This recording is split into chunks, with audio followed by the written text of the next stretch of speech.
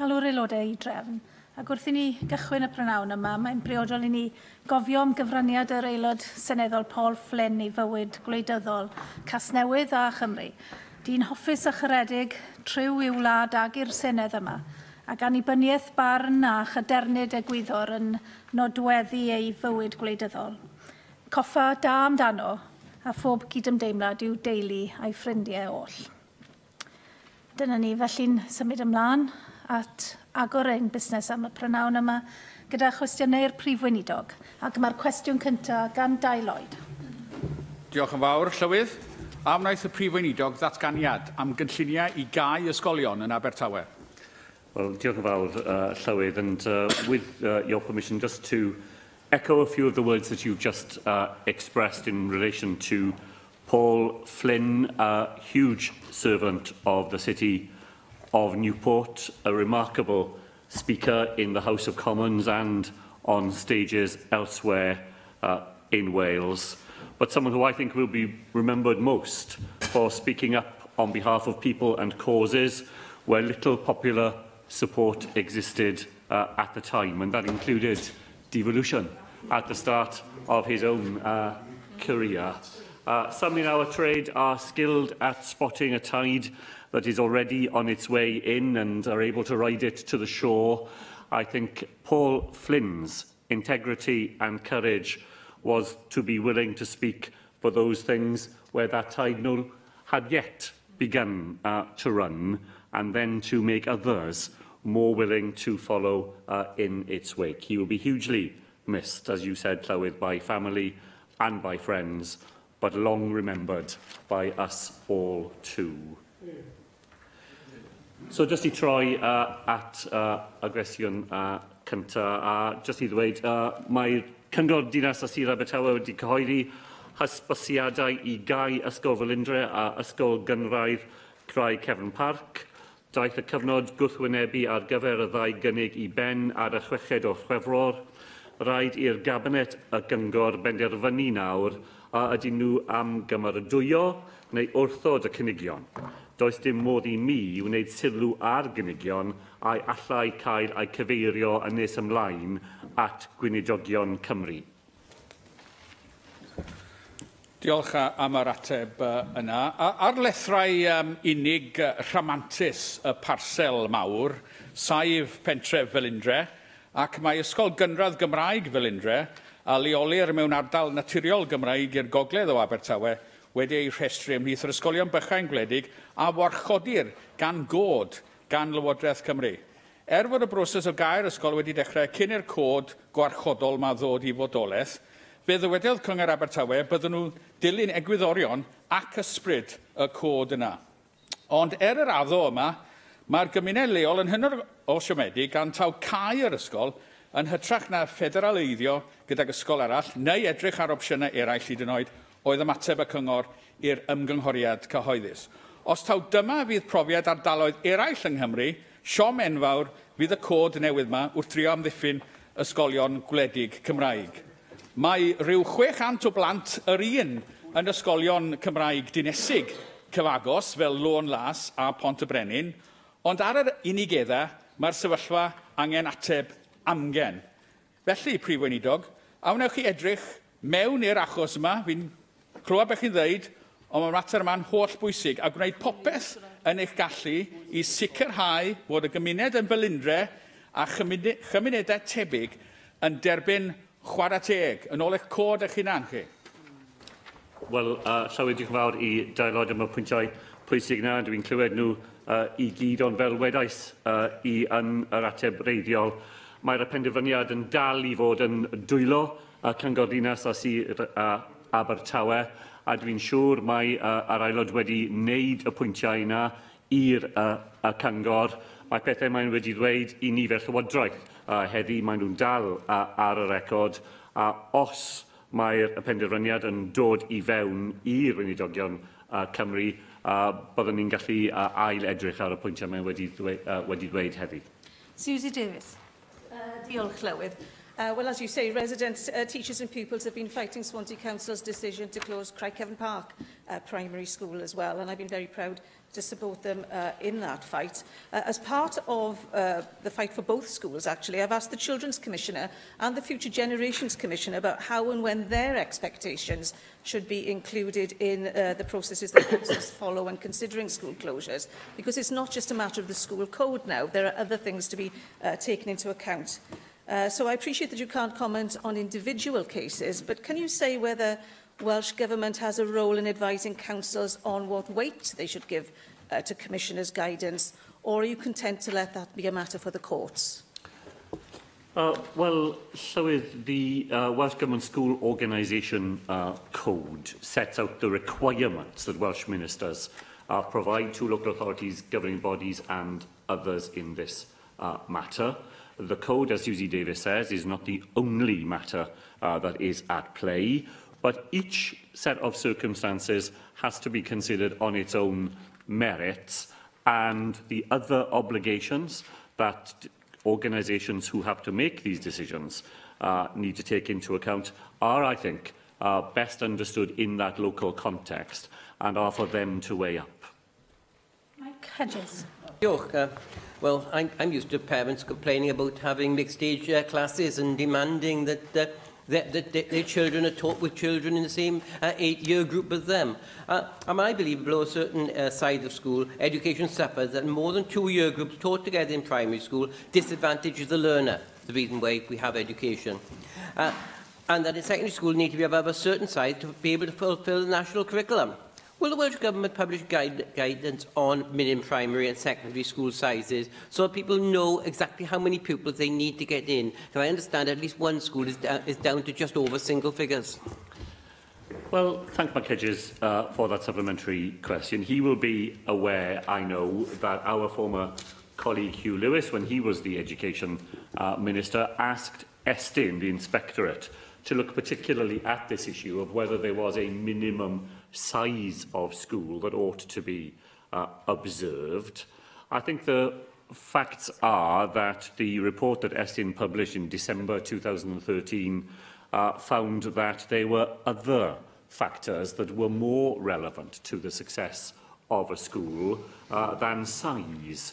And indeed, I'm very used to hearing the member make very persuasively the case he makes in relation to local authorities, where he generally takes the view that size is not the key determining factor in whether a local authority can be a success or not. The work of Estyn took the same view in relation to schools, saying the quality of leadership, for example, was more significant than size in whether a school was performing well or not. But the issue that the member raises is an important one and will certainly be kept under review by the Welsh Government. Question 2, Joyce Watson. Diolch, Llywydd. What discussion has the Welsh Government had with the UK Government regarding the rollout of universal credit?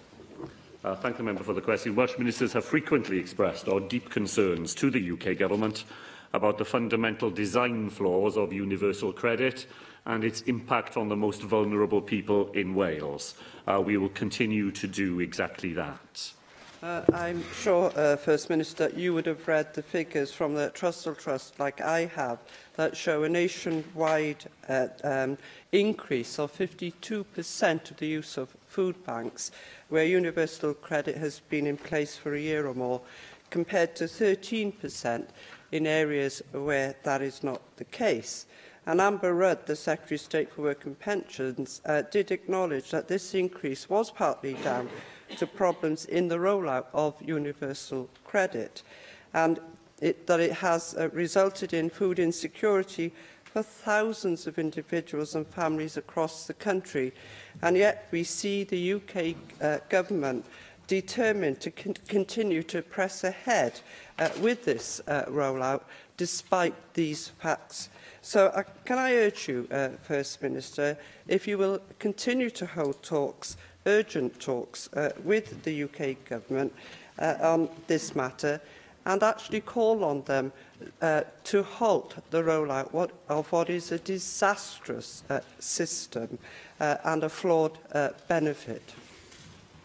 Okay, thank Joyce Watson for those points. It is absolutely shocking that the UK Minister responsible for this system should be on the record as saying that the policy that her government has pursued lies behind the increase in people forced to resort to food banks to feed children here in the United Kingdom. And the UK government needs to take a grip of universal credit and recognise that tinkering around the edges with it will not make the difference that is needed. They do need to halt the rollout, as Joyce Watson has said. They need to take seriously the campaign that the Trussell Trust are mounting. I'm looking forward to meeting the Trussell Trust myself in the next few weeks. They are running a campaign, as members here will know, to cut the 5-week wait for universal credit before people can get a first payment. The 5 weeks is too long campaign, because that, amongst other issues, is why we see the increased use in food banks and the impact that that has on children trying to learn in our schools. Mark Isherwood. Clive. Every year, the councils in Wales receive discretionary housing payment money from the Department for Work and Pensions. And last year, Merthyr Tydfil, Rhondda Taff and Anglesey were criticised for handing money back that should have gone to people who receive housing benefits or universal credit and need extra help with rent or housing costs. Commenting on this, Merthyr Tydfil said that sending this money back is not a bad thing. Our benefits numbers are shrinking. The applications are approximately half of what they were last year. How, therefore, do you respond to concern expressed this week by Community Housing Cymru that support for housing costs is now included within the universal credit payment? There's no longer a need for interaction with the local authority in order to claim mainstream benefits, and this makes it less likely for claimants to access local authority benefits they might be entitled to, such as discretionary housing payments or counter-tax reduction or free school meals, and their call on the Welsh Government and Welsh local authorities to work with Job Centre Plus in Wales to co-locate services and enable applications for local authority benefits to be made at the same time as the first appointment for universal credit. Well, there are a number of important points in what the member has raised. Let me begin by agreeing with what he said about the importance of discretionary housing payments, and my hope that all local authorities in Wales use that fund to the maximum possible extent to assist those of their residents who are so badly affected by the interaction of universal credit and housing costs. The point I think the member is trying to get to is that his government has decided to stop paying local authorities to be able to advise claimants of universal credit, and instead are intending to fund the Citizens Advice Bureau for one single meeting with claimants in order to assist them with the universal credit maze that they face. This will lead, I believe, to additional difficulties for claimants, additional difficulties for housing providers, will place some advice agencies in a really invidious position where they know that it will not be possible to solve the complexities of some universal credit claims in a single advice session. So while I understand what Housing Cymru has said this week, the real problems are not in the hands of local authorities or housing providers. They are inherent in the flawed benefit that is being rolled out and in the way that the UK government seeks to move responsibility for providing decent and sustained advice to people who need it in order to make sure that their basic rights to a decent place to live and enough money to eat from are sustained. Leanne Wood. Universal credit, along with other benefits introduced at Westminster, have been an unmitigated disaster for Wales. I'm sure everyone would agree with that, perhaps with the exception of those over there. My office has heard so many examples of really degrading experiences. Now, because of Welsh Government inertia over devolving the administration of benefits, people are unprotected against the callous policies of the Tories. Now, in contrast, in Scotland, they've successfully seen the devolution of the administration of the benefit system there, and they will be able to protect citizens better. The Scottish Government announced just this week that they are banning private firms from carrying out benefits assessments in order to try to create a more compassionate system. So I'd like to go one step further. I'd like to scrap universal credit altogether. First Minister, do you plan now to make up for lost time and go all out to push for the devolution of the administration of benefits so that we here in Wales too could treat people with the compassion that they deserve rather than the cruelty that they are currently experiencing? You can do something about this, First Minister. Will you do it? Well, Llywydd, the problem that the member points to is one that I agree we have to do our best to address and to solve. What I have said is that I want the case for the devolution of the administration of welfare benefits to be properly and thoroughly considered. I want us to take the advice of Assembly committees in that regard, and I intend to explore in the next week or so with the Welsh Centre for Public Policy whether this is a job that they could do on our behalf. But I don't think that it is something that we can immediately sign up to until we are properly aware of what the complexities would be and what the costs would be. Scotland spent £60 million in taking on this responsibility. Now, it may be that when we investigate it, that will be £60 million that is well spent, and I'm absolutely open to that being the conclusion. But we don't have £60 million sitting doing nothing in the Welsh Government's budget or anything like that. So if we take on new responsibilities, we'd have to be properly funded to do them, and the exploration that I want to see happen will look at that and the other cases that exist for devolution of administration of welfare benefits. Cwestiwn yn nawr gan arweinwyr y pleidiau. Arweinydd yr wrthblaid, Paul Davies.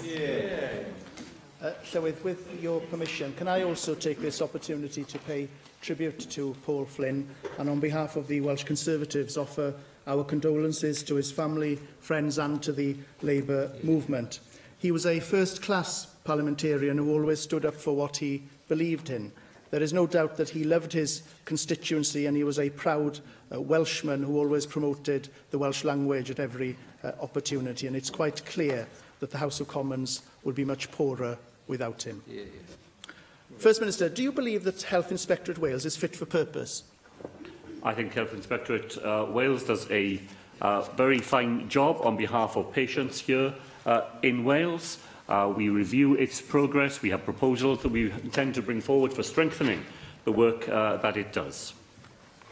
Well, I think from that answer, First Minister, it seems to me that you believe that it is fit for purpose. So there is a clear disconnect, I think, First Minister, in your perception of fit for purpose and mine. Despite HIW's vital function of ensuring our health services in Wales meet standards of care, it is the only inspectorate body of its kind in the UK that is not fully independent of the government it is supposed to be monitoring. Can you not see the contradiction here, First Minister? We have seen a number of high-profile cases of serious failings in care at health boards in NHS Wales, from the Chris Wade scandal at Abertawe Bro Morgannwg University Health Board to the serious safety concerns at maternity services at Cwm Taf and the horrific failings at Tawel Ban.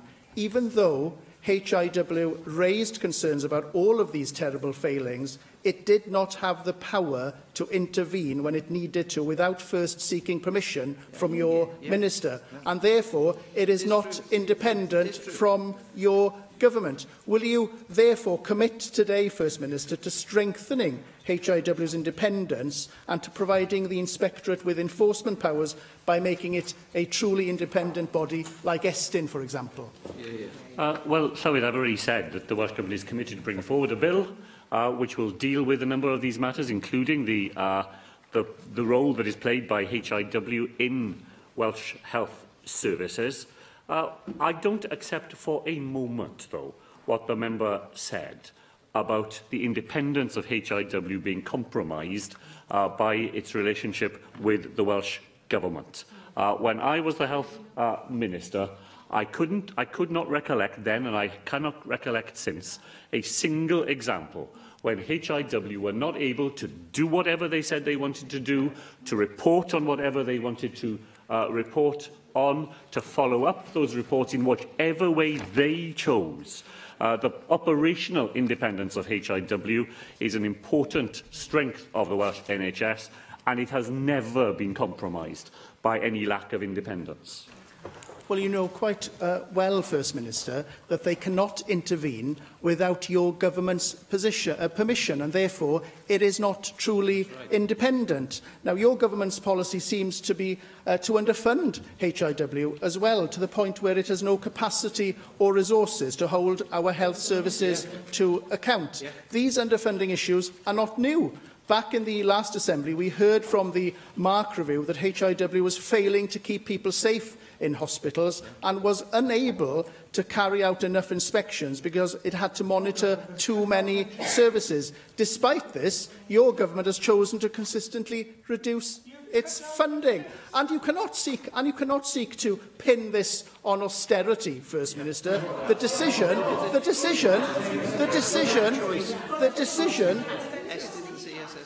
decision to slash HIW's funding is clear.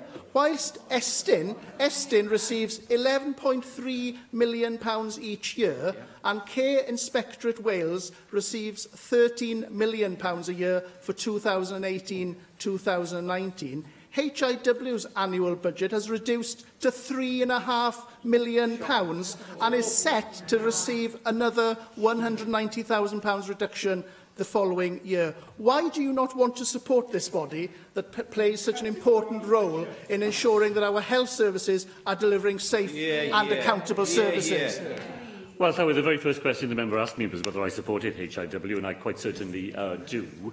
And I support it in a practical way, rather than as a rhetorical way in which the member has tried to this afternoon. It is nonsense for him, absolute nonsense for him, to act as though the reduced budgets that the Welsh Government faces has no impact on our ability to fund many important functions that are carried out on behalf of our government. Nonetheless, my colleague, the Minister for Health, has diverted money from his budget into HIW in order to support it in the important work that it does.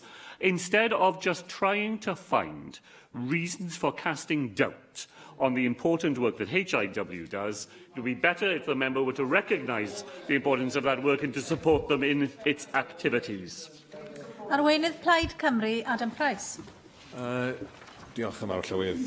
Gai hefyd estyn cydymdeimladau I deulu a chyfeillion Paul Flynn ac dweud hyn yn i'w fel agos i'r pleser o gyd wasanaethu yn y Senedd arall yn San Steffan am rai blynyddoedd. Ac oedd e wastad yn barod iawn I gynnig gair o gyngor ac o gefnogaeth hyd yn oed bod ni'n dod o bleidiau gwahanol. Ambell waith hefyd tynnu fi lan lle oedd e'n meddwl gallwn ni'n neud yn well. Oedd e'n un o'r creaduriaid prin yna, oedd e'n gallu symud o dwys i'r difyr, nôl i'r difrifol ac yn y blaen, ac yn ymgneuoliad o angerdd bod honna byth wedi ni yn caledu yn chweryder nag atgasedd, ac mae yn esiampl yn hynny o beth I ni gyd. Is the First Minister able to share with us the Welsh Government's assessment of the potential impact in terms of jobs on supplier firms in Wales of Honda's announcement today? Can he confirm that that may affect up to a dozen major suppliers, such as GTEC in Tredegar and Mitsui in my own constituency, as well as many more second-tier and third-tier suppliers? Now, the Welsh automotive sector is one of our most major industries, and yet we saw with coal and steel, didn't we, how that position can unravel very quickly with disastrous long-term consequences, given that we've already seen 600 job losses announced at Ford and Schaeffler, and Chatham House has confirmed that Wales has seen the sharpest reduction in foreign direct investment since the referendum of all the nations and regions of the UK. Does he agree that membership of the single market is absolutely critical to the survival of the Welsh automotive sector and the health of the wider Welsh economy? And given that the only realistic path now to securing that is through a people's vote, is he able today to pledge his unequivocal, unalloyed support for that policy?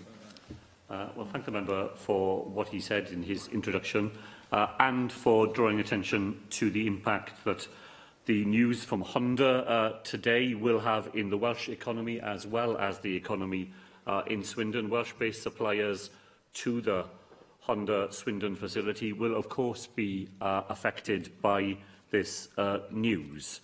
My colleague Ken Skates' officials are in London today, speaking with officials in the Bays department who work in the automotive area, and that is part of our immediate effort to identify where vulnerabilities to the Welsh economy and to the Welsh automotive sector will come as a result of that very concerning announcement. And of course, Adam Price is absolutely right to point to the significance of the automotive sector here in Wales, around 150 companies employing around 19,000 people. And Brexit is there in the background to the succession of announcements that we have seen in recent times. When I met with Ken Skates, with the most senior officers of the Ford Motor Company here in the United Kingdom, they pointed to the importance of the single market and to non-tariff and tariff barriers. They pointed even more, Llywydd, to the impact of Brexit on movement of workers and their ability to move staff easily and quickly across borders. In the general point that the member makes, the position of the Welsh Government remains that which was voted for on the floor of this Assembly only a small number of weeks ago, that the House of Commons must continue to find a deal that could be supported, that would support the Welsh economy and Welsh jobs.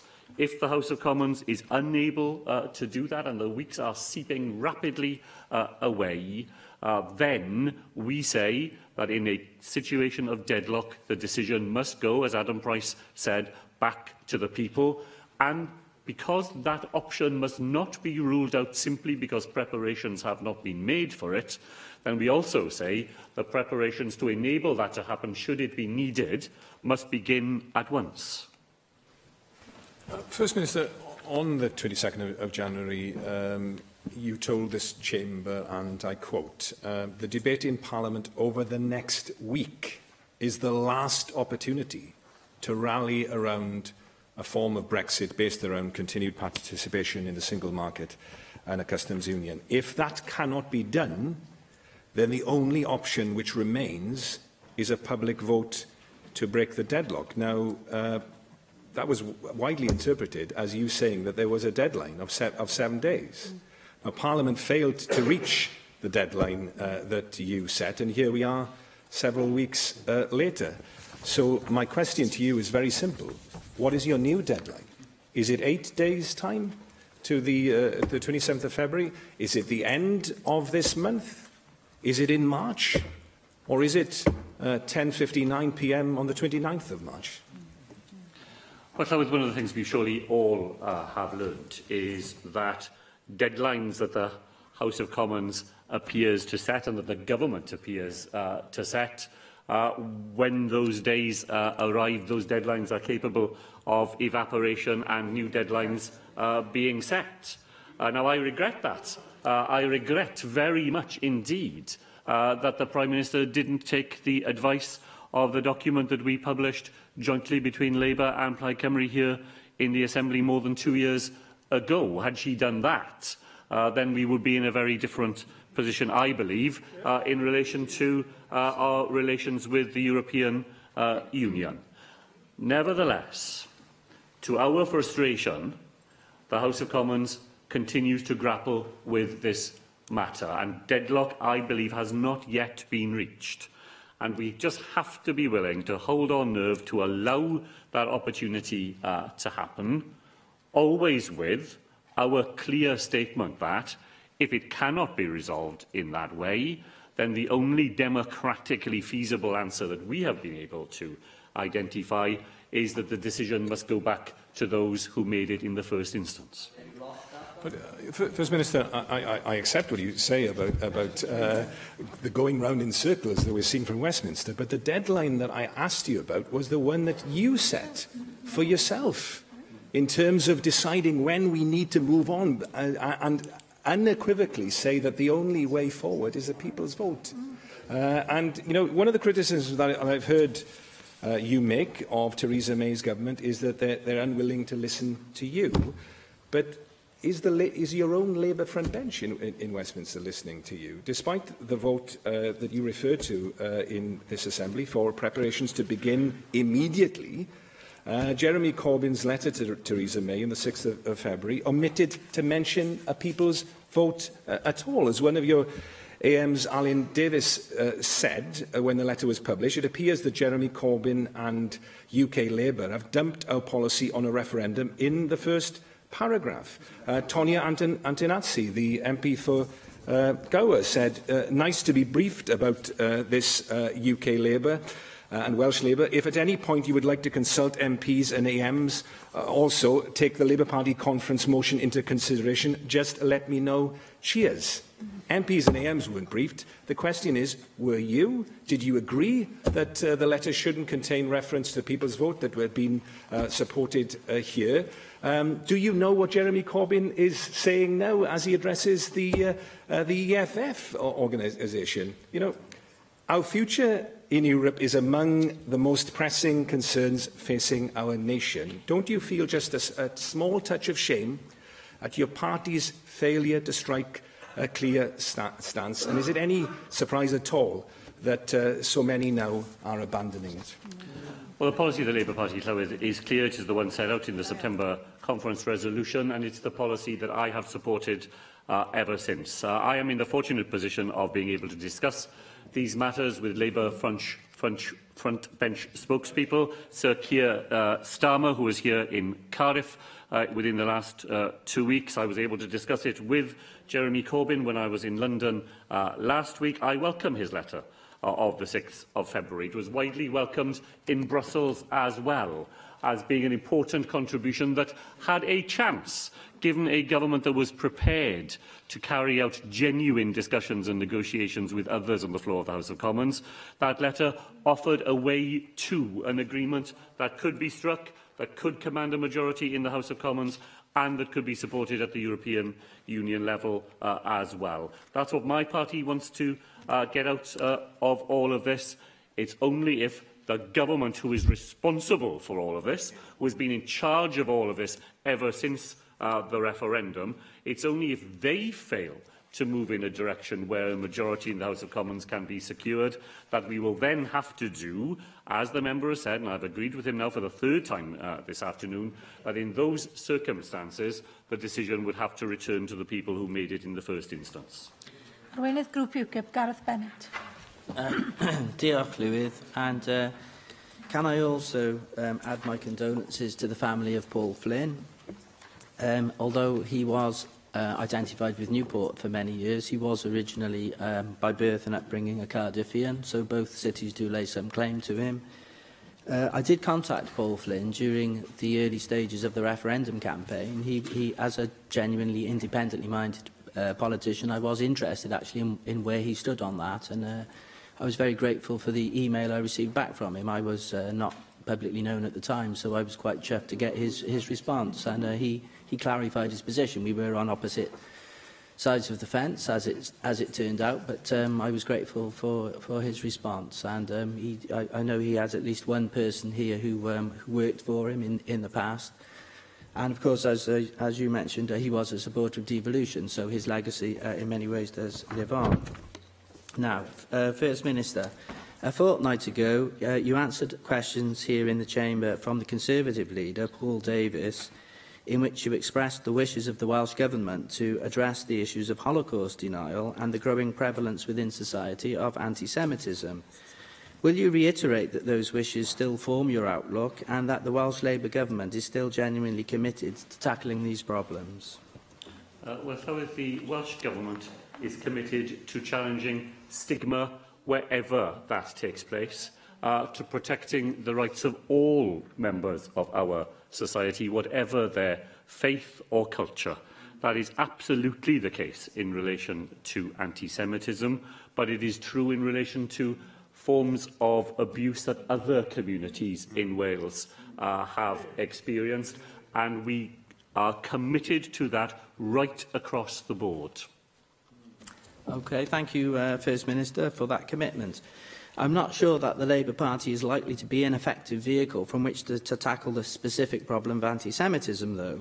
We saw yesterday that 7 Labour MPs felt moved to leave the Labour Party, one of the reasons which they cited being the increasing prevalence of anti-Semitism within the Labour Party. Indeed, one of them said that the Labour Party is now institutionally anti-Semitic. Now, we had a Welsh Government statement on this 18 months ago, which talked about training for officials to make them more aware of anti-Semitism and working with Victim Support Cymru to identify instances of this. Given that the problem appears to be increasing, does the Welsh Government now need to do more? Well, I think that awareness training is very important, that it is essential that as new challenges emerge, that people keep that up to date, and that is true not simply of people who work for the Welsh Government, it's true of people who work in the Welsh Government, and so I would say that it is true of any member of this Assembly as well. Yes, I agree with your sentiments, First Minister. I do think you need to look closely at your own party. There has been one investigation by Shami Chakrabarti. Which was rather undermined when she immediately joined the Labour Party. Then, within weeks of finishing the so-called inquiry, she was given a Labour frontbench seat in the House of Lords. Hers was clearly a whitewash rather than a genuine inquiry. We now have another inquiry going on in which your party's General Secretary refuses to reveal how many complaints of anti-Semitism within the Labour Party she's received because the truth is just too embarrassing. First Minister, how long can your Welsh Government go on pretending to be against this form of racism when your party is utterly riddled with this problem from top to bottom?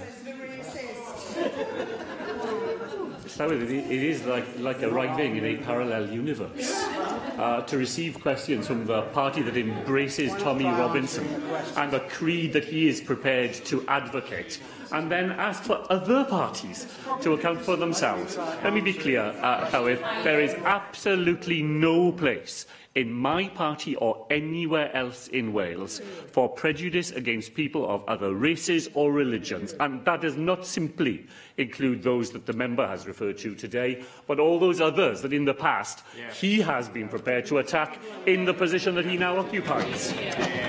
Question 3, Janet Finch-Saunders. Will the First Minister provide an update on the current undertakings of the Community Council Review Panel? Thank the member for that question. The Independent Review Panel provided its final report to the Welsh Government on the 3rd of October 2018. In November of that year, a written statement set out actions to be taken in this calendar year and beyond in response to that report. Thank you. And of course, it was thank you, First Minister. It was during your tenure as the Local Government Cabinet Secretary that you did set up that panel. The Independent Review Panel, having presented its final report on the future roles of these councils, did think it very important that councils are to be held accountable for the public money they spend and that they are managed well in terms of financial probity. The report by the Auditor-General, of course, has also highlighted the fact that the number of qualified audit opinions has doubled in 2017-18, and we now have 340 councils that applies to. Many recommendations in that report. In Aberconwy, we've now currently got a situation of dismay that a community council in Penmaenmawr has spent over £100,000 worth of reserves over a 3-year period, causing much concern, especially when some of the councillors on that council don't know how this money has been spent. Will you state, please, by when you will act on the recommendations of the Independent Review Panel? And will you also explain how you, as the First Minister of Wales now, will take steps to strengthen robust financial practices, transparency in the spend of council tax, in terms of its precept, because this particular council in Penmaenmawr had a 21% council precept a couple of years ago, and residents are now very, very concerned that councillors themselves don't know how this £100,000 has been spent. There are community councils across Wales where simply they don't have any audit practices in place, and financial accountability is very poor. So will you please look into this as a matter of some priority, so that that independent review panel and its work becomes meaningful rather than meaningless? Well, thank the member for that, and for the interest which I know she showed in the review itself. And I know from my discussions with her that she wants to see a community and town council sector that is strong and that will stand up to scrutiny as well. And I share the Auditor General's concern that at the continuing high number of community councils that have received qualified audit opinions. Now, the member referred to 340 of them, and I think it's fair to say, as I'm sure she would acknowledge, that the majority of those are relatively minor infractions of submissions being made a few days beyond the deadline and sometimes not the correct form not being used and so on. But there are examples where the difficulty goes beyond that, and where there are public interest reports that the Auditor General has had to publish because of his concern at probity in the way the public money has been used, and that is completely unacceptable. Now, the Auditor General has now agreed that he will review the adequacy and effectiveness of the current audit arrangements to ensure that they are fit for this purpose, and that review will give us an opportunity to make sure that we have a regime in place that guarantees that community councils are independently accountable, and that when they use public money, they do so in a way that is robust, that is defensible, and that stands up to scrutiny from those outside the membership of those councils. Helen Mary-Jones. Thank you, Llywydd.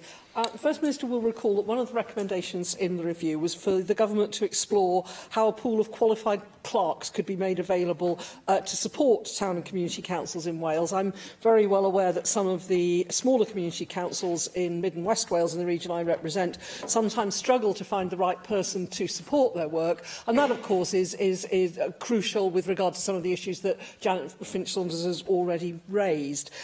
This issue of good governance and accountability can depend on having the right member of staff in place. These are obviously, many of them, councillors who are doing this on a very, very part-time basis, unremunerated, giving a lot to their community, but they can't necessarily be expected to have, as individuals, that level of expertise, so they need that professional support. Can the First Minister tell us what steps the Government is taking to help support the supply of suitably qualified and experienced clerks for community councils? Thank Helen Mary-Jones for that important point. She's quite right to say that the report did put an emphasis on the availability to community councils of qualified and independent advice from their clerks.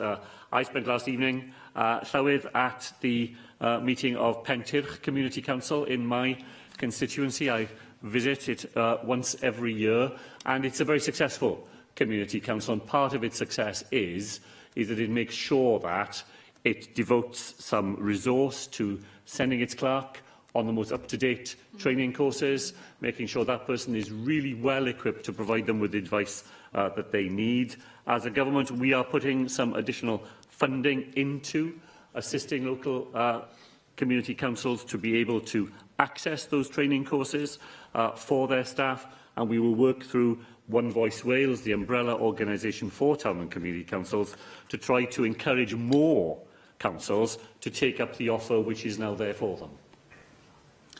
Cwestiwn 4, Carwyn Jones. First Minister, what progress is being made to improve Welsh rail services over the next 5 years? Thank the member for the question. Over the next 5 years, Welsh rail services will see improved and additional services, new and better trains, wide-ranging station upgrades, ticketing and information improvements, and increased parking and interchange facilities for passengers. I thank the First Minister for that answer. Unlike the UK Government, which reneged on a promise to electrify the South Wales main line to Swansea and who have delivered a paltry 1% of UK rail infrastructure funding to Wales, Welsh Labour has invested in our rail network.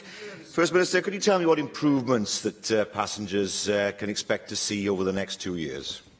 The member for that question and for the work, of course, that he did in ensuring that we are in a position to bring about these improvements here in Wales. And over the next couple of years, Transport for Wales will introduce additional rolling stock in this year. Those additional trains will be used to relieve crowding and to introduce new services. That will be a precursor to new trains that we will be introducing over the next couple of years. We will act to make sure that the physical facilities at our stations are improved in this calendar year by an enhanced deep cleaning programme in place throughout Wales. From December of this year, there will be a 22% increase in Sunday mileage and additional services for passengers on those days. There will be work done to make sure that passengers are better informed about the services that are being provided. We are dealing with a new ticketing regime that will see 3,000 new advance fares to reduce the cost of travel for long-distance journeys. These are just some of the things that we will be doing here in Wales to make sure that people in Wales have a service that they deserve and will be proud of into the future. Russell George. Diolch, Llywyd. First Minister, you'll be aware that Carno residents have been campaigning for a new station in Carno for many years, and they have been frustrated that the Stage 2 appraisal process did seem to take longer than was expected. But I'm grateful to Helen Mary Jones, who asked your colleague a question last week, to know that that Stage 2 process is indeed coming to an end, and Stage 3 is about to begin. Now, I do understand that there is already a commitment to take forward 2 new stations in North Wales at Deeside and in Wrexham. But can you confirm how that fits into this 3-stage process when the 3rd stage hasn't yet begun? And can you confirm that the Welsh Government's appraisal process for new station development is a fair process? Well, the WellTag process is a fair process. It is, as the member says, a 3-stage process in which proposals for new initiatives have to be tested through the different stages. The Carno station appraisal is coming towards the end of Stage 2.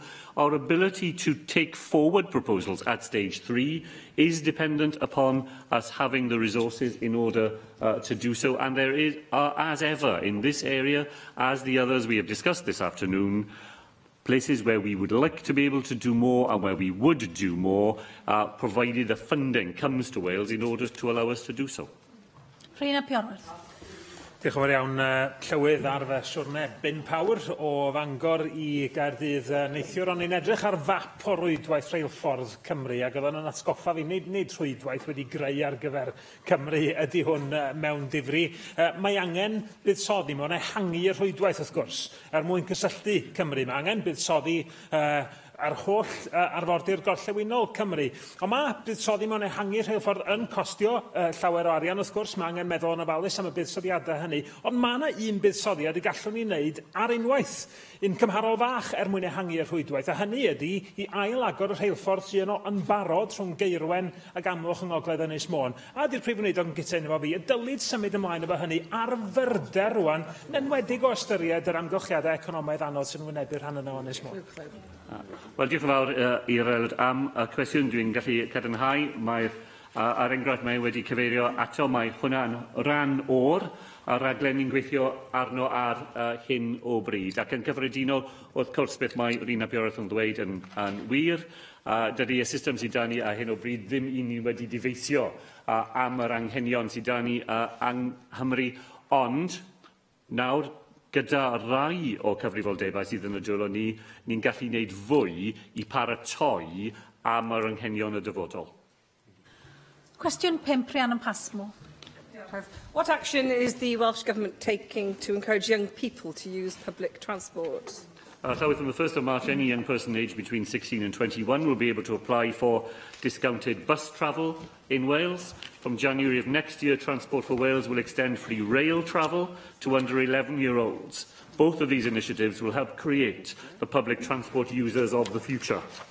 Diolch. Thank you, First Minister. The Transport and Economy Minister, Ken Skates, joined students in Wrexham last week to celebrate the announcement of the popular My Travel Pass Young Persons Discount Scheme. Since the scheme began in 2014, there have been a total of 20,953 pass holders and an estimated 1,344,000 discounted journeys in 2017-18. First Minister, can you inform me when we can ascertain the participation levels in Isline itself and how in the future the Welsh Government can further enhance the reach of this important and highly positive initiative? Well, thank the member for that supplementary question, for pointing to those quite remarkable figures that she mentioned, the over 1,300,000 discounted journeys which took place as a result of the My Travel Pass initiative in 2017-18. In the few days since the launch by the Cabinet Secretary for Economy and Transport last week of applications for the new and extended pass, over 500 applications have been received, and I will be sure that my colleague will look at ways in which we will be able to disaggregate that data and let members around the chamber know of how the pass is being used in their own constituencies. Finally, Darren Miller. First Minister, back in 2017, my party put forward some very clear proposals for free bus travel, not generous bus travel in the way that you're proposing, which is just a discount, but a much more generous scheme to enable those between 16 and 24 to travel free of charge on the bus network. You at that time described it as fantasy fag packet economics. But the reality is, of course, that the policy was adopted by the UK Labour Party shortly afterwards, and they are now advocates of the scheme. Given that this is a programme which is fully costed, good for young people, good for public transport and good for the environment, won't you take another look at our scheme and our proposals, which also extend discounts to the rail network as well, for those 16 to 24-year-olds, many of whom have no other alternatives other than to use the buses because of the rising cost of insurance premiums on their motor vehicles? Well, I'll be prepared to look at the member's proposals, provided he can do two things. First of all, that he will provide costs that are reasonable and reliable, and secondly, that he will tell me where in the Welsh Government he proposes I take the money in order to pay for his new idea. Well, Diolch i'r Prif Weinidog. Yr eitem nesaf felly yw'r cwestiynau i'r Prif Weinidog a'r Prif Chwip Jane Hutt, a dwi'n galw'r cwestiwn cyntaf, Hefin David. Will the Deputy Minister make a statement on Welsh Government support for the voluntary sector? A strong and independent voluntary sector is critical to the well-being of Wales and our communities. A sustainable relationship with the voluntary sector through our third sector scheme and our third sector support Wales grant provides the infrastructure on which the sector can thrive. Diolch. I'd like to take this opportunity to welcome the Deputy Minister to her post. I'm sure she'll pick it up very quickly. But to my question, there are many voluntary groups in my constituency, almost too many to mention, but I do want to mention three. One is the Caerphilly Miners Centre for the Community, which is now a thriving social enterprise, a hub in the community. It was actually originally the hospital in which I was born and has been transformed by volunteers. The Aber Valley Heritage Group, they were instrumental in setting up the Welsh National Mining Memorial in Synghenedd. It was the site where the Wales's worst mining disaster happened in 1913. And also the Synghenedd Youth Drop-In Centre, or SIDIC, which connects young people to the local community and builds a sense of cohesion there. Hugely important in Synghenedd. Will the Deputy Minister commit to continued Welsh Government support for these projects and projects like it? Well, can I thank Kevin David for his kind words and his question. You've highlighted the work of local organisations that are rooted in the heritage and history of your community. Of course, they're also supporting social needs and enhancing well-being. So I can just say, in response to the question, that volunteering, of course, remains at the heart of communities across Wales, and the Welsh Government values volunteering as an important expression of citizenship and an essential component of democracy. And we are providing core funding for not only Wales Council of Voluntary Action, of course, but those county voluntary councils across Wales to deliver third sector support. Helen Merritt-Jones. Thank you, Llywydd, and I'd also like to welcome the Deputy Minister to her role. I was pleased to see the Llanelli charity Threshold DAS, formerly known as Llanelli Women's Aid, had been given a grant of £1.5 million to deliver a Wales-wide programme that will offer support to women and girls affected by domestic abuse and violence. Does the Deputy Minister agree with me that particularly domestic and sexual violence services are best provided by local third sector groups, led by service users themselves? And what steps can the Deputy Minister and the Welsh Government take to reverse the trend of many of those services being lost through tendering processes to big multinational companies who really do not understand the communities that they're supposed to be serving, let alone the victims that they're supposed to be supporting? I thank Helen Mary Jones for that question, and also do recognise that services in terms of tackling violence against women and domestic abuse, of course, started in the third sector, started with Welsh Women's Aid, and the setting up of Cardiff Women's Aid was by women in the local community. And what is important as well, of course, in terms of domestic abuse services, is there's a strong move towards enabling survivors to help shape the services that are so important, and of course helping us shape our response and our proactive action in terms of delivering on the Violence Against Women, Domestic Abuse and Sexual Violence Act.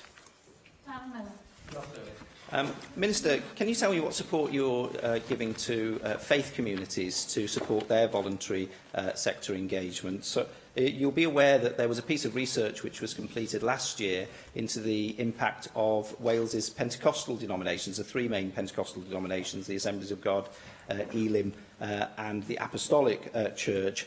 And that research found that there were over 2,700 volunteers contributing 5,000 hours worth of voluntary work each week, just in those three denominations, contributing over £3 million to the Welsh economy in doing so. And that's volunteer work which is not self-serving those particular organisations, but actually serving their communities. I'm sure you'll want us to celebrate that, but what work are you doing to engage with the faith sector more widely in order to promote this sort of work so that we can get more value out of it? Well, of course, as you say, Darren Miller, the faith groups do provide a very important role in their communities through volunteers, through church groups, and we know, for example, that many of our food banks are run by and with churches and chapels across Wales. And we know that, of course, also the Muslim Welfare Association has a role to play as well in terms of that kind of voluntary activity. It is very important through our Interfaith Forum and the work that we do to support the third sector that we look closely at those needs, which, of course, are enhanced also by other grant schemes like the Welsh Churches Act, like the fact that they can access third sector funding, not just locally, but on a Wales-wide basis as well. Cwestiwn 2, Sian Gwenllian. Diolch. Pa drafodaethau mae'r dirprwy weinidog wedi cael efo'r gweinidog economi a'r effaith economaidd anghydraddoldeb yn sgil adroddiad chwarae teg cyflwr y genedl 2019?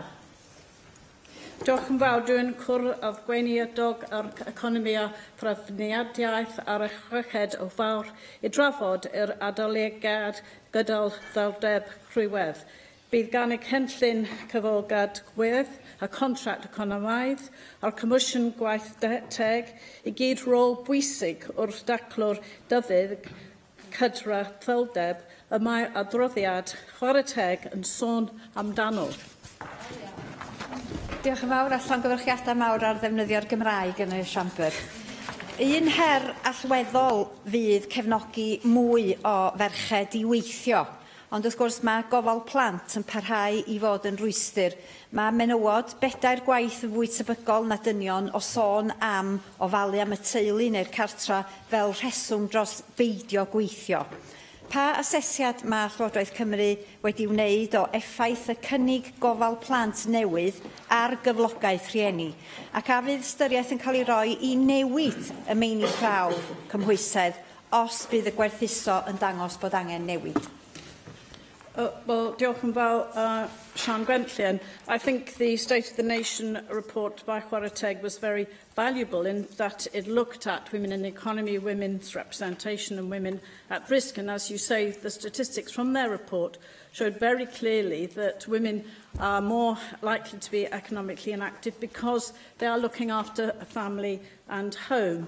And it's clear that we need to take account of this as we are in our childcare offer. Now, the childcare offer is made up, as you know, of existing minimum 10 hours of foundation phase nursery provision, up to 20 hours of childcare with a registered provider, and it's very welcome that capital grant is now being made available to ensure that there are sufficient high-quality childcare places available to enable all eligible children to access the provision. But, of course, evaluation is critical, as you say, in terms of early implementation, many positive findings from that, but also looking at ways in which we can support not only working parents, but remove barriers to employment that parents face.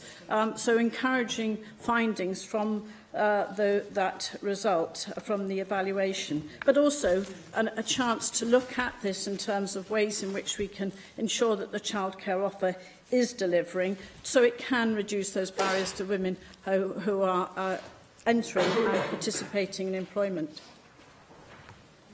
Susie Davis. Diolch, Llywydd. I don't think that the childcare offer in and of itself can explain the disparity in the gender pay gap between different local authority areas in Wales. At one end of the spectrum, we've got Anglesey with a 25.5% gender pay gap for the residents in its catchment area there, followed closely by the Vale of Glamorgan, your own constituency, 23.4%. But at the other end of the scale, we've got Gwynedd with a minus 0.2 gap and Conwy with a minus 8.7 gap. What will you be asking the Economy Minister to consider when deciding on the support it gives to different types of businesses, which might help address this disparity?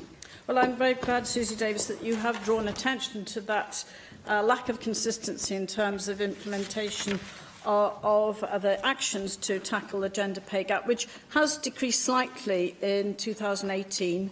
But the gender pay gap in Welsh Government is around 8%. That's not acceptable. We need to ensure that we drive this through, and I will be meeting the Minister, as you said, in terms of driving this through the employability plan and also through the economic contract. The employability plan, of course, is crucial because we need to ensure that that looks at the gender pay gap.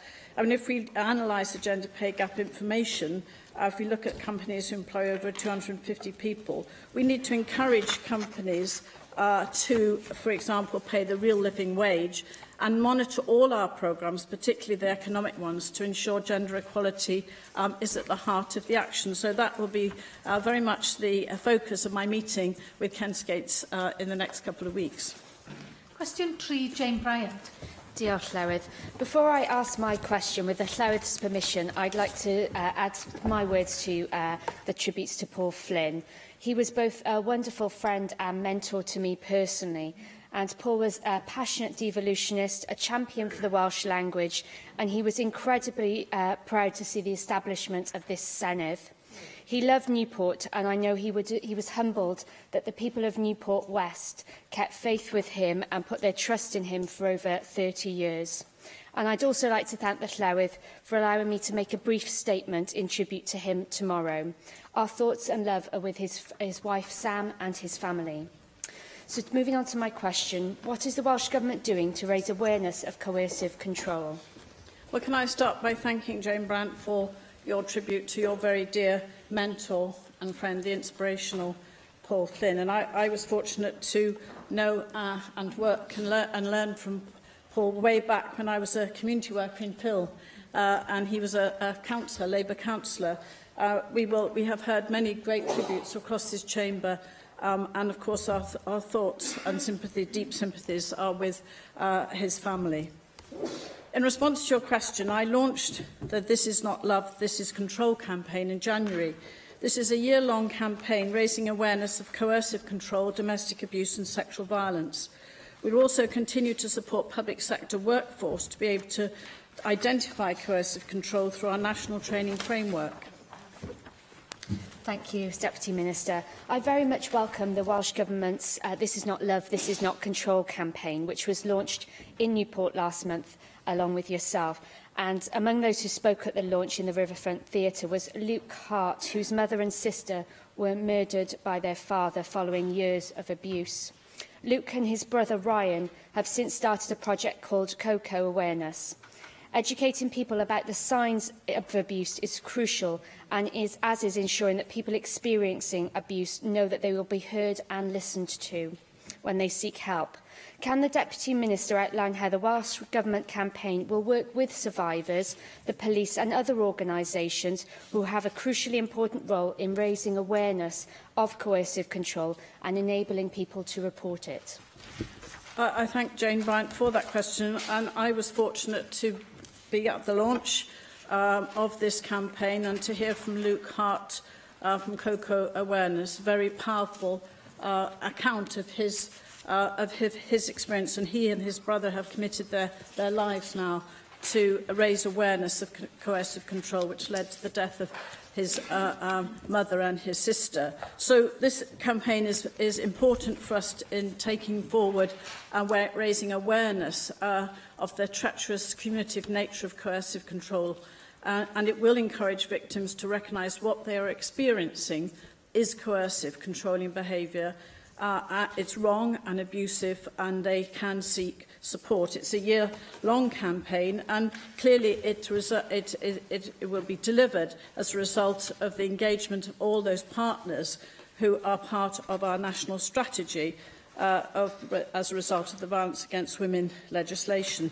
And just finally to say on this point, very importantly in terms of the public sector, over 135,000 professionals have been trained through our national training framework for violence against women, domestic abuse and sexual violence. Leanne Wood. Since December 2015, coercive control has been an offence, and it is recognised now as a form of domestic abuse. Perpetrators, though, are particularly adept at covering their tracks, at gaslighting and evading justice, and I know this only too well from my experience of working with Welsh Women's Aid. As it is an offence, it requires police officers to be well trained in order to ensure that those experiencing it can receive justice. Research conducted by Plaid Cymru last year showed that many police officers in Wales had not received that training. And those figures showed that our biggest police force, South Wales Police, had the lowest proportion of trained officers in Wales to deal with coercive control. In the absence of direct responsibility and powers over the criminal justice system, what more can be done to raise awareness of this crime, especially amongst the police, to ensure that perpetrators, all of them, are brought to justice? Well, I thank Leanne Wood for that important question. Interestingly, yesterday I was at the policing board, chaired by the First Minister, where Chief Constables and police and crime commissioners were talking about crime in their communities. And in fact, domestic abuse and violence against women was raised by Chief Constables as an issue that they were very concerned about in terms of their priorities. It is vital that that the police force do undertake this training, which is now available under our national training framework, but also that we look at ways in which we can ensure that people understand that coercive control is a crime, as you say, a criminal offence in England and Wales, specific criminal offence as part of the Serious Crime Act 2015. And in fact, there are over 9,000 offences of coercive control recorded by the police in 2018. So we have to ensure, and I saw that yesterday at the policing board, that the police are at the forefront of our campaign against coercive control. Question 4, Joyce Watson. What discussions has the Welsh Government had with the UK Government regarding improving community safety in Wales? Well, we do work with the UK Government on matters of mutual interest in order to make communities safer, including the implementation of the Home Office Serious Organised Crime and Serious Violence Strategies. The Safer Communities programme I recently chaired includes representation of both Welsh Government and UK Government. And thank you for that response. But one way of making sure that community safety in Wales works is the funding of by the Welsh Assembly of the 500 community support officers across Wales to help with that improvement. However, I'm sure, like me, that you are concerned about the Police Federation of England and Wales survey that showed that 90% of police officers believe their force is understaffed, and that since 2010 there's been a decrease of 21,000 in real terms of officers across England and Wales as a direct result of funding cuts. And due to those staff shortages, officers are now reporting having to go out on their own, and that clearly isn't a safe place for them, and it isn't an ideal situation for them to keep their communities safe. So, Deputy Minister, what discussions have you had with the UK Government regarding the drop in police numbers, and how it's going to be resolved to ensure that the health and safety of both police officers but also the general public is maintained?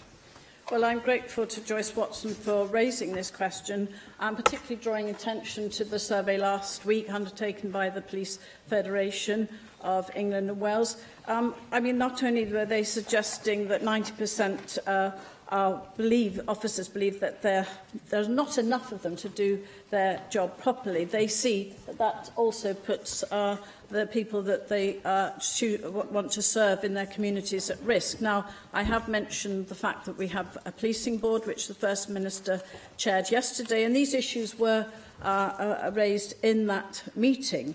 It is good that despite austerity, despite reduction to our budget by the UK Government, we have protected investment in 500 Welsh Government-funded community support officers, and that, of course, is crucial to that work in the community.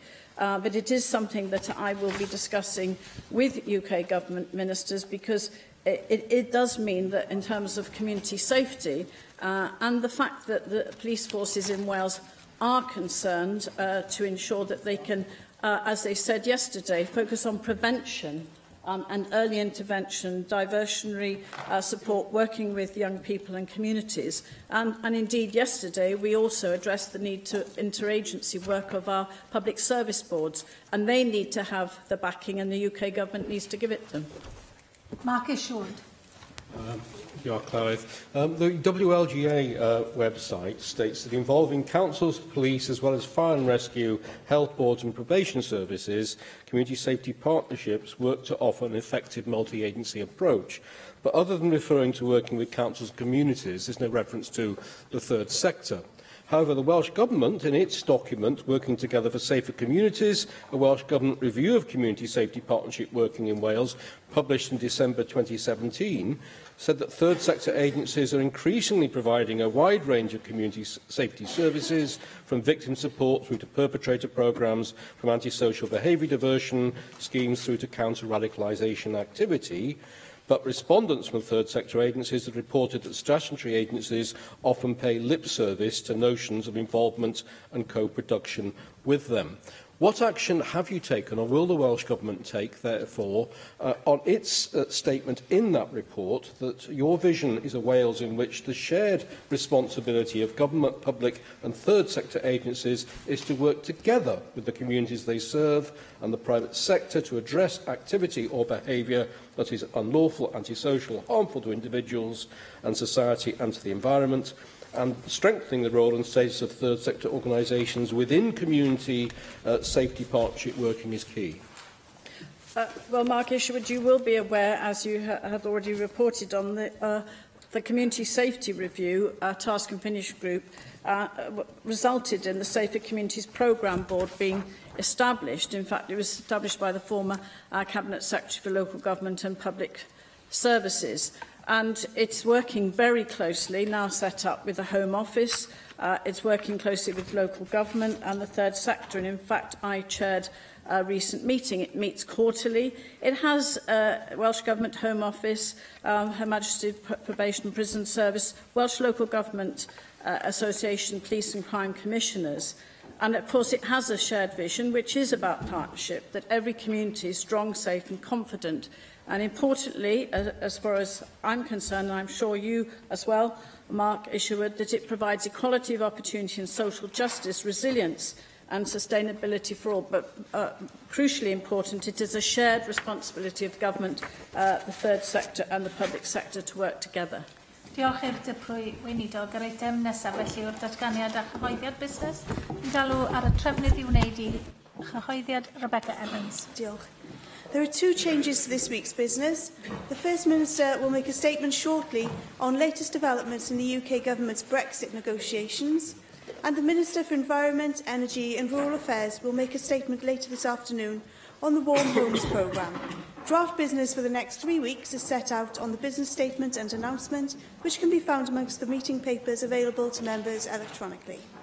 Darren Miller. Diolch, Llywydd. Trefnydd, can I call for two statements, please? The first from the Minister for Health and Social Services in relation to the delivery of the Diabetes Delivery Plan in North Wales. I received a copy of an email today from Di Williams, the National Director of Diabetes UK Cymru, which was sent to Gary Doherty, the Chief Executive of the Health Board in North Wales. According to that email, there are 42,605 individuals in North Wales in the Betsy Cadwaladr area that suffer from diabetes. £136 million is the price tag which is attached to that in terms of dealing with the consequences of the health outcomes for those individuals.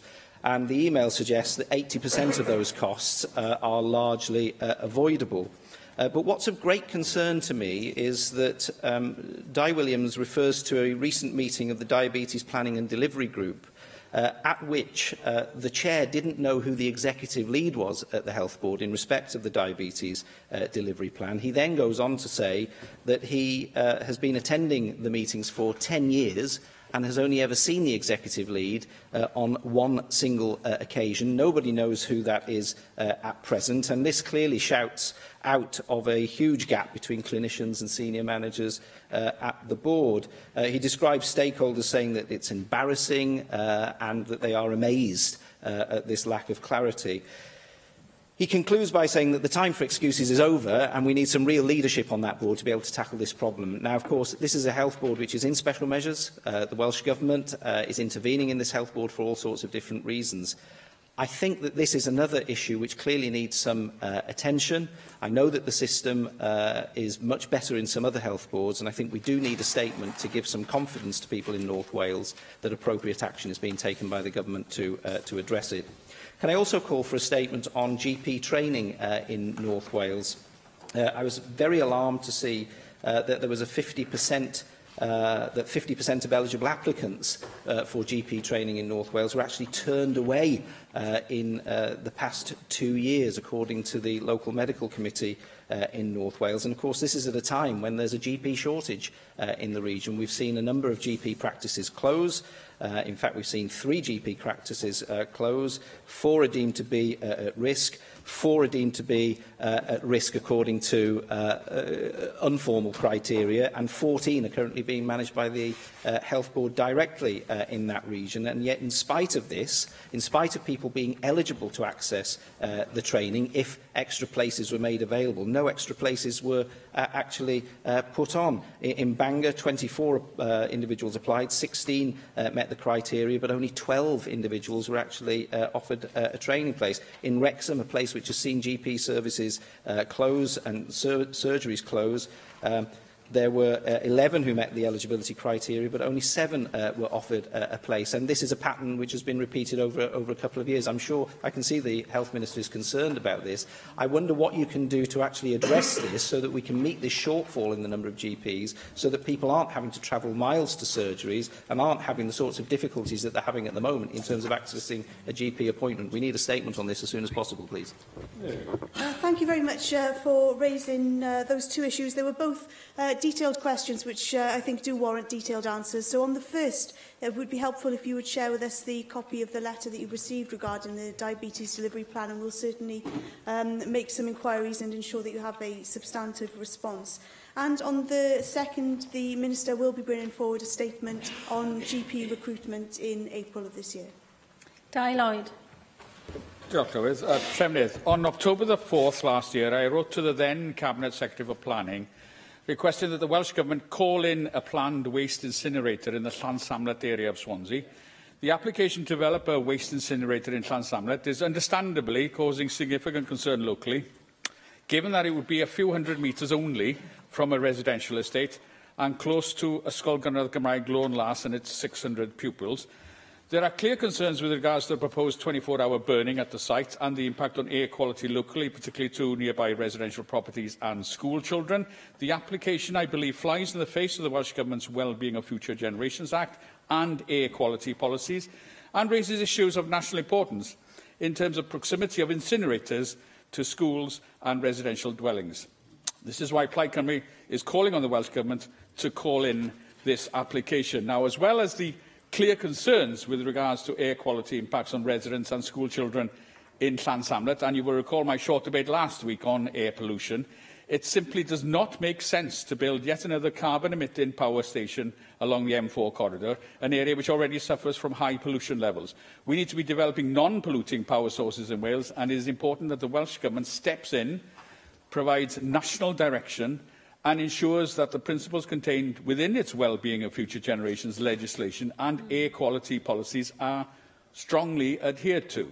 However, what is particularly disappointing is that 4 months on from my original request, the Welsh Government has still not made a decision on the call-in. Will the Welsh Government now commit to making a decision on this important matter and provide the direction that local people in Llansamlet are calling out for? Thank you for raising this issue, and you'll appreciate that it would be impossible today to make a statement on the call-in request. However, it will be under consideration by Welsh Government, and a decision will be with you as soon as possible. Mike Hedges. Thank you, Presiding Officer. I also called for the Llansamlet incinerator to be called in, I believe Susie Davis also did, and there's no political argument over the fact that we're all opposed to the incinerator being built there. I've got two questions apart from that. First one, I'd like to ask for as school budgets are being set, the increased cost of employers' contribution to teachers' pensions is causing concern. I am asking for a Welsh Government statement on the funding of the increased cost of teachers' pensions and what discussion with the Westminster Treasury are taking place regarding additional funding to meet this increase. The other statement I am asking for is on the Government's plan to support the building of council houses. We know that the only time since the Second World War that sufficient housing was built to meet housing demand was when large-scale council house building was undertaken by Labour and Conservative governments in the 1950s and 60s. I'd like to return to that in terms of getting people into adequate houses rather than sleeping on the streets or in inadequate accommodation. So can I ask for a statement on how we're going to get more council houses or council houses built at scale in the near future? Thank you very much for raising this. And the issue of school budgets has been one which has been well rehearsed in this chamber, as has been our frustration with the lack of information forthcoming from the Treasury. Earlier this month, the First Minister wrote jointly with local government leaders to escalate the issue of the increased cost of teachers' pensions directly to the Chancellor, and we have only now had a response to our request for clarity around the UK Government's pension changes and funding for these costs in Wales, following requests which actually date back to last October. So the UK Government's response is very late in the day, just as public sector bodies are trying to set their budgets for 1920, and I had the opportunity to raise this directly with the Chief Secretary to the Treasury when I met her last Friday. In my discussions with her, she did agree to provide me with some further detail. I am awaiting this, but expect it shortly. And when we have that final detail, we'll be able to work through what it means for our public sector bodies, and I hope to provide them with as much clarity as possible, as soon as possible. But I would confirm that, as previously indicated, my intention to pass forward on any funding we receive for this purpose to public sector bodies in Wales to assist them with these costs remains. I share your ambition for local authorities to be building council houses at scale and at pace, and you'll be aware that as part of our housing pact with Community Housing Cymru and as part of our efforts to meet the 20,000 affordable homes target, local authorities are expected to deliver around 1,000 of those new homes. And I look forward very much to hearing about the outcomes of the Affordable Housing Review, which will also look at how we can support local authorities to start building at scale and pace. I know Mike Hedges has raised the issue of the borrowing cap several times in the Chamber, and I'm pleased to confirm that officials have been in contact with our local authorities, and all 11 local authorities who are subsequently subject to the voluntary agreements which enabled them to exit the former HRAS system, have now agreed that they will like those voluntary agreements to be terminated. So I'm very much looking forward to local authorities starting to build at scale and pace. Mohamed Ashka. Presiding Officer, Mr. May asked for a statement from the Minister for Economy and Transport on the implication of Welsh suppliers of the announcement of Honda that they are to close their factory in Swindon. According to the Welsh Automotive Forum, there are about 12 companies in Wales that could potentially be affected, including Kasai in Merthyr Tydfil, my region. Although the plant is not due to be closed till 2021, please can we have a statement from the Minister on what measures he will consider implementing to support Welsh car industry suppliers adversely impacted by this announcement? Thank you very much for raising this, and you will have heard the First Minister's response to the concerns regarding Honda's plans to close its Swindon factory with a loss of 3,500 jobs by 2020 during First Minister's questions earlier this afternoon. And obviously this is devastating news for the workers and their families, but also we know that there will be Wales-based suppliers to that Swindon facility who will, of course, be impacted by the news. Together with the Welsh Automotive Forum and the UK Government's Business, Enterprise and Industrial Strategy Department, Ken Skates officials will be working with these companies, utilising all available resources to identify and facilitate mitigating strategies where possible. And you will have heard the First Minister say that Welsh Government officials are in London today having those discussions to explore how we can best support the businesses involved. Leanne Wood. I recently received a letter from head teachers in the Rhondda outlining the impact of this year's budget cuts on schools. Now, I've heard ministers deny that schools are facing cuts. Well, they are facing cuts, and the situation is justifiably described as a crisis, which is already having a detrimental effect on pupils. The letter lays out that schools have no choice in some cases other than to set deficit budgets, and that means larger class sizes, fewer support staff and the cutting of extracurricular activities. They tell me that the most vulnerable pupils are being put at risk. Can we expect continued denial about this crisis in our education system, affecting the life chances of so many? Or can we instead have an action plan from the Government which includes demonstrating how the almost £500 million, almost a fifth of all spending that has been allocated to schools, gets nowhere near the front line because it's retained by local authorities and consortia? Can we have a Government Minister to provide some answers to members on this at the earliest opportunity, please? I recently asked you to provide a Government strategy on the future of care and care homes, and you told me to raise it in questions with the Health Minister. I will do that, but the care situation in my constituency and in many other places has now reached a point of urgency. New regulations to improve care home accommodation are providing a challenge for many care home providers, not least local authorities, and as a result, many local authorities are looking to outsource this provision to the private sector. I'm sure the Minister will agree with me about the desirability of a mixed economy of care. It's vital that this is a service that local councils continue to provide. And many of my constituents affected by this are deeply concerned about how many care home beds and day centre places will be available for them to access in the future. The provision of care is as important as the provision of health, yet the two are not given parity. Will the Health Minister bring before the Senedd a comprehensive care strategy outlining how we can ensure all need is met in the future and that we don't lose more care beds? The collapse of 3 private community rehabilitation companies last week put the tin hat on the disastrous ideological privatisation of the probation service by the Tories. Given that within 2 years' time, much of the community rehabilitation company operation is to be brought back into the public sector, Why not take action now to reunify the probation service in the public sector now, today? Let's not wait. To put another private provider in charge in the interim would serve no purpose whatsoever. So can we see urgent government action on this, please? And I would like to give some well-earned congratulations and respect to the young people in Wales who went on strike and took to the streets to protest about the climate crisis last Friday. Climate change is one of the, if not the biggest challenge faced by countries across the globe, and not enough is being done to tackle it. And your government is no exception, with your own 10-year target on cutting greenhouse gas emissions by 2020 set to be missed. Unlike many of the Westminster critics, I applaud the energy, determination and proactiveness of every single member of the Youth Climate Change last Friday, and I would like to see more of this activity in the future. So will you agree with me that political activity by young people should be encouraged?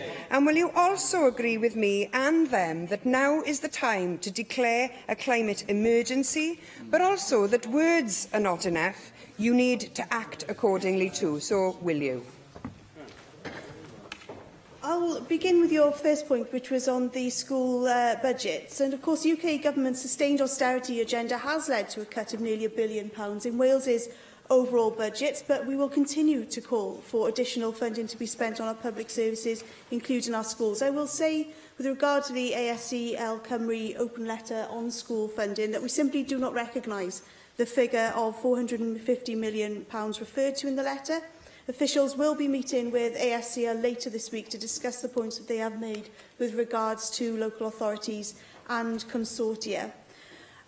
Insofar as care home provision is concerned, of course, we already have a joint health and care strategy in A Healthier Wales, which was our response to the parliamentary review. But as you say, you will be raising your further questions directly with the Health Minister in due course. The Minister will have heard your comments on the probation service, and I perhaps will ask a written response to come forward to you on that. And certainly we're very keen to hear the voices of children and young people insofar as the challenge of climate change is concerned, because we know that young people clearly will be very much at the forefront of the impact of climate change, and young people can certainly participate in shaping this dialogue with schools, Welsh Government and others in order to bring about the actions that strengthen our response to climate change. We support many activities that provide opportunities for young people to contribute to tackling climate change, including our Eco Schools programme, which operates in 95% of schools in Wales, and that's one of the highest participating rates in a similar project in the world. And ultimately, of course, we want all of our young people to be ethical, informed, valued members of society, and these are the very same principles which are guiding our development of the new school curriculum. Jack Sargent. Diolch, Clawydd. Tryfnydd, I had hoped to raise this with the First Minister earlier about the progress of the Wellbeing of the Future Generations Act and how the Welsh Government is embedded it in its various departments. In terms of legislation, I believe the Act to be one of Welsh Government's proudest achievements because it challenges to think and do differently.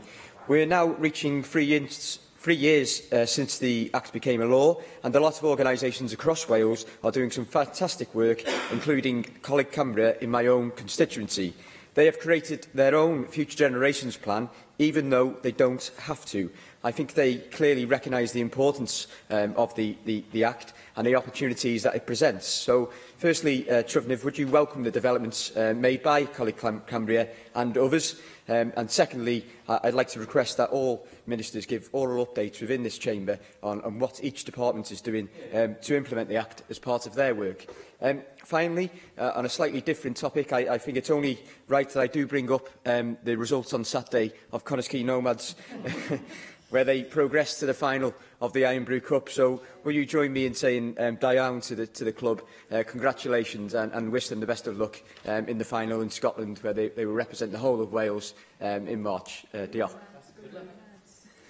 Thank you very much for raising those issues. And with regard to the first, being the Wellbeing of Future Generations Act, clearly this is something that I think we're all immensely proud of achieving here in Wales. And I am really delighted that colleague Cambria and others have very much taken on board the spirit of that Act, even though they're not subject necessarily to the Act themselves. They are taking steps to work within the ways of working of that Act to ensure that what they do is, has a positive impact for the generations which will follow. In my portfolio, I'm certainly keen to work very closely with the Future Generations Commissioner and meeting her shortly to discuss the setting of budgets within Welsh Government. And after the second supplementary budget, we intend to have a roundtable event, a kind of stock take really, to look at what lessons might be learned about the budget setting process across the year. And I would certainly join you in saying da iawn a pob lwc I Connors Key Nomads for their upcoming match. Mark Isherwood. Yeah, Clive, I have to say my taxi driver who lives in Connors Key actually raised the match as well with me, so I was keeping an eager eye on it. I was actually in Coleg Cambria yesterday for a community event, a vision support Fincher sight loss event, and some of your colleagues and friends were there as well. So I support your comment in that respect. But I call for a single statement on local authority reserves. The Councillor's workbook on local government finance states that earmark reserves are restricted by local agreement to fund certain types of expenditure, but can be reconsidered or released if the Council's future plans and priorities change. In the Welsh Government's local government settlement, Cardiff, with total usable reserves of 109.6 million, is having a 0.9% rise. Rhondda and Taff, reserves 152.1 million, a 0.8% rise. Newport, reserves 102.3 million, 0.6% rise. Swansea, reserves 95.1 million, a 0.5% rise. But councils with the largest cuts, minus 0.3%, include Flintshire with reserves of 49.4, Conwy just 22.7 million, and Anglesey 24.1 million. Now, as you're aware in Anglesey, economic output per person, prosperity, is just under half that in Cardiff, at just £13,935 per person, the lowest in Wales. Anglesey and Conwy are amongst 5 Welsh local authorities only where 30% or more of workers are paid less than the voluntary living wage. And yesterday, the finance chief on Anglesey Council was reported in the Daily Post as warning that if the council didn't put more cash into its reserves, the authority could go the same way as Northamptonshire, which was unable to balance its books and become effectively insolvent last year. Given these points, I hope we can have a Welsh Government statement with minimum blame-laying and maximum focus on how we've got to this position within the available cake in Wales and how on earth we're going to get out of it so that councils like Anglesey don't have to consider going the same way as Northamptonshire. Thank you very much for raising this issue, and clearly Welsh Government has strived to give local authorities the best possible settlement that we could, but we are under no illusion that it is a very difficult period for local authorities, 9 years in as it is to the Conservative Government's austerity agenda. I recall that the previous Minister did make a written statement on local government reserves recently, but I will explore with the current Minister whether there is more to add on this issue at this particular time. Sian Gwenllian. Diolch yn fawr. Mi fyddwch chi'n gwybod bod fi wedi holi sawl gwaith yn y siambr ynglŷn â disgwyliadau'r Llywodraeth o ran yn byrdda iechyd ni a pa mor dryloyw maen nhw yn gweithredu. A mi fyddwch chi'n gwybod hefyd bod fi'n teimlo fod Bwrdd Iechyd Betsi Cadwaladr, sydd dan eich rheolaeth chi wrth gwrs gan bod nhw mewn mesurau arbennig, yn ceisio gwneud penderfyniadau pwysig am wasanaethau trwy'r drws cefn. Wan mae'r gweinidog iechyd wedi deud wrthai nad ydy hynny ddim yn digwydd, ond syndod mawr felly oedd canfod yr wsos yma, na fydd y bwrdd yn cyfarfod wsos nesaf. Os ewch chi'r wefan, mi welwch chi cyfarfod wedi ei ganslo. Meeting stood down, mae'r wefan yn ddeud. Rwan, o'n i'n mynd i fynd i'r cyfarfod yna wrthos nesaf, dyna pam ni'n chwilio am y manylion. Oherwydd yn y cyfarfod yna, mi oedd trafodaeth i fod yn gylch cynllun 3 blynedd yr Bwrdd Iechyd, oedd yn mynd i sôn am newidiadau pwysig i wasanaethau lleol, ond mae'r cyfarfod yna wedi diflannu. Hoffwn i wybod, ydy o'n cael ei ganslo'n gyfan gwbl i'r cyhoedd, ynta ydy o'n cael ei ganslo i'r cyhoedd yn unig. Felly, mae angen gwybod a pam bod o wedi cael ei ganslo. A dwi'n deall hefyd nad ydy'r bwrdd wedi cadarnhau'r tro pedol fydda wedi golygu colli gwasanaethau fasgiwlaidd brys o Ysbyty Gwynedd, rhywbeth sydd yn poeni llawer iawn yn etholwyr i. Da ni wedi clywed gan y bwrdd fod y tro pedol yma wedi digwydd, ond dydy'r bwrdd ddim wedi ei gadarnhau o. Felly fyswn i'n hoffi eglurder a'r fyrder ynglŷn â beth sy'n digwydd efo'r gwasanaeth yna hefyd. Thank you very much. With regards to vascular services in North Wales, not only has the reorganisation of the vascular service benefited from investment of nearly £2.3 million funding from the Welsh Government, more importantly, it has proved crucial in attracting staff essential for the delivery of excellent clinical outcomes to be sustainable. Whilst this reorganisation was publicly consulted on and agreed a few years ago, following extensive public and stakeholder engagement in developing the proposal, the Health Board has continued during the implementation phase to work with professional bodies, staff and other interested groups to ensure the service provided is in the best interest of patient safety. Welsh Government supports the effort made by the Health Board to meet Vascular Society guidelines and ensure aneurysm screening in Wales is in line with quality standards. The people of Wales deserve the best services we could provide, and it's unhelpful to continue questioning the model, which is weeks away from final implementation, and so perpetuate fears about patient safety. On the issue of why the meeting has been cancelled or whether it's not been postponed, I would suggest that's taken up directly with the Health Board, but you could also write to the Health Minister for further information. What's the point? Andrew Watty-Davies. Officer, organiser, could I have several statements, please? The first in relation to the cystic fibrosis unit at Landock Hospital. I appreciate that there's a business case that has gone into the Health Minister from the Health Board, but speaking to local practitioners in the cystic fibrosis unit there is concern that progress isn't as speedy as it should be. There's been great work going on the site there, huge improvements in patient outcomes, and it would be a welcome boost to the outcomes for patients and the clinicians who work on that site if a roadmap now could be laid out as to when the unit's improvements could be completed, and hopefully that won't be in the not too distant future. Secondly, could we have an update from the Deputy Minister who's responsible for transport in relation to the Eastern Distributor Road here in Cardiff, or the Rover Way improvement? It has many titles attached to it, but that's the last missing link of the ring road around Cardiff, and anyone who travels that piece of road realises the congestions at virtually any time of the day, to be honest with you, on that pinch point in the transport network around Cardiff. And an update on progress. I understand Welsh Government did undertake a feasibility study along with Cardiff City Council, and the outcome of that feasibility study would be greatly appreciated to understand, will the Welsh Government be in a position to take any work forward in improving that real pinch point now in the transport artery around Cardiff? And also, could I ask for a statement from the Economy Minister in relation to air passenger duty? I do think it is vital. I cannot find a coherent argument why, and I'm criticising my own government here, a coherent argument why air passenger duty is not devolved here to Cardiff, so that obviously that can be used for the benefit of Cardiff Airport. I do believe there's a real opportunity. It's a long-standing position I've taken when the Silk Commission was meeting as well, and it was a recommendation of the Silk Commission, and I do believe that rather than reading about this in the press, as we read yesterday, a statement on the floor of the Senedd would be more appreciated, certainly by myself, but I'm sure other members, so that we can actually understand why these roadblocks exist, and in a light-hearted way, could I also draw the Assembly's attention to the main rugby match that's happening on Saturday, the Assembly rugby team playing in the House of Commons and House of Lords.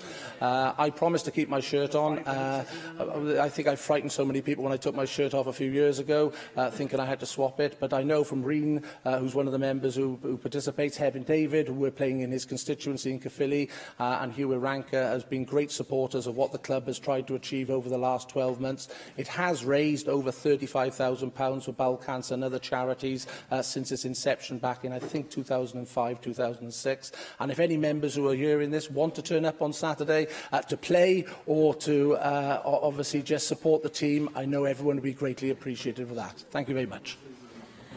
Thank you very much for raising those issues. I'll start on the issue of the cystic fibrosis unit at Landock. The Health Minister has confirmed to me that he is awaiting that business case, and I would hope that it would be with him before too long. On the Eastern Distributor Road, I'll certainly ask the Minister to provide you with an update on that work.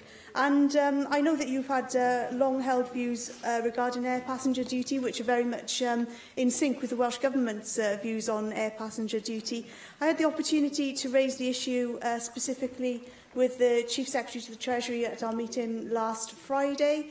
I made all of the arguments which you have made and which others have made, and there is no clear or there just seems to be no reason why this would not be devolved to Wales. And it's certainly something which we will continue to pursue. I look forward to giving evidence to the Welsh Affairs Committee in due course on this particular issue as well. And of course, the most important game on Saturday, we're all looking forward to it, and we all wish the Assembly rugby team the very best. Bethan Syed.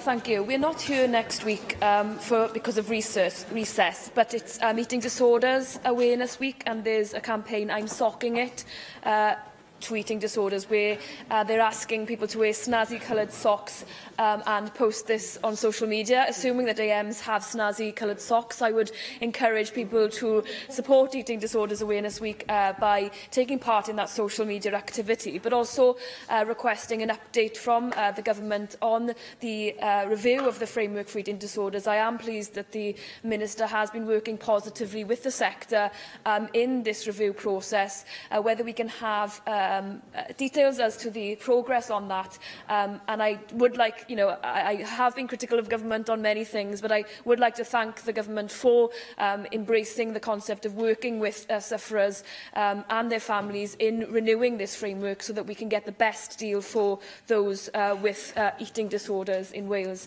My second question is something I've raised many times now in relation to the situation of the Kurds here in Wales and further afield.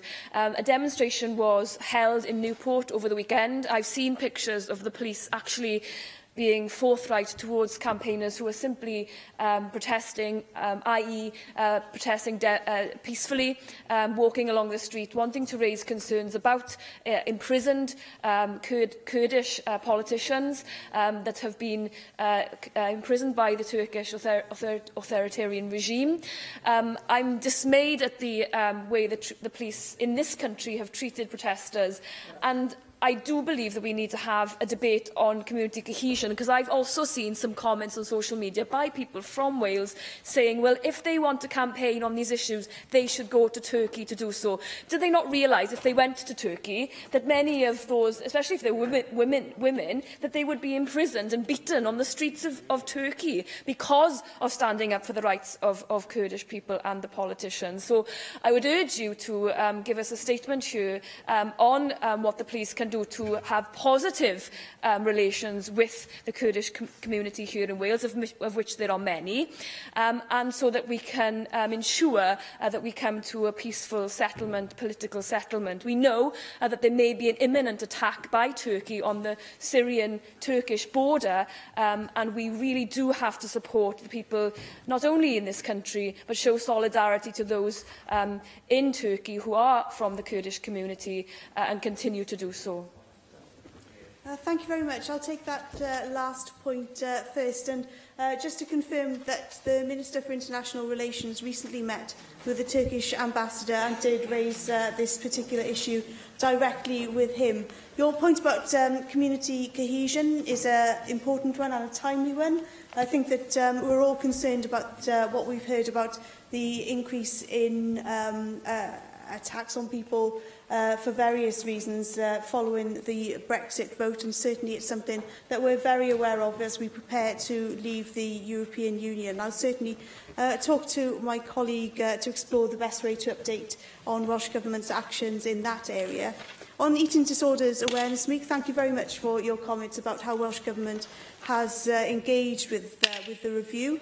I understand that the report has been received and it's currently being considered, and the Minister will provide a response to that in due course. And of course, I'd be happy to support your Snazzy Socks Eating Disorders Awareness Week event, and I look forward to seeing colleagues' Snazzy Socks. Neil McAvoy. Clywyd. Last week it was reported that Lucy Bagnall was struck off from being a social worker with immediate effect. She was found guilty on all counts by Social Care Wales. It transpired that Bagnall had lied about my constituent, and it's also alleged that a third party was told that a disputed care order will remain in place and the family will never see their children again. I'm calling for an immediate review and investigation by Bridgend County Council into the case. But I want a government statement about what the Welsh Government can do to help vulnerable families falsely accused in children's services reports. What mechanism allows families to seek recourse and correction of errors? Because I'm not aware of one which exists in Wales.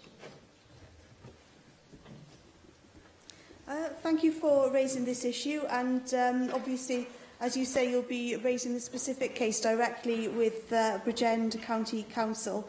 I'll certainly suggest in the first instance that you write to the Minister with regards to your concerns regarding what support there might be for families who find themselves in situations such as the one which you describe. Nick Ramsey. Diolch, Llywydd. Trefnydd, my constituents in Chepstow could only look on enviously last week as news reports of the newly opened Newtown bypass filled their TV screens, ably supported with interviews from Ken Skates and Russ George and others. And of course, we all welcome the opening of that bypass. It's been a long time in the making. However, as those news reports circulated, Chepstow was totally clogged up with traffic at that very point in time, a result of poorly planned roadworks on the M48 and the Severn Bridge, the latter due to the toll removal following the abolition of the tolls. Could I make my usual plea for a statement, an update on where we are in terms of achieving a Chepstow bypass, much needed for the town, but also could I add to that the need for far greater cooperation between the highway authorities in Wales and across the border in England. Those roadworks could have been better coordinated cross-border. We saw a lot of traffic leaving Chepstow and clogging up the minor roads because of the closure of roadworks on the M48 and the bridge at the same time. So I think that there was a way around that confusion last week that if we could solve those problems in the future, I know that my constituents in Chepstow would much appreciate it. So I look forward to statements from the relevant Minister. Thank you very much. And of course, the Deputy Minister will have heard your concern regarding a Chepstow bypass. But on the issue of far greater cooperation across borders, I think that is an important point which warrants some further discussion between Welsh Government and the UK Government in terms of how we can best ensure that traffic moves slowly and that lack of coordination and communication doesn't prevent that. Diolch, Trefnydd. Yr eitem nesaf felly yw'r datganiad gan y Prif Weinidog ar y datblygiadau diweddaraf yn negodiadau Brexit Llywodraeth y Deyrnas Gyfunol. Galw'r Prif Weinidog i wneud I ddatganiad, Mark Drakeford. Diolch yn fawr, Llywydd. With 38 days now to go until the UK leaves the European Union, we are no closer to a solution to the most pressing issue of our time. Last week, the UK Government failed to carry even a bland motion in the House of Commons because of the fanatical insistence of the hardline Brexiteers that no deal is an acceptable outcome. That revealed again how deeply dangerous and misguided is the Prime Minister's policy of relying on the one group in the House of Commons who are prepared to see this country go over the Brexit cliff edge. Their support, even if it could be secured, will never provide the reliable majority needed to take a deal and all its accompanying legislation through the parliamentary process. The Prime Minister's ill-fated approach further dissipates potential support at home and squanders the meagre residue of goodwill towards the UK in the rest of the European Union. It is surely clear that the Prime Minister must now switch to find a majority which I believe is there to be found for the sort of Brexit set out in the proposals we and Plaid Cymru published over 2 years ago, and which was reflected in the letter sent by the Leader of the Opposition to the Prime Minister last week. Llawydd, not one of the objections of the hardliners to the sort of economic relationship which we propose stands up to proper examination. First of all, the Conservative Party European Research Group say that they cannot contemplate membership of a customs union with the European Union. But a customs union is not an existential threat. It is a pragmatic necessity to preserve our capability to trade effectively on a global stage. Secondly, we are told that an arrangement of the sort we advocate would frustrate the UK's ability to strike new trade deals around the globe. Well, Llawydd, I set on one side the government's own economic analysis that even on the most optimistic assumptions, such deals would have only a marginal effect on our economy. And I don't even point to the abject failure to secure continued access to the 40 trade deals with 70 other European countries which we enjoy today through our membership of the European Union, let alone the new deals with Japan, Australia, New Zealand and Chile, which the EU has been negotiating while we have been preoccupied by Brexit. Our approach, Llawydd, does not end the ambition for the UK to enter new trade deals, as has already been set out by organisations such as the British-Irish Chamber of Commerce. There is an opportunity, if sufficient flexibility can be shown, to enable the UK to negotiate new trade deals alongside the EU. The alternative is the unfolding catastrophe of a no-deal exit. And I chose that word deliberately, Llawydd. The chaos has already begun, with investors pulling out and cancelling plans. This will get worse every day the uncertainty is allowed to continue. If we drop off the Brexit cliff edge, we risk not just the short-term shock it will bring, but the long-term undermining of our economic futures. Last week we learnt that in the event of a no deal, Ford would consider the future of its UK operations. This echoed the comments from Airbus last month. Today, we have the announcement from Honda, following Nissan's cancelled investment announced last week. What more does it take, Llawydd, to demonstrate the failure of this government to maintain a stable environment for international investment with the consequences that follows? We can no longer talk about the potential for Brexit to damage our economy. The damage is here, the damage is now, and every day of uncertainty further erodes the confidence of business investors, with the results passed on into the lives of working families here in Wales. Llawydd, you only have to talk to organisations that represent smaller businesses to hear that the fear of closure is on every high street and on every industrial estate and in every part of Wales and the United Kingdom. The British Chamber of Commerce has accused the UK government of leaving them hung out to dry in the event of a no-deal Brexit. And as the clock runs down, the jobs that are being lost now. Investment has slumped, and that despite the fact that many companies are stockpiling for the future. For the sake of that future, let the Prime Minister take the advice of this National Assembly. Take no deal off the table. Seek an extension to Article 50 and fashion an agreement which puts the needs of jobs, livelihoods and our economy first. The Prime Minister has every obligation to rule out no deal, and she should do that immediately.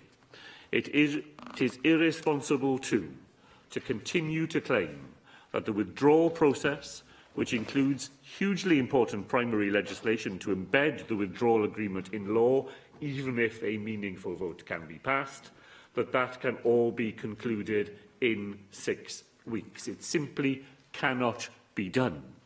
And leaving a request to the European Union longer simply increases the risk that such an extension cannot be agreed. Now, Llywyd, if the UK Government fails to act in the national interest, then Parliament must do so. And if Parliament itself is deadlocked, then, as we discussed earlier this afternoon, the decision must return to the people. In the meantime, and since this matter was last discussed here, the Welsh Government goes on relentlessly representing our national interest at every opportunity. In the last few weeks, I myself have met with the Prime Minister, the First Minister of Scotland, the Leader of the Opposition, the Chancellor of the Duchy of Lancaster, Labour's Brexit spokesperson Sir Keir Starmer, the Chair of the House of Commons Brexit Committee, and many others. I have attended the UK Government's Cabinet Subcommittee on Brexit preparation in London, and I will go to London again to do so tomorrow. I am grateful to the Leader of the Opposition here for finding time to meet me on terms where I could share information from those meetings with him and to seek his views in return. My Cabinet colleagues, too, remain focused on this essential agenda. In the last weeks, the Council General has attended both meetings of the Joint Ministerial Committee on Europe and on European negotiations. He's been in Edinburgh to attend a ministerial forum on EU negotiations, and he has been in London attending the UK Cabinet Subcommittee on Brexit preparations.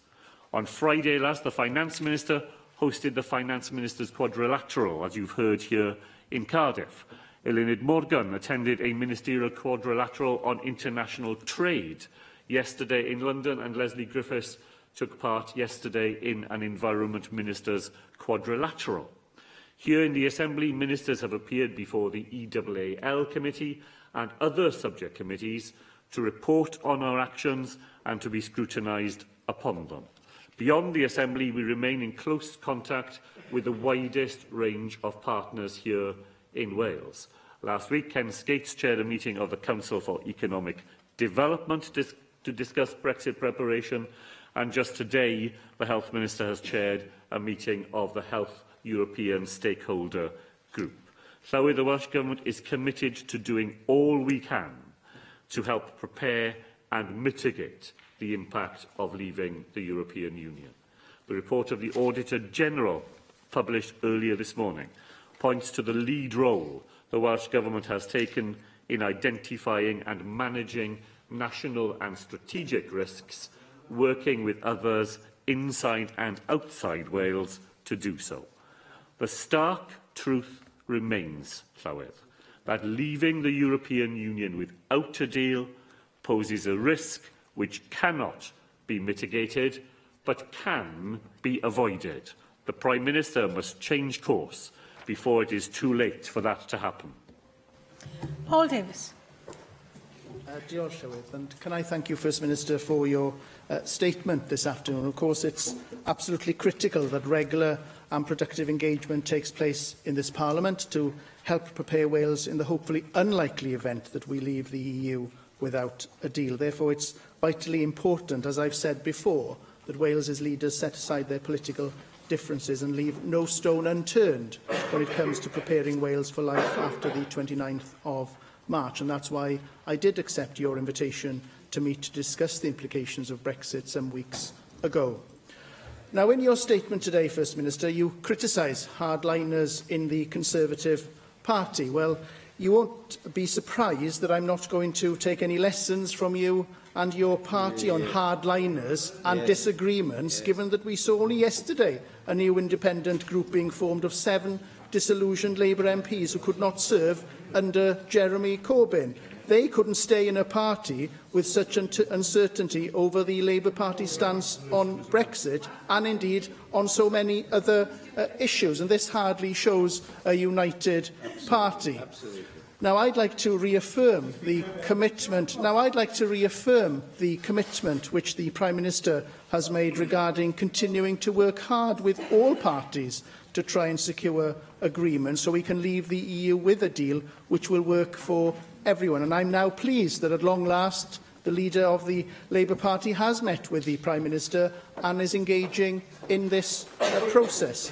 Now, I know that you would like to see a no-deal scenario off the table, First Minister. As I've told you before, I also want to leave the EU with a deal, but the only way you can ensure a deal is to encourage your colleagues to support a deal. So can you confirm today that if the Prime Minister is successful in seeking changes to the current deal, you would therefore encourage your colleagues in Westminster to seek to lend their support to that deal to ensure we don't leave the EU without a deal? Of course, I'm very concerned to hear that businesses are worried about Brexit's uncertainty. Naturally, like you, First Minister, I'm devastated to hear that Honda will be closing its plant in Swindon and the huge effect that that will have on Welsh suppliers. However, Honda has said that the decision was due to global changes in the car industry. So we have to be very, very careful when we use examples that companies' decisions are reported accurately.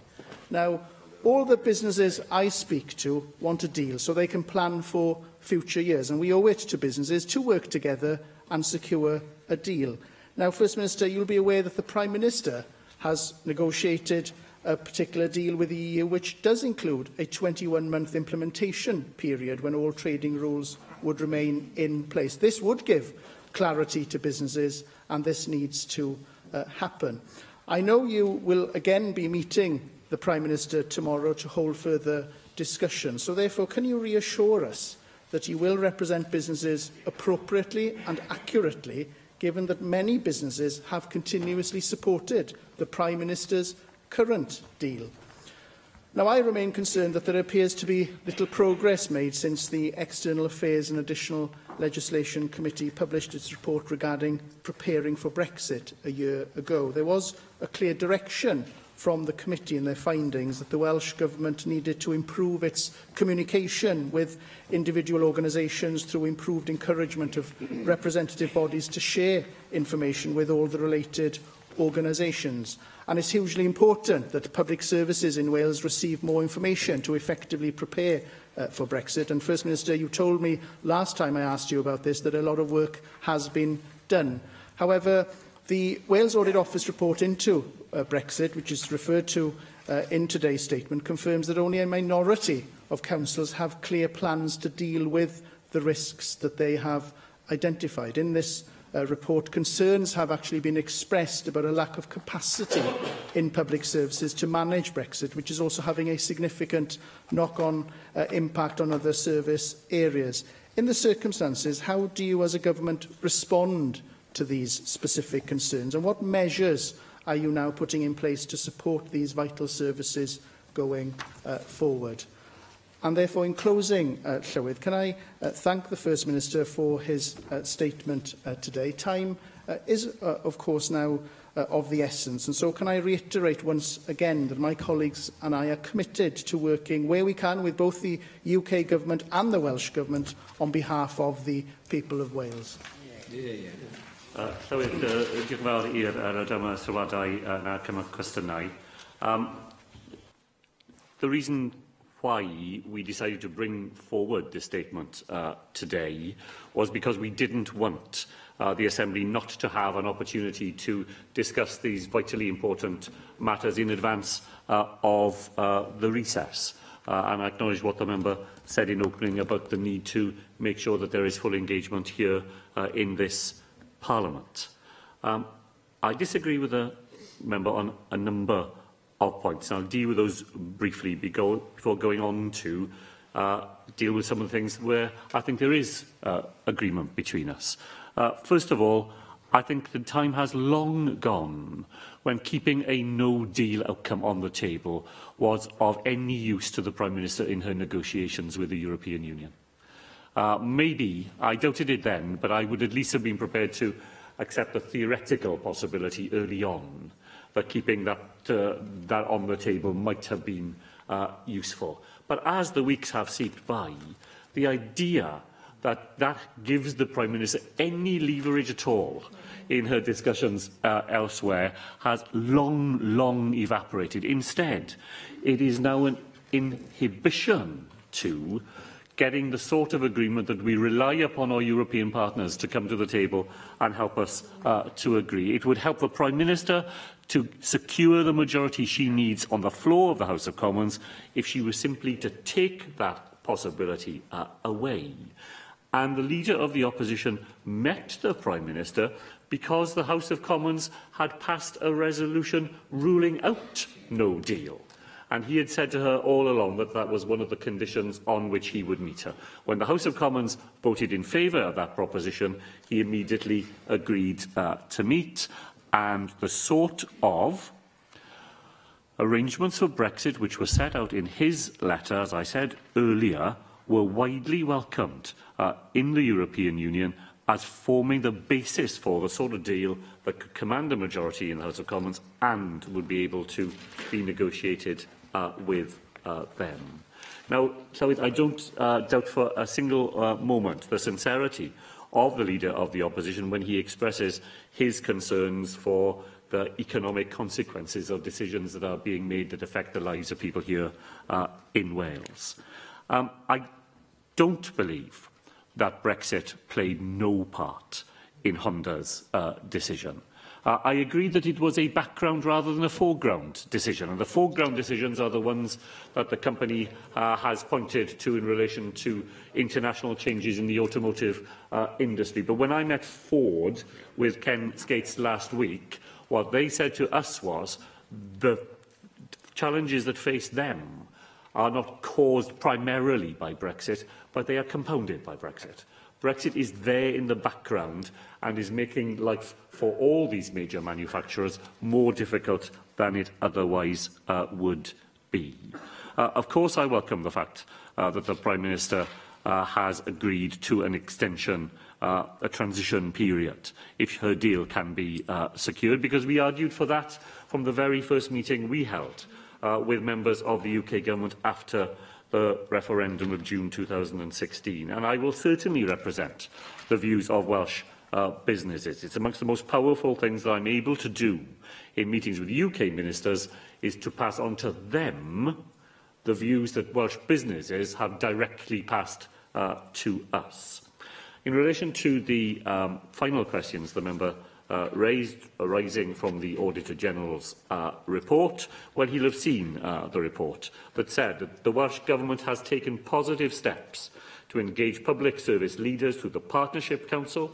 We had a special meeting of it on Brexit in January. We continue to engage with local government leaders and others. I have some sympathy for them, Llywydd. Here they are, hard-pressed, as we hear around this chamber week after week, with members here wanting more to be spent on frontline services, as do we, and now being asked to take money away from those services to prepare for an eventuality which they bitterly hope will not take place. And that's an invidious position for any local authority leader to be in. Nevertheless, we go on working with them, providing funding to them as well, in order to assist them in the work that we will need them to undertake should a no-deal Brexit actually take place. Adam Price. Diolch, Llywydd, and I'm grateful to the First Minister for seeing his statement in advance. You state in the statement that proposals set out in Securing Wales' Future were reflected in Jeremy Corbyn's letter to Theresa May last week. But that isn't exactly the case, is it? I mean, I quote Securing Wales' Future. The EU Customs Union delivers benefits for Welsh business. We believe at this stage that remaining part of the EU customs union, including for primary agricultural and fishery products, remains the best position for Welsh and UK business. What Jeremy Corbyn calls for is a permanent and comprehensive UK-wide customs union that would include alignment with the Union Customs Code, a common external tariff, and agreement on commercial policy that includes a UK say on future EU trade deals. Now, that's not the EU Customs Union as we understand it, certainly, and indeed that proposal is currently impossible and legally under EU treaty law. So would he accept, and you know, on the single market as well? I mean, the agreement that we negotiated between our two parties was we preferred membership, you preferred participation, but essentially it was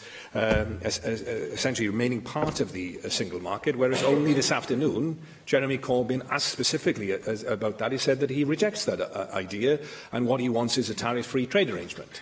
So would he at least accept that actually what Jeremy Corbyn is advancing is not the same as we negotiated between the two parties? On the question of the backstop, it remains to me one of the more curious elements of the Labour Party frontbench position in Westminster is that they continue to express their concerns about the backstop. Despite different comments that have been made by Labour Party representatives here, the Shadow Brexit Secretary still says there are difficulties with it, and you know, there are echoes here of what the DUP and some of the wilder fringes of the Conservative Party are saying. And finally, to focus on the core issue, really, 38 days away from crashing out, as you said, we are clear that there is only one means possible now, realistically, of avoiding this, and that's the people's vote. I was going to castigate you for actually leaving that out, completely out of your statement. I reread it. It wasn't in the written statement, was it? It was added in response to First Minister's question. So it's true, they aren't a complete waste of time.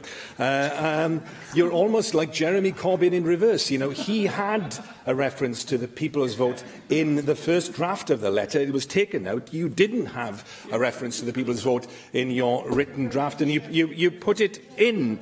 But I rejoice at that. There was a rowing back and suddenly a small step in the right direction.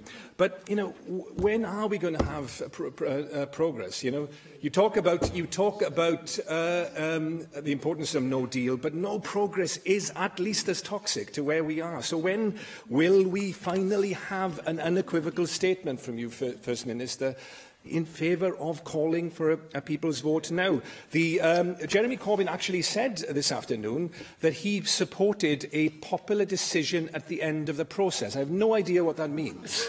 Perhaps you can elucidate further. Does it mean a final say referendum at the end of the transition period, a position that's been advanced previously by Mick Anthony? Does it mean that the Labour frontbench are going to support the Kyle Wilson amendment? Apparently John McDonnell says they're going to make a decision this week on that, on a confirmatory referendum. Did you discuss that in Cabinet this morning? Are you able to tell us what the position is? You refer finally to your meeting that you had with the leader of the opposition. Well, here's a genuine offer. Why don't we meet together to start the preparations, the immediate preparations that we've called for the people's vote? Why don't you and I meet together to start the preparations, not just for calling for that referendum, but holding it and winning it here in Wales? Llywydd, I always try to be careful in what I say on the floor of the Assembly.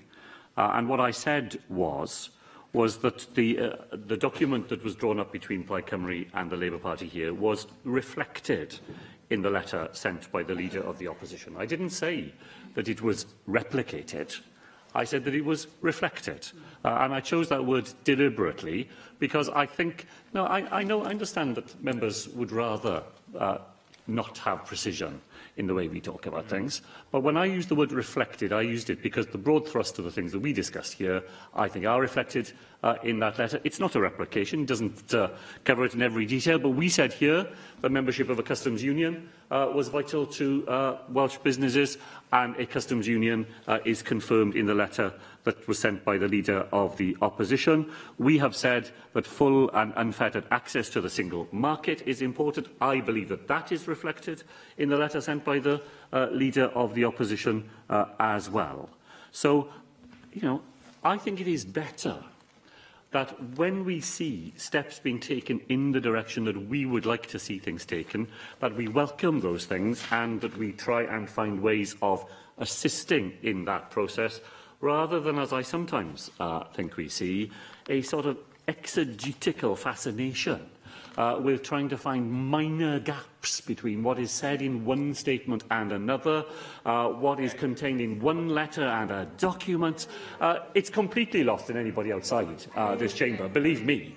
Absolutely nobody would be interested in the points that the Leader of Plaid Cymru made to me this afternoon. Far, far better if we were to continue trying to do what we have been trying to do, which is to agree the broad thrust of the things that we think are important, and putting our shoulders together to that wheel. And that is an effort that I am certainly prepared to go on making, and I'm prepared to make it with people whenever in this chamber they have an interest in securing an outcome that will be right for Wales.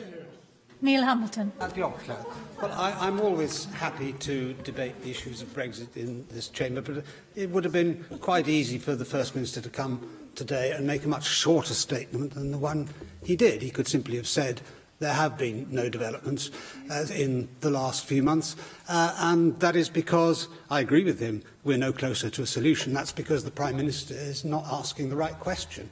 And right from the beginning, she wants to cobble together some kind of a deal which has, in substance, kept us inside the EU, whilst nominally looking as though we've left it. And that is something which is doomed to failure, because obviously the EU are never going to accept that kind of arrangement. For them, you either have to be in or out. So we've wasted the last 2.5 years, and we can all criticise the government for the uncertainty or extra uncertainty which this has caused. And it's a highly justifiable criticism that the United Kingdom government has not made adequate preparations, or indeed any preparations, as far as we can see, that of any great substance, for leaving without a deal. That, I think, is one of the major problems that we've got to contend with. The reason the sort of language in the statement doesn't help, of course, fanatical insistence of hardline Brexiteers that no deal isn't acceptable outcome. Of course, there's fanatical insistence of hardline Remainers that we should do everything possible to undermine the referendum result. That sort of language doesn't really get us anywhere. But the reason why we have these fanatical insisters on both sides of the argument is that nobody trusts the Prime Minister. That half the argument is that they fear that she is going to take us out of the European Union without a deal, and the other half is fearful that we're actually going to be kept inside the EU. It's the deliberate, calculated obscurity of the Prime Minister in her language that has produced this outcome, and which is the most toxic element in this mix. So, to that extent, I can accept what the First Minister has said today. But continued access to 40 trade deals is not going to be vital to our future as a nation. I mean, who are these trade deals that the EU has managed in its 50-odd-year history to negotiate? San Marino, Andorra, the Bailiwick of Guernsey, the Isle of Man, the Bailiwick of Jersey, Monaco, and now we've got Serbia, Montenegro and Albania, Moldova, Georgia. Well, these are all worthy deals that could be done. But apart from Mexico, with whom the EU agreed a deal some years ago, and most recently Japan, only this year, Canada, and so on, then the EU, it'll be far easier for us than for the EU, because the EU is a protectionist conspiracy, whereas we are not. And free trade deals are actually a dart which is aimed right at the heart of the EU, as the decision of Japanese car companies recently proved, because one of the elements in Honda's decision has been that with a free trade deal with the EU, they can now have tariff-free access to the EU markets, but they don't actually need to produce inside the EU. So that's shut them all up a bit over there, hasn't it? So yes, free trade deals are an important part of Britain's future outside the EU, which is why membership of the Customs Union is incompatible with it. Now, from the First Minister's statement today, you would think that the whole British economy is, to use his phrase, going over a cliff. But I mean, latest ONS market data published this week show that in the last quarter of 2018, 167,000 more people have been employed. That's 440,000 more people in work in the United Kingdom in the course of the calendar year 2018. Employment rate, therefore, is the highest ever. 60,000 fewer people in zero-hours contracts. The lowest unemployment since 1974. Unemployment fell 100,000 in 2018. Wages have gone up by 3.4%, 1.3% in real terms. And yet, when the referendum result was announced, and indeed before it, the predictions were that the whole economy was going into a black pit. And the predictions of the Treasury at the time were that unemployment in Britain would be 500,000 to 800,000 higher than it was in May 2018. So much for the Treasury forecasts, which are no more than political propaganda by our arch Remainer, Chancellor of the Exchequer.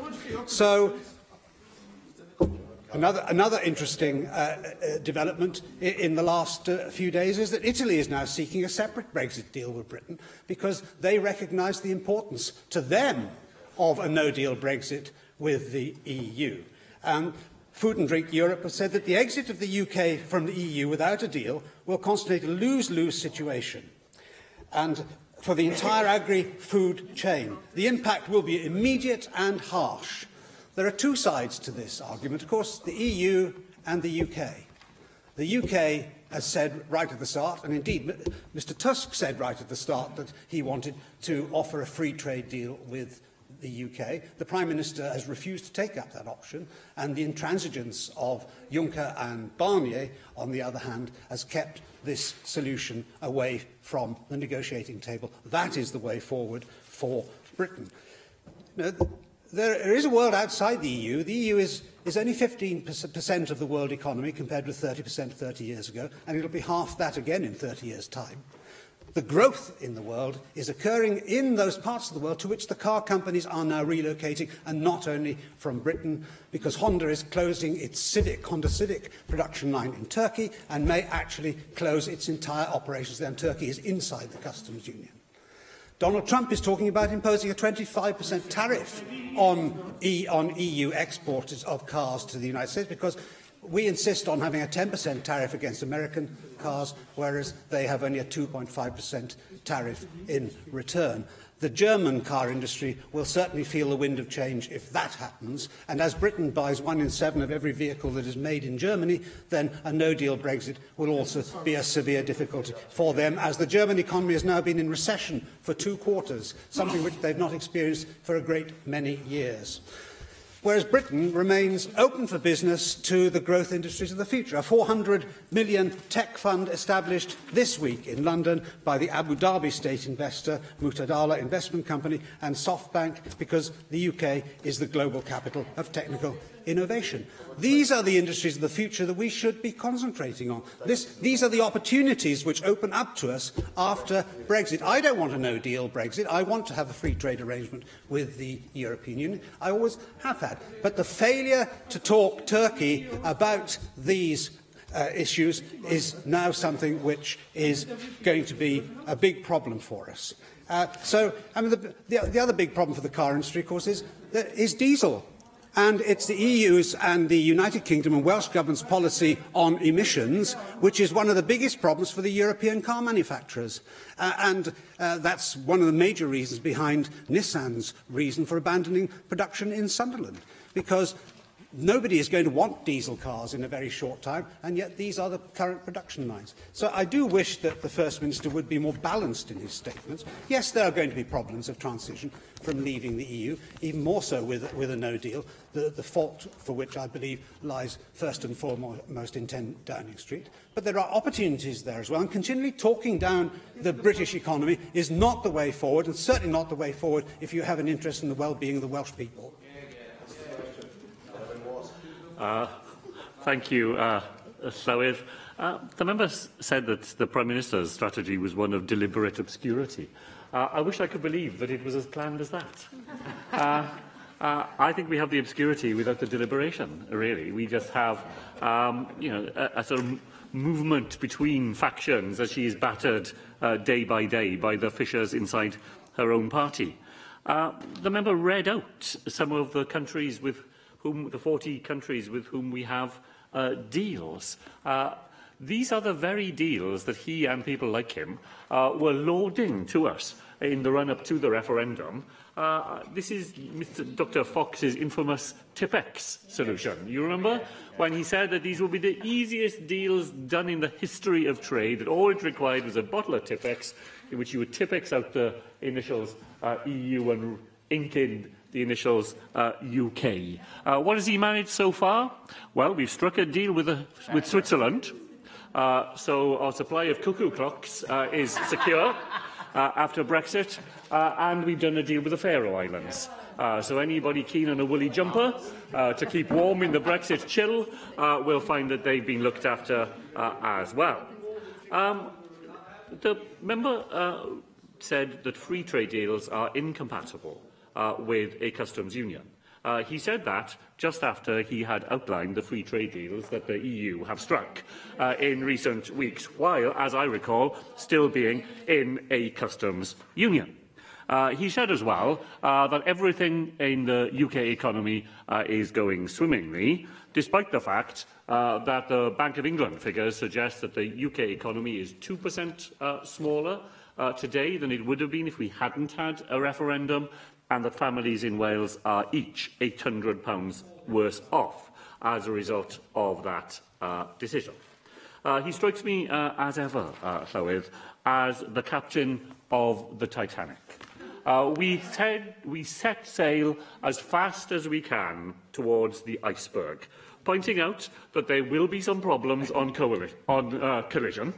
There will be some problems on collision, but the iceberg will be jolly sorry.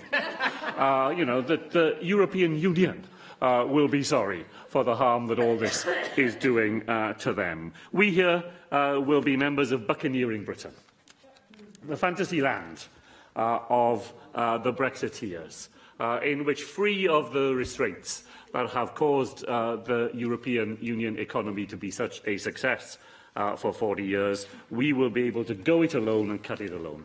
It simply does not bear any relationship to the realities of a globally integrated economy and harks back to a set of circumstances which simply don't pertain today and certainly will not pertain if we crash out of the European Union. Diolch i'r Prif Weinidog.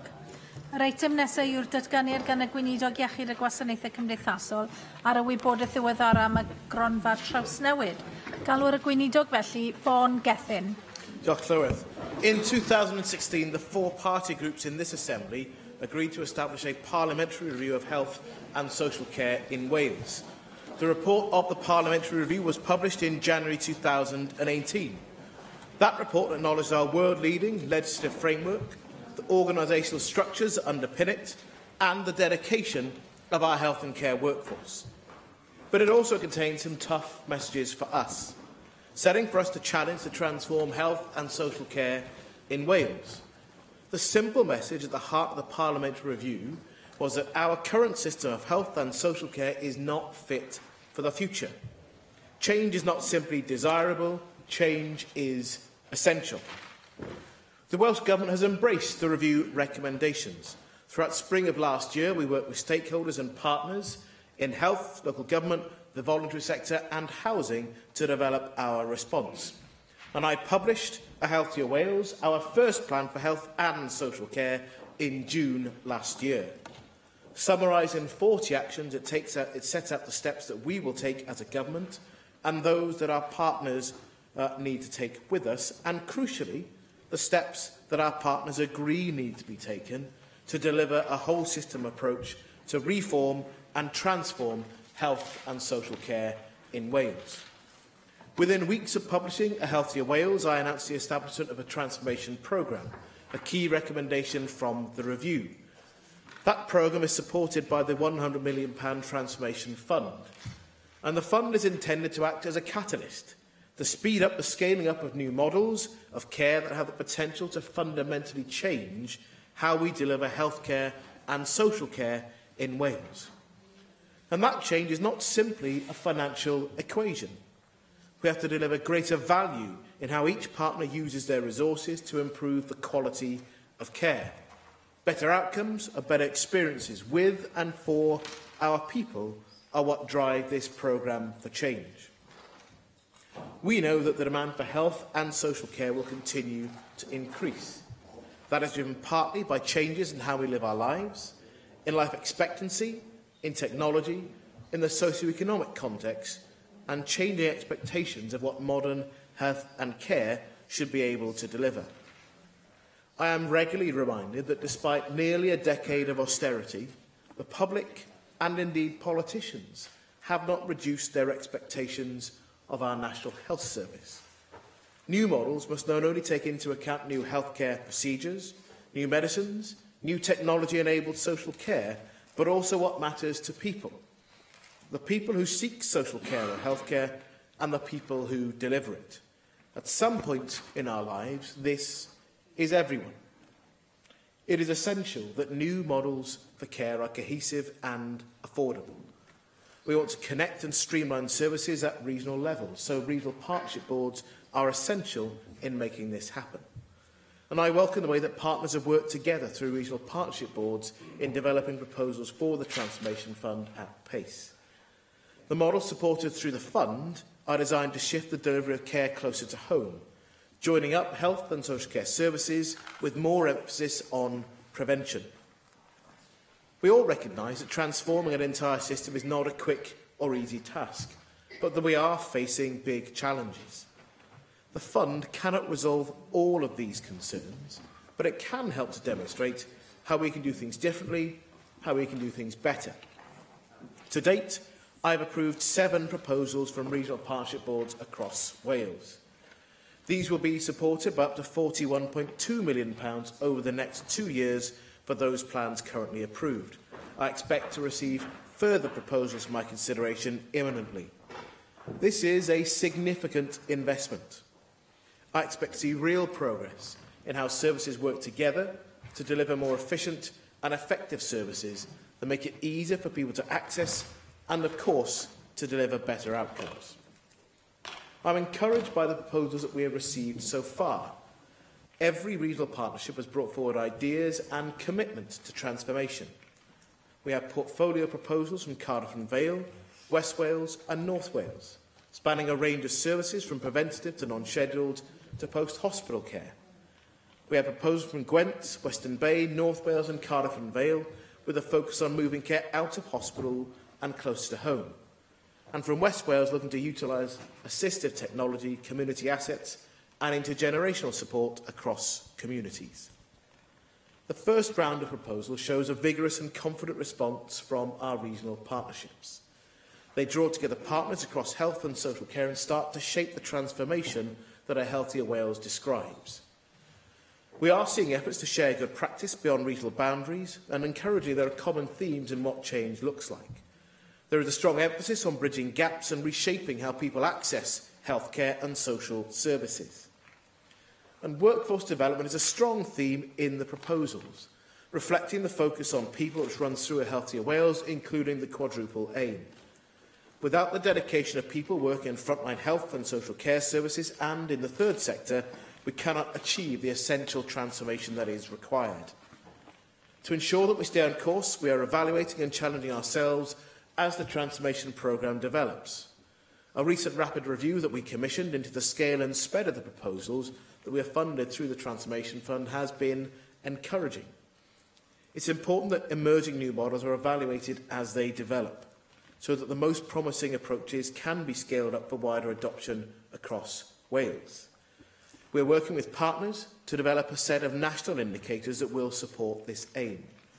I'm confident with the continued support and goodwill of our partners, we can deliver the change that we all recognise is needed and needed now.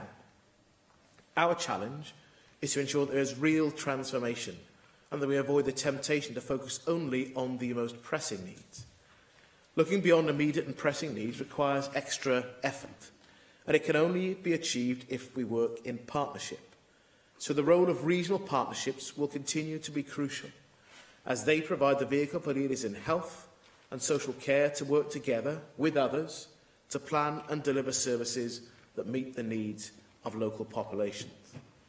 Just over a year after the Parliamentary Review was published, our Transformation Fund is already making a difference.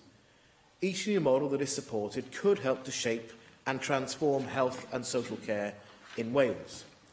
What is even more important is that we've begun to change and improve relationships across health and social care with a greater sense of shared ambition. That goes well beyond the Transformation Fund, and it will require both goodwill and leadership to maintain that approach and deliver the change that is needed. We still have much to do. Thank you. Darren. Thank you, Deputy Presiding Officer. Can I thank you, Minister, for an advance copy of your statement this afternoon. I'm very pleased to see that cash is being invested in transforming our health services here in Wales. We know that we are behind in some respects, some other parts of the UK, in terms of taking forward particularly closer working between health and social care. But it is encouraging that we're finally investing in these newer models of care in order to get improved outcomes for our patients. The cash, though, that's been spent so far is a bit of a drop in the ocean as far as the overall health budget is concerned, as we all know. So I think the expectation that you have about this being a catalyst for significant change over the course of this Assembly perhaps is a little bit too ambitious. Now, I note that you said that you have already approved 7 proposals, and I think that that's good. I think the last statement, only 2 had been actually confirmed at that time. Can you tell us, have all of these now commenced? You've referred to the fact that they are proposals which reflect all parts of Wales, that there's something operating in each individual regional partnership area, but you've given us precious little detail other than 2 or 3 sentences about what is particularly going on in different places, and nor have you given us a breakdown as to where the 41.2 million is actually being spent. So can I ask you, in which health board areas and which regional partnership board areas is that 41.2 million being spent? Is it being spent equally in all parts of Wales, or are some benefiting from more than others?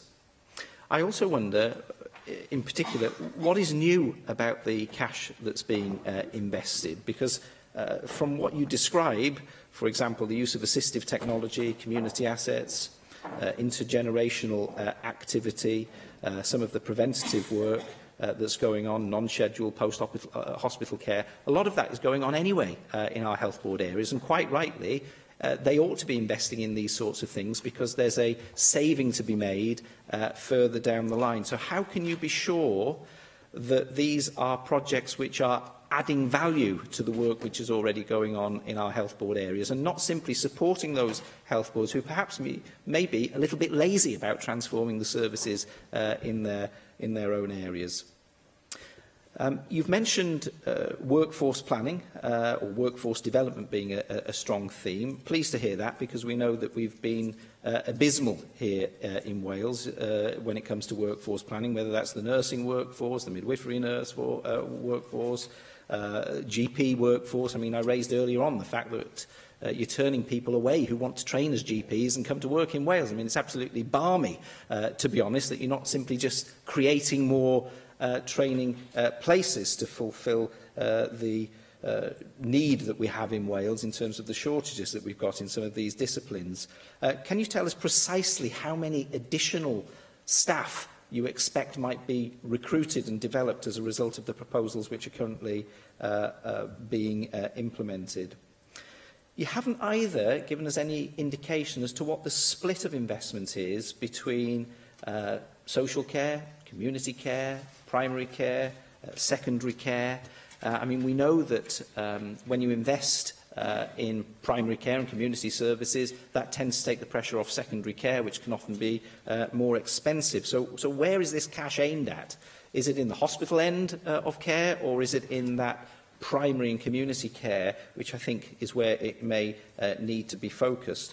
You made reference to the rapid review, which you've undertaken into the scale and spread of the proposals. You said that the outcome of that rapid review was encouraging. Can you publish the details of the review? Can you tell us a little bit about how you went about conducting the review to test what was going on the ground? I know it's early days for some of these projects, but some have been going for quite a while now, and I think we ought to be able to see pretty quickly whether they are going to be things which have legs or not, and which can be spread in terms of their practice across Wales. You also made reference to the goodwill of partners in delivering the change that is needed. Now, I know that there's been some good and very positive engagement with partners like St John's Ambulance and the British Red Cross of late, and that's work which I applaud, which has been going on in different parts of Wales. Can you tell us whether these partners, particularly third sector partners, are actually engaged in any of these projects, and if so, in what way? Because I think it would be good to know whether you're building on what clearly has been, certainly from my impression, a great deal of success with the British Red Cross up in North Wales. I think that they are all the questions that I have for the moment, Deputy Llywydd, but I do want to say that we welcome this investment. We do welcome the shift in the right direction, but I do think we have to make sure that this is investment which is being put in the right places and not simply replacing investment which should be in place already and the work that should be underway already in our health board areas. Thank you for the largely constructive approach to the, I think, 6 or 7 areas of questions. On your first point, saying we're behind some UK areas in health and social care working together, we're actually ahead of others as well. It was a fact that was acknowledged by Stephen Dorrell, a former Conservative Health Minister, now the chair of the NHS Confederation. When he came to the Welsh NHS Confederation dinner, he acknowledged that the NHS England plan talks about needing to have that much greater, more integrated relationship, but he acknowledged that we're further ahead in that journey here in Wales. We're not always very good at getting, if you like, network news acknowledgement of what we're actually up to here in Wales. So across health and social care within the UK, there is real interest in what we're doing, and I want that to be a genuinely open and two-way process, where we're interested in not just selling and telling the rest of the UK what we're doing, but they're actually looking at what the rest of the UK is doing as well. It has to be a genuinely rounded process, and that was actually at the centre of the speech that I gave to the NHS England Confederation conference in Liverpool about 18 months ago. In terms of where we are with the bids, well, we've confirmed each of those 7 areas, and it's now for partnership boards to deliver against the bids that they have submitted. In terms of where they are, Cardiff and Vale, Gwent Regional Partnership Board, North Wales Regional Partnership Board had 2 bids approved. Western Bay, which is soon to become Swansea Bay University Health Board area, they've had 2 bids approved, and West Wales has had 1. I'm expecting to have bids from other areas for me to consider, some this week and more in the pipeline. Now, overall, they make up £41.2 million. When we've made each announcement, we've highlighted what those sums of money are. For example, West Wales is over £11 million in the bid that I've recently approved. Gwent, the headline was £13 million. They're looking to reprofile that, but not to remove the scaling or the shape of the ambition, and others of varying amounts. Now, the point is, I don't want people to get lost in money as if this is only being allocated on a fair share basis for each area, because the money for each of those bids is predicated on what they contain and what's required for each of them. So your point about staff numbers, well, the bids are not predicated on staff numbers to be supported by the bids. It's how we transform the model of what we're delivering rather than talking about staff numbers. And so the spend depends on the agreed bids and the staff numbers depend on agreed bids as well. But crucially, this is about how you transform what comes. So it's about what comes at the end of each bid. Because this is a limited programme in the sense that there is a time frame to it.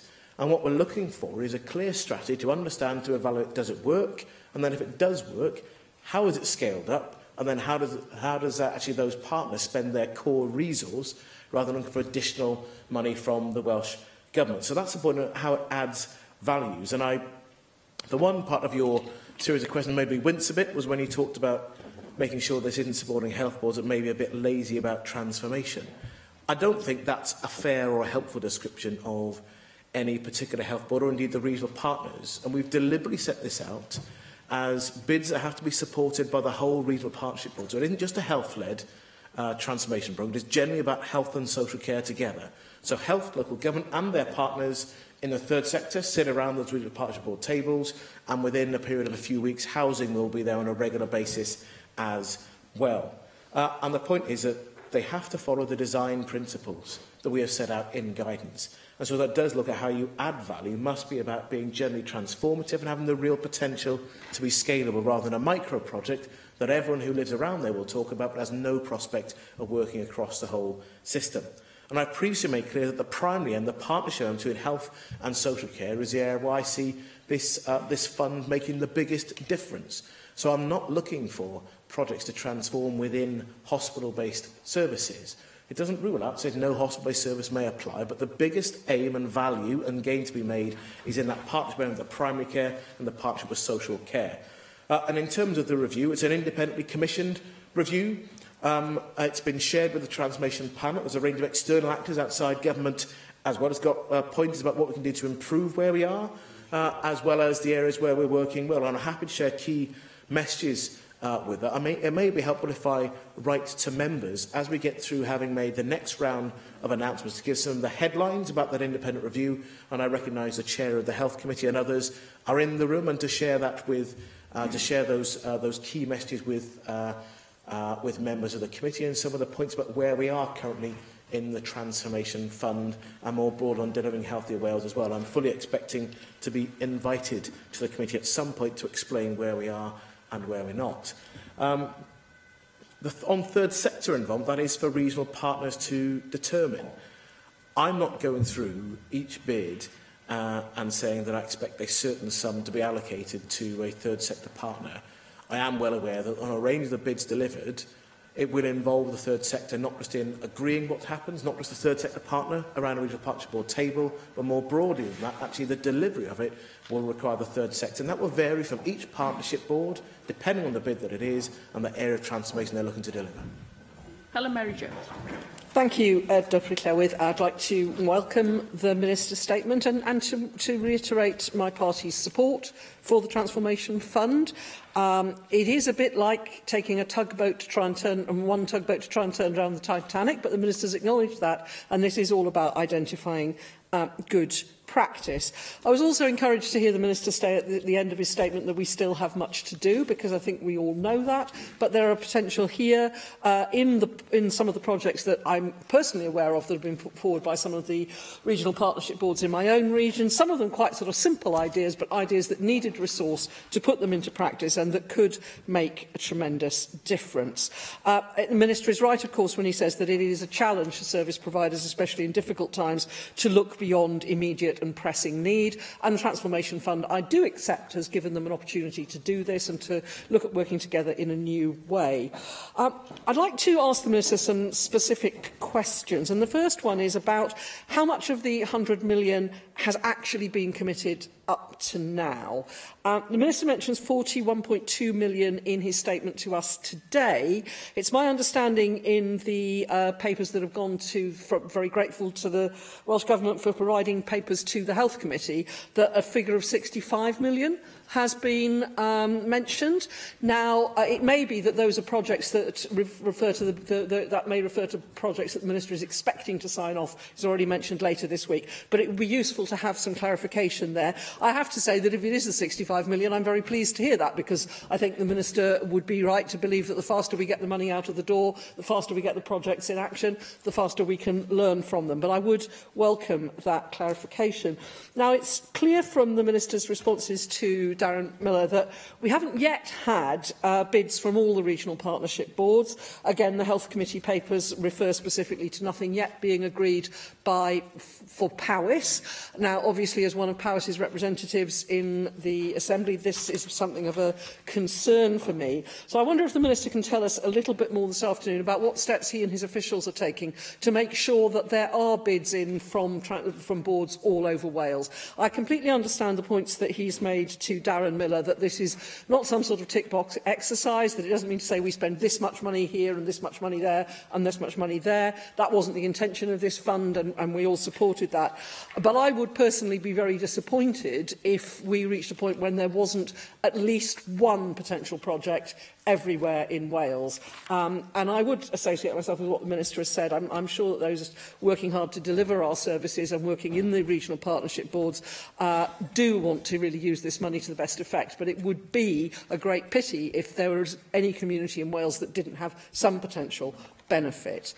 If I can refer then to the regional partnership boards, and it's obviously they're going to continue to be crucial in rolling this work out, can I ask the Minister to tell us a little bit more about how he and his officials monitor the performance of the regional partnership boards? I've had particular concerns raised with me about accountability, because obviously you have people from all these different bodies coming together. How are they accountable back into the communities that they represent? So I'd be interested to hear a little bit more from the Minister today about the guidance that's provided to boards in terms of how they relate to their local communities.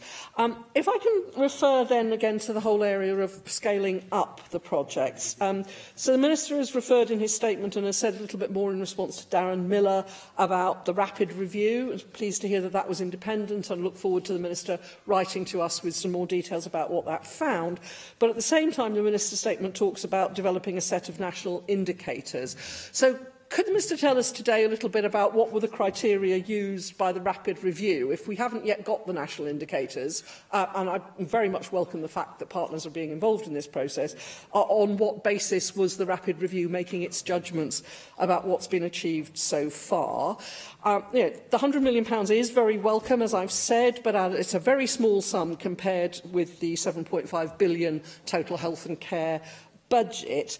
And I hope the Minister would acknowledge that we have historically in Wales suffered a little bit from projectitis, that we have good ideas that are tested, that they prove to work, and then get lost when the grant funding ends. Now, I know it's not the Minister's intention that this should happen with regard to projects funded by the Transformation Fund, but can the Minister tell us a bit more about how he intends to ensure that this projectitis, the good project that disappears when the money is gone, is not going to be the fate of some of the very positive work that can be funded by the Transformation Fund?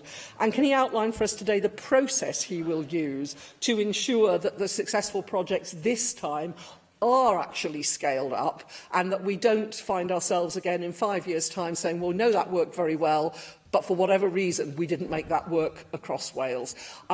We are, of course, a country of very varied communities. Things won't always work from one place to another, but the whole purpose, as I understand it, of the Transformation Fund is to provide good practice that can be scaled up, and I think it's crucial that this chamber understands how the Minister is going to make that happen. Minister.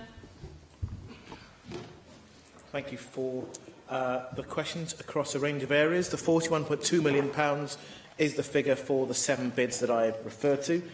The larger amount that you refer to is the potential in the bids that have already been received that I am looking forward to reviewing over this week. Is my ambition. I would like to make choices on those to allow people to get on with delivery. There are other bids in the pipeline, and I am happy to reassure the member and the chamber and anyone watching that I confidently expect every single regional partnership board within the country to have a bid within it. Absolutely. That includes Powys, it also includes Cwmtaf. Their bids are in discussion with officials, so they are at an advanced stage as opposed to a thinking, pondering and considering stage. And actually, being in a position to start making announcements as I was in the autumn was helpful, about generating pace in other parts of the country. Nobody wants to be seen to be left behind, but also about the sharing of the information, the areas that are being covered as well at the outset. And more than that, our plans to share evaluation and learning through this process as well. So as we go through, that the learning will be iterative as well, and I want to make sure that it's deliberately plugged in. So that's the part of the point about having the rapid review, is to make sure that we can understand both against not just the evaluation priorities within each bid, but also the policy priorities within Healthier Wales and the design principles that we set out to make sure that we're actually, in having an external review, and whether actually approving bids that actually are true to the policy priorities and their design principles we set out. On partnership boards and their links to local communities, I think we're straying slightly from the Transformation Fund, but of course local government members have their own mandate and their own democratic mandates to undertake their functions. We agreed in the Social Services and Wellbeing Act to create regional partnership boards, to try to draw people together. So we decided as a national institution to create that structure. And some of our challenges now about how we regularise the different partnerships that we have and making proper use of them. So they're a forum for people to make sure they agree on what they should do and then to go ahead and deliver it. And we have varying local, regional and national accountability mechanisms for that, including, of course, the conversation we are having in this chamber today. The Transformation Fund, as I set out on a regular basis, is not so much about the use of the 100 million. I really do try to avoid getting drawn into the shares between different partners in different parts of the country. The 100 million is a catalyst. It is a way to design and deliver the future, to draw together the best ideas to have the most transformative impact. And it's at least as much about having our health and social care system see together a level of ambition and to recognise what they can do. So if there is not a transformation fund, and we've created the sort of cultural environment where actually those partners can together continue to transform health and social care, because we won't do everything that we need to do in the next 2 years in the lifetime of the fund. So it is about the impact to transform the use of the current approximate £9 billion of shared resource that health and social care have. That is the objective of the transformation, but not about how we can spend £100 million itself. And in terms of how we're going to be able to do that, and how we're going to be able to demonstrate and evaluate the impact of the fund, well, there'll be an evaluation at the end of each project. But more than that, it's about what we then see being delivered in the joint plans of partners, about having joint health and social care plans that people buy into, and that if there is a successful project, that then that partnership is able to take that up, and actually how successful we are in scaling that up on a national level. So there's a role for individual partners within that. There's a role for regional partners, and of course there's a role for the government as well. For example, when we approve the IMTPs, of health boards, will we see, and will there be an expectation, if I'm in post, you can expect there would be, that successful ideas are scaled up and see a progressive way that they're being implemented within health board areas that start them, but also those health board areas that are not running those particular bids. So I expect to see real national impact. A good example would be, for example, the transformation in Gwent on children's services, a more preventative approach to mental health. Well, actually, that's part of what they're looking at. Now, if that works in Gwent, I would need to be persuaded that you could not and should not want to see that scaled up in other parts of the country, and we have different mechanisms as to how we could look to do that. Thank you very much, Minister. Thank you.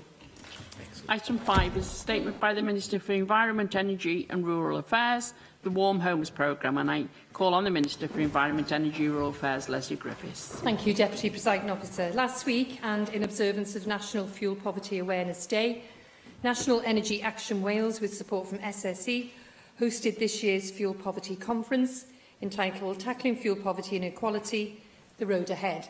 It provided an opportunity for government, Ofgem and key partners representing the energy and third sectors to come together to share successes and identify challenges, but more importantly to consider how best we can work together in partnership to support people in our society whose lives continue to be blighted by living in a cold home. Today, I would like to take this opportunity to reaffirm this government's commitment to tackling fuel poverty and improving the energy efficiency of our housing, whilst being good global citizens by reducing our carbon footprint and reducing the share of the world's resources we take for our own needs. Everyone should live in a decent home.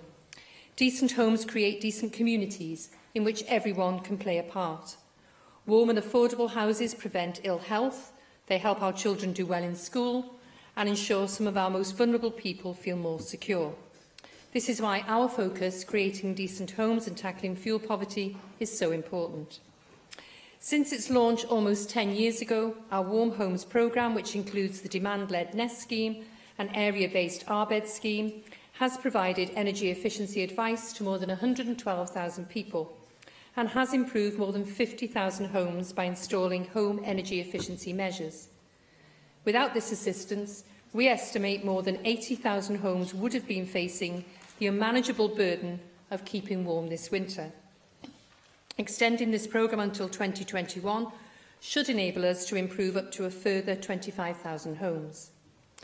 The investment of £248 million, which we've delivered through our Warm Homes programme up to the end of March 2018, has been in addition to support offered by the UK Government through the Energy Company Obligation Scheme. The new Eco scheme now has a greater emphasis on people living on lower incomes. This will better enable larger energy companies to play their part in making more affordable warmth a reality. The investment made in improving the energy efficiency of Welsh homes, together with our ongoing investment to implement the Welsh Quality Housing Standard in the social housing sector, has had a positive impact. The result of the latest Welsh Housing Conditions Survey reports the average EPC ratings of home in Wales in this latest survey is at Band D, compared to the average Band E rating in 2008. However, despite our efforts, the number of people struggling to maintain a safe and warm home during the winter remains stubbornly high. More than 1 in 5 households, unfortunately, continues to live in fuel poverty. Our health conditions pilot, introduced in 2017, is designed to support our efforts to reduce the levels of illness and premature winter deaths made worse from living in a cold home. The pilot extends eligibility to enable our Nest scheme to support people living on lower incomes, not in receipt of income-related benefits, living with chronic respiratory or similar health condition. I've agreed to extend this pilot for a further year. This will ensure that people most at risk of respiratory and associated conditions can continue to receive the help and support they need and will contribute to reducing winter pressures and our health services. This winter, I've also agreed to make funding available to provide support for our most vulnerable citizens who are living in a cold home for the sake of a cost of a phone call. A call-out charge needed to repair a broken central heating boiler. Supporting people to restore heating in their homes, especially for homes with children, older people and disabled people, must be one of our shared priorities. Turning to the future, my intention is to publish our new plan for tackling fuel poverty at next year's Fuel Poverty Awareness Conference, following a public consultation in the autumn. The new plan will include outcome-focused objectives which are aspirational. However, we must take care our aspirations are deliverable in the short, medium and longer term and are clearly aligned to our wider decarbonisation agenda. On that basis, the Welsh Government is keen to work with the energy sector, our stakeholders in the public and third sectors, the UK Government and the energy regulator to ensure we develop and deliver a plan which achieves our mutually shared ambitions. If we are to live up to our principled approach, balancing the need to tackle fuel poverty, whilst at the same time reducing carbon emissions from the 1.4 million homes in Wales, must remain core to our future plans. Thank you. Mark Isherwood. Well, thanks for your statement. You began by referring to last Thursday's National Energy Action Wales conference tackling fuel poverty and inequality, the road ahead of Friday's Fuel Poverty Awareness Day. And I also spoke at that event in the afternoon and sat on a question panel as we moved on. Now, as you know, according to the latest estimate, although some years out of date now, 291,000 households in Wales, 23%, are in fuel poverty. Can you tell us when you expect the updated figures to be published? We understand the Welsh Government is likely to do that this spring. The National Energy Action Fuel Poverty Monitor 2017-18 referred to the Welsh Government's 2010 target to eradicate fuel poverty by December 2018 and said there had yet to be clear, tangible steps towards setting a new fuel poverty commitment to drive strategic action on fuel poverty reduction locally and nationally, and that there was consensus that a new fuel poverty strategy and action plan with ambitious targets to improve homes to a minimum efficiency standard should be developed in collaboration with stakeholders. Well, in your statement, you confirmed your intention to publish a new policy, a new plan for tackling fuel poverty at next year's conference, presumably another 12 months away, and that you're keen to work with the sector.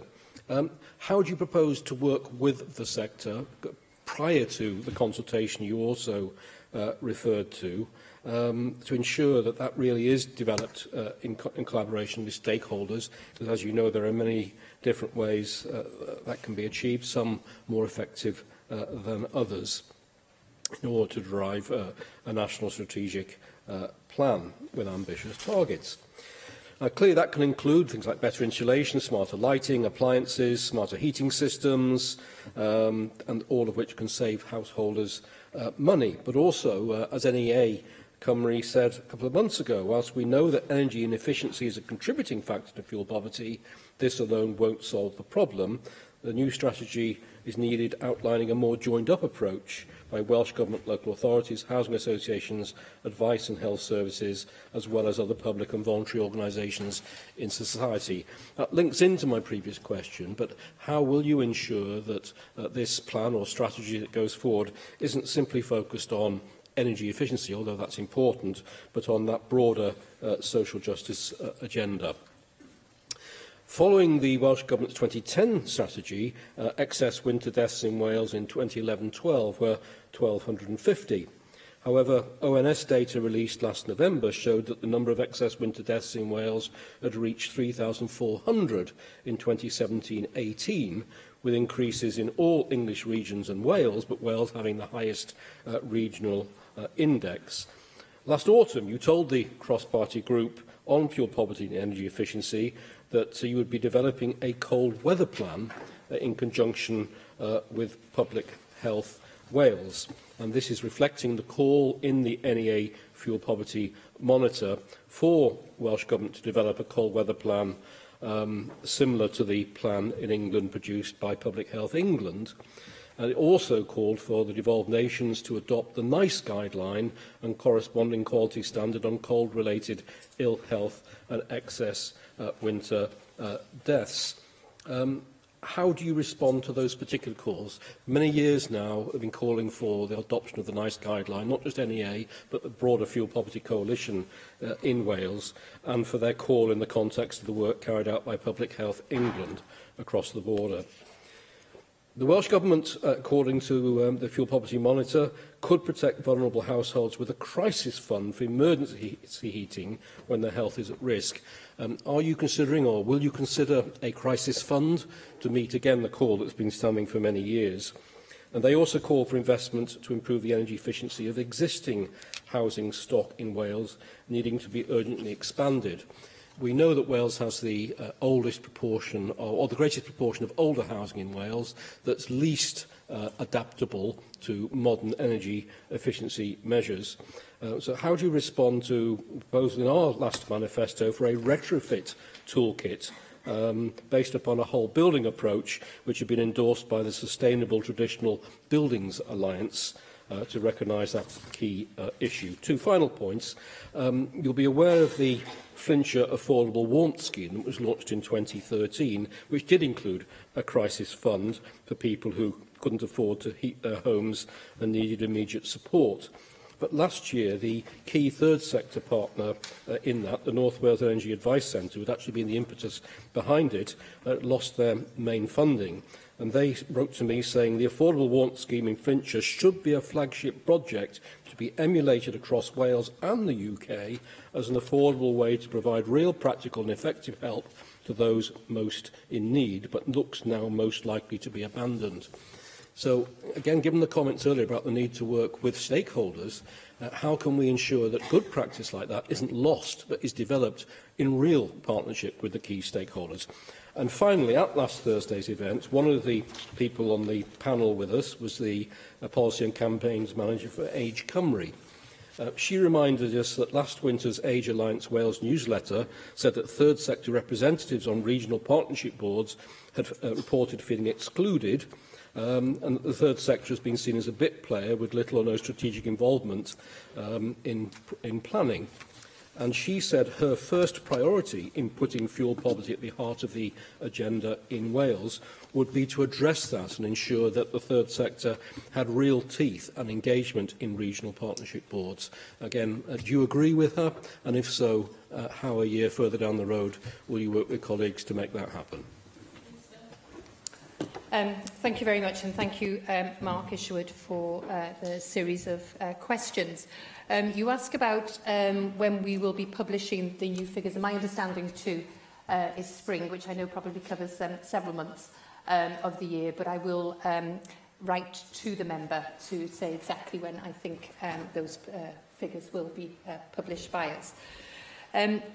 As Mark Isherwood said, I attended the Fuel Poverty Cross-Party Group, which I think you chair, I think towards the end of last year, and certainly I found it very beneficial to have that conversation with so many enthusiastic stakeholders. And I think going forward, we talked about the new strategy, and I've asked officials to start working with stakeholders. So I think we do need to find a way of making sure they have a meaningful response to the way we take this new fuel poverty strategy forward. And I'll certainly look at whether we need some form of round table or some form of group to help us bring that strategy forward. I don't think it should be too big. I think you reeled off quite a few different organisations, and I think sometimes it's a bit difficult to have too many round a table, but certainly with the expertise that they have, I think will be needed.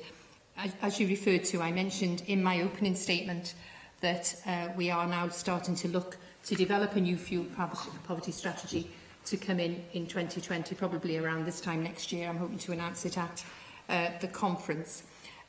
We'll go out to consultation in the autumn, so that groundwork needs to be done from spring onwards to make sure we're ready to have that public consultation in the autumn that will then develop the new plan to be published in early 2020.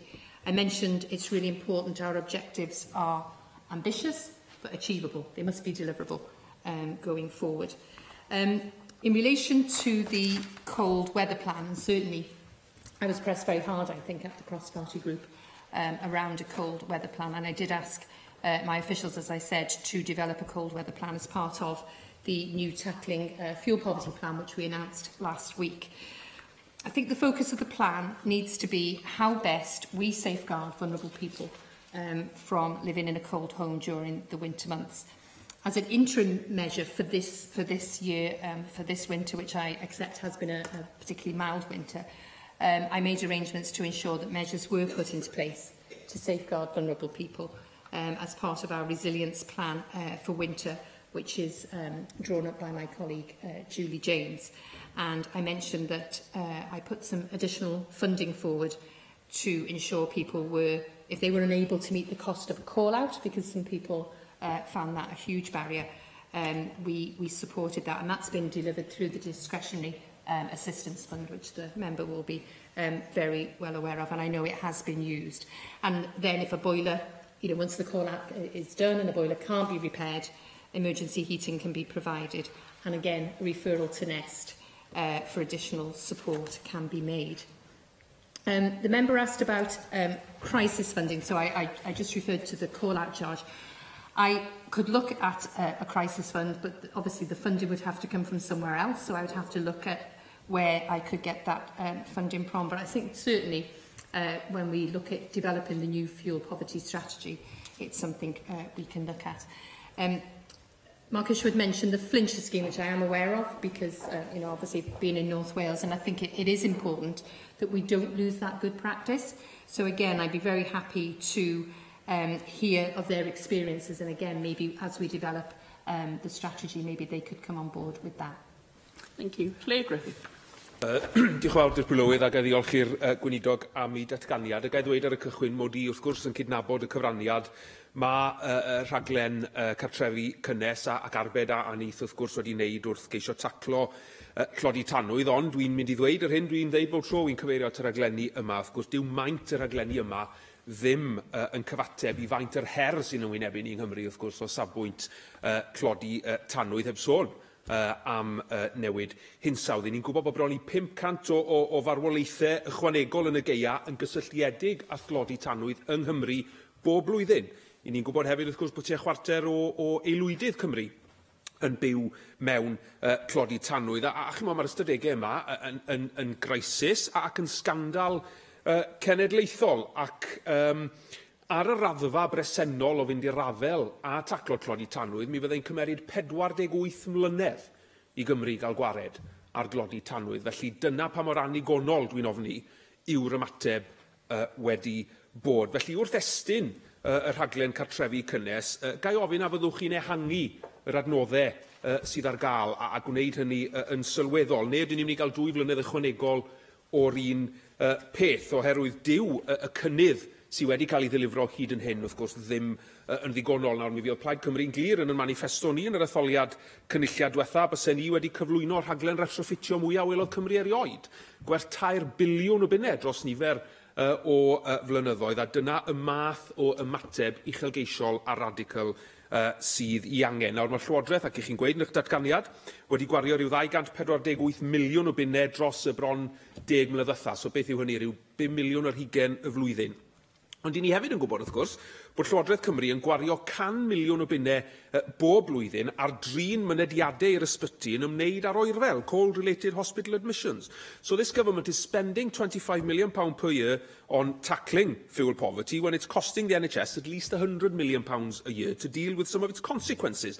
And of course that £100 million doesn't include the cost of tackling the respiratory consequences of living in a cold and a damp home, the mental health consequences of fuel debt, etc., etc. So what does it say about how seriously this government is taking its obligations in terms of preventative spend and the preventative approach promoted in the Wellbeing of Future Generations Act when your response to the fuel poverty crisis in Wales is, frankly, so inadequate? Now, I welcome the proposed new plan for tackling fuel poverty. What I don't welcome, of course, is that it won't be published until a year from now. And that's when it will be published, so we're not quite sure whether that's also when it will start to be actioned. Presumably that will be in 2021, when the current Warm Homes programme comes to an end. So by 2021, we will have probably seen in Wales a near 1,000 Welsh people dying in excess winter deaths related to fuel poverty. Now, that's not acceptable, clearly. So how ambitious will the new plan be?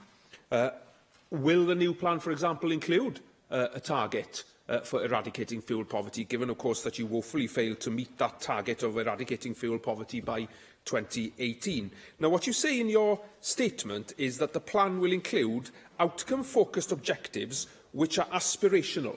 Well, that's the worst kind of civil service speak I've probably seen in a long, long time in any statement. You know, when is a target not a target? When it's an outcome-focused objective which is aspirational. So can you tell us what that means, Minister?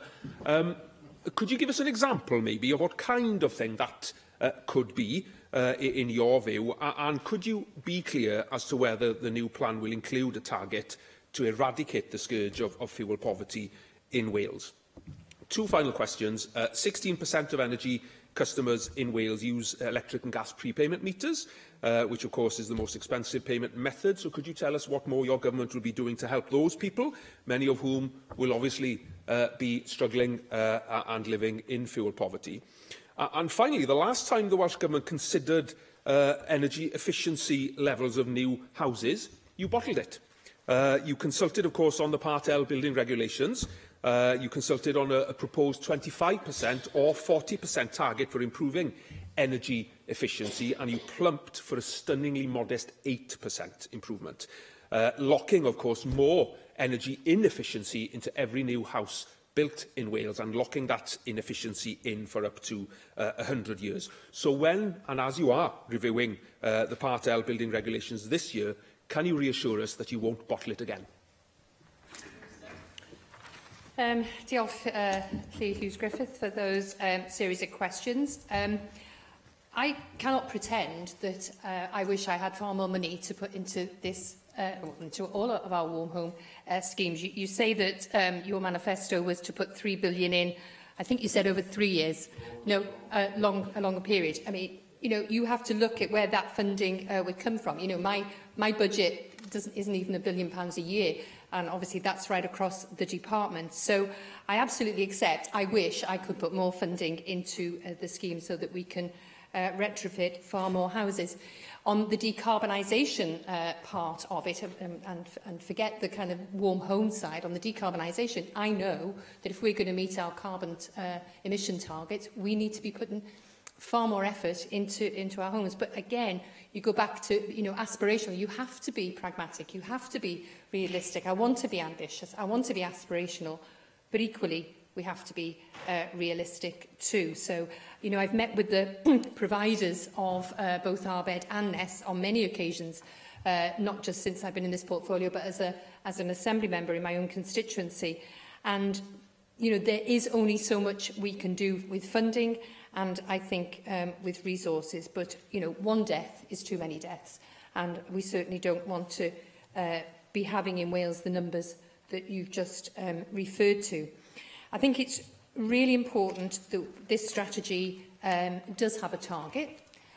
You mentioned the 2018 target, and looking back, it certainly wasn't achievable. So I don't see the point in having targets, particularly when you're minister and you think, well, I'm not going to be there in 10 years' time. You can promise anything. I'm not like that, and I don't want to do that. But I do think within the strategy, you need to set realistic targets that can be met.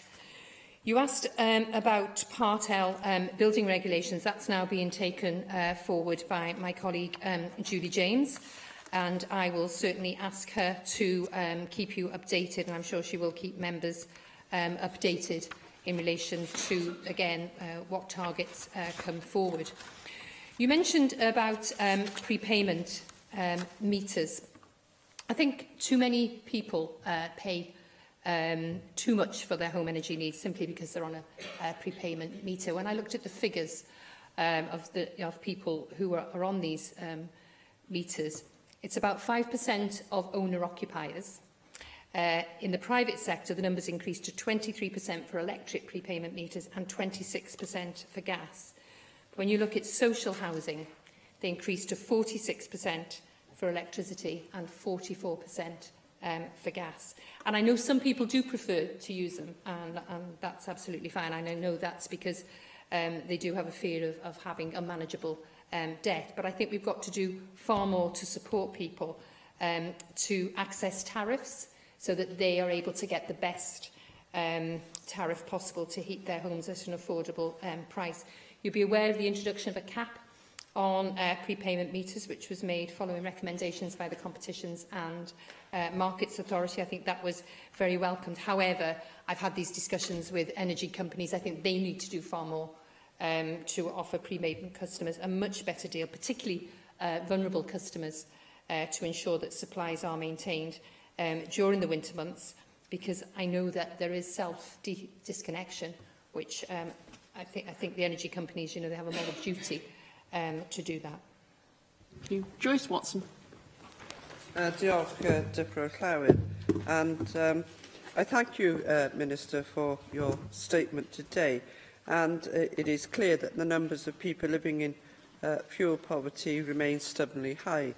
And it's also distressing that we see this alongside the rise in food banks, the rise in homelessness, and it's simply a system of the last decade of austerity.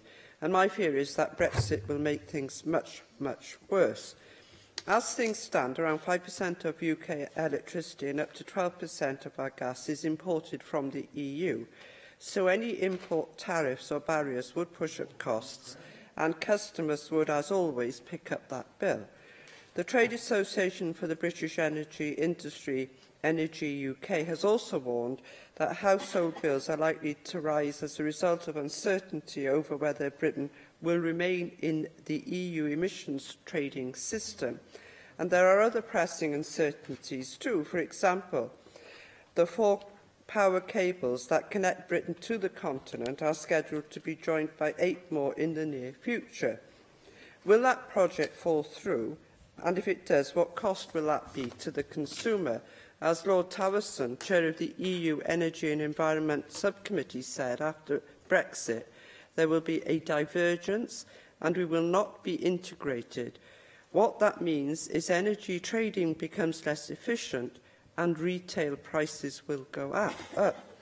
We've seen today, again today, what was once glibly dismissed as Project Fear being realised throughout the UK car industry and the devastating impact that's had on those communities. But what cost Brexit to Wales' booming energy sector, particularly the key operators at Milford Haven?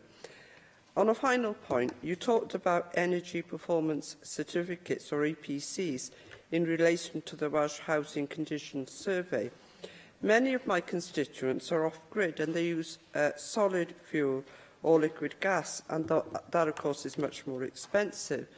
But EPC is based on running costs, and as such is not a reliable measure of energy efficiency for those particular areas.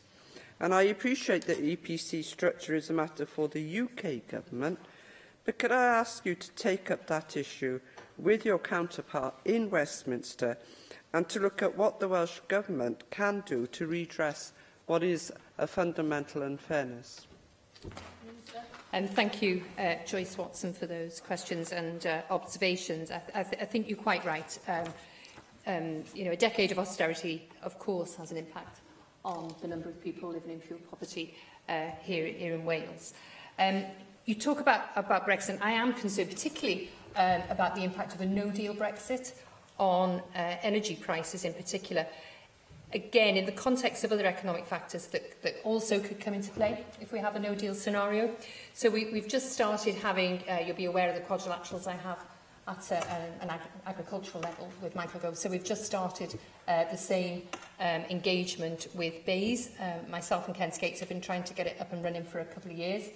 We've just had the first meeting that was chaired by Claire Perry, and I think it was really important that we highlighted our concerns, particularly around a no-deal Brexit. The UK government informed us that they have done some assessment around the likely scale of price increases. They haven't shared that information with us. We need to have sight of that detail so that we can work out any potential impacts on the people of Wales and also businesses. I think it's absolutely urgently needed if we are to understand and plan for any potential impacts on fuel poverty levels here in Wales as we come out of the European Union. I think there's also a need to consider energy prices in the context of cumulative impacts and consider the interrelationships between energy prices and the other economic impacts we could have post-Brexit. So in relation to your question around EPCs, I'll be certainly very happy to take that forward with Claire Perry. If not at the next BEIS quadrilateral, I'll be very happy to write to it. Thank you. Neil Hampton. Thank you, Deputy Presiding Officer. Well, I welcome the statement, and of course I'm entirely in favour of the Warm Homes programme. I'm delighted that the government has invested £248 million in it over a period of years. It is undoubtedly a very cost-effective investment in keeping people's homes warm, and as Claire Griffith pointed out earlier on, failing to do this effectively in new homes will have effects that go on maybe for 100 years, the length of life of the property. Therefore, the Part L regulations are an important element in this, and I certainly support the case that he made for this to be an area of priority for the government to make more effective. And certainly the other parts of the statement, the average EPC rating of homes in Wales is now at Band D, whereas 10 years ago it was Band E. That's very welcome. The health conditions pilot I certainly am very supportive of, and also the imaginative scheme to help people with call-outs for repair of broken central heating boilers and so on in the winter. Those kind of micro measures, I think, are very desirable in themselves, quite apart from any global warming issues which are behind these policies. So, yes, I welcome all that, and I welcome the government's commitment to tackle fuel poverty, but it would be more impressive if they weren't doing so much to cause it in the first place.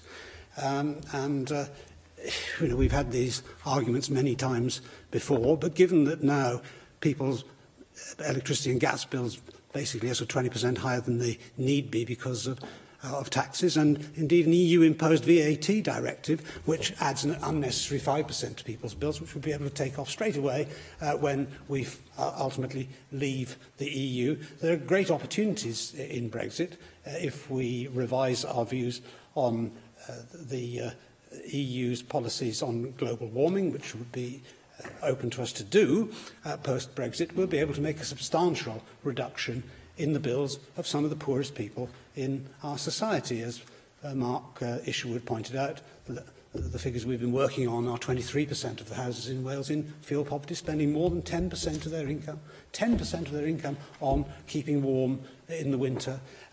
These are astonishing figures for a country at the beginning of the 21st century in what is supposed to be one of the most developed countries in the world. I think it's a shameful indictment of the failure of successive governments of all parties that so many of our citizens are suffering in this way, and it should be one of our highest priorities to do something about it. But what is being gained by these policies that are imposing such great burdens upon the people who are least able to bear them? What's happening in the rest of the world? There's supposedly going to be a rise in CO2 emissions in 2018, the figures are only coming out now, by 2.7%. That's an increase in global emissions, sharply up on the plateau from 2014-16, and a 1% rise which occurred in 2017. And where is this coming from? Well, according to the Global Carbon Project, all countries are contributing to this rise, with emissions in China up 4.7%, the United States by 2.5%, and India by a staggering 6.3%, up on the year before, largely driven by their 8% economic growth achievement, which is a good thing in itself. And this is being driven in all fuel sectors as well. In India, for example, this 6.3% growth is being generated by a 7.1% increase in the use of coal, 2.9% increase in the use of oil, and a 6% increase in the use of gas. They are going massively in the opposite direction to the one which the Energy Secretary is saying Wales should do. Wales contributes 0.01% to global emissions of CO2. The increase in India's emissions last year amounted to 5 times that. We could close down the entire Welsh economy, we could expel all the people from Wales, and indeed they could all die, and Wales would have a zero carbon footprint. India would wipe that out in the increases in its economy alone in 10 weeks. That is the price that all these people in fuel poverty are paying for 10 weeks of India's increase in their own carbon emissions. I think this is a staggeringly irrational policy on the part of the Welsh Government and the UK Government, and indeed of the entire European Union. UKIP is the only party in this Assembly that offers a different road, and our policy is to put the economic well-being of people, and particularly the poorest people in society, first, not fantasy policies about global warming which can do nothing to change. So let's bring it back to fuel poverty, shall we, and warm homes. And I'm very proud that we have put so much investment into our warm home schemes.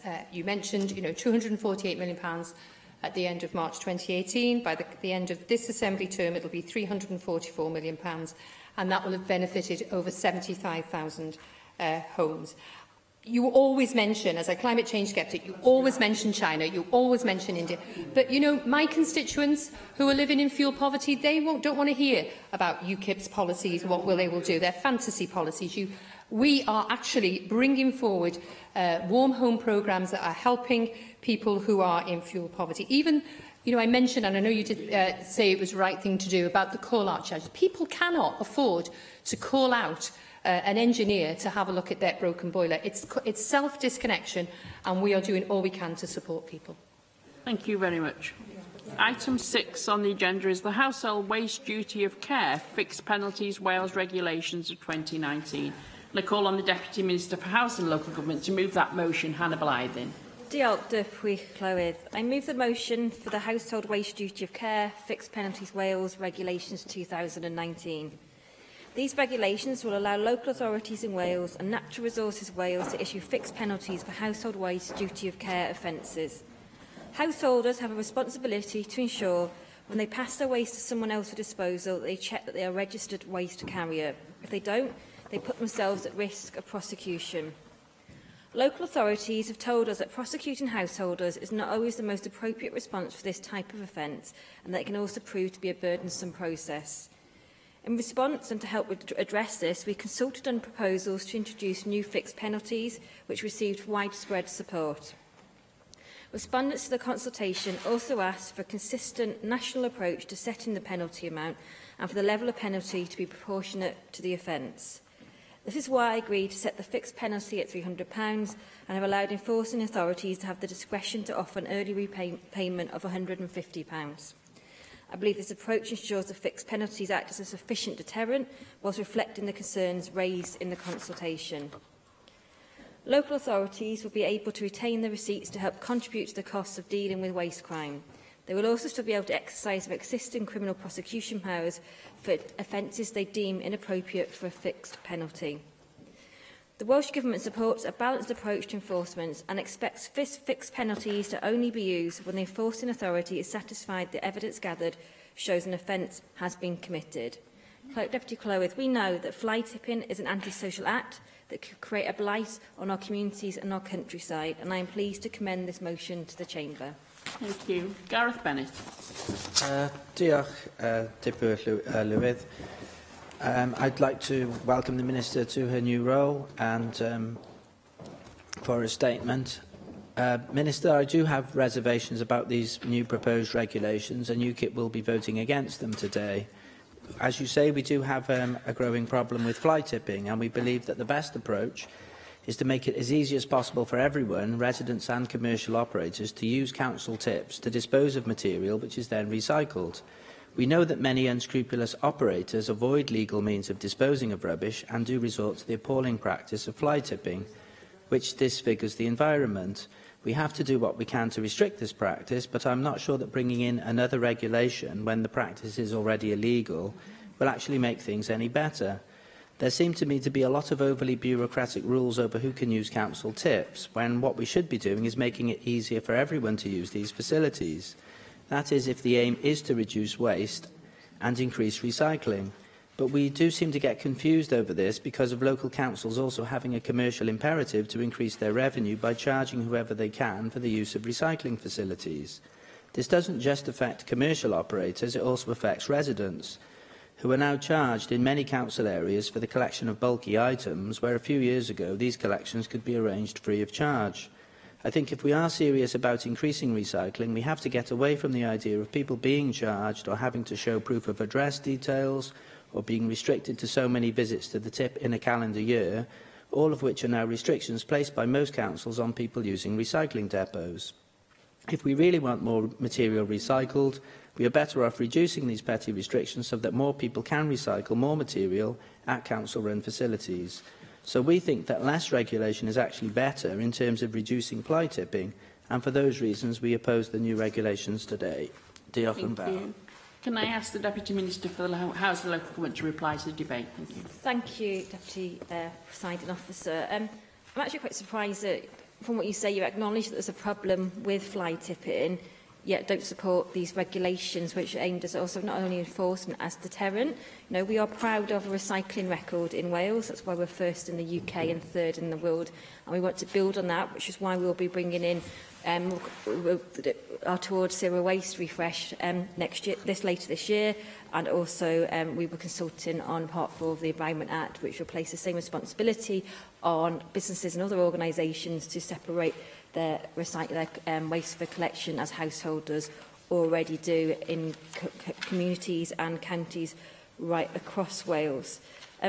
Just to reiterate, I think the number of times I've stood here and respond to members who have concerns in terms of fly tipping in the local area.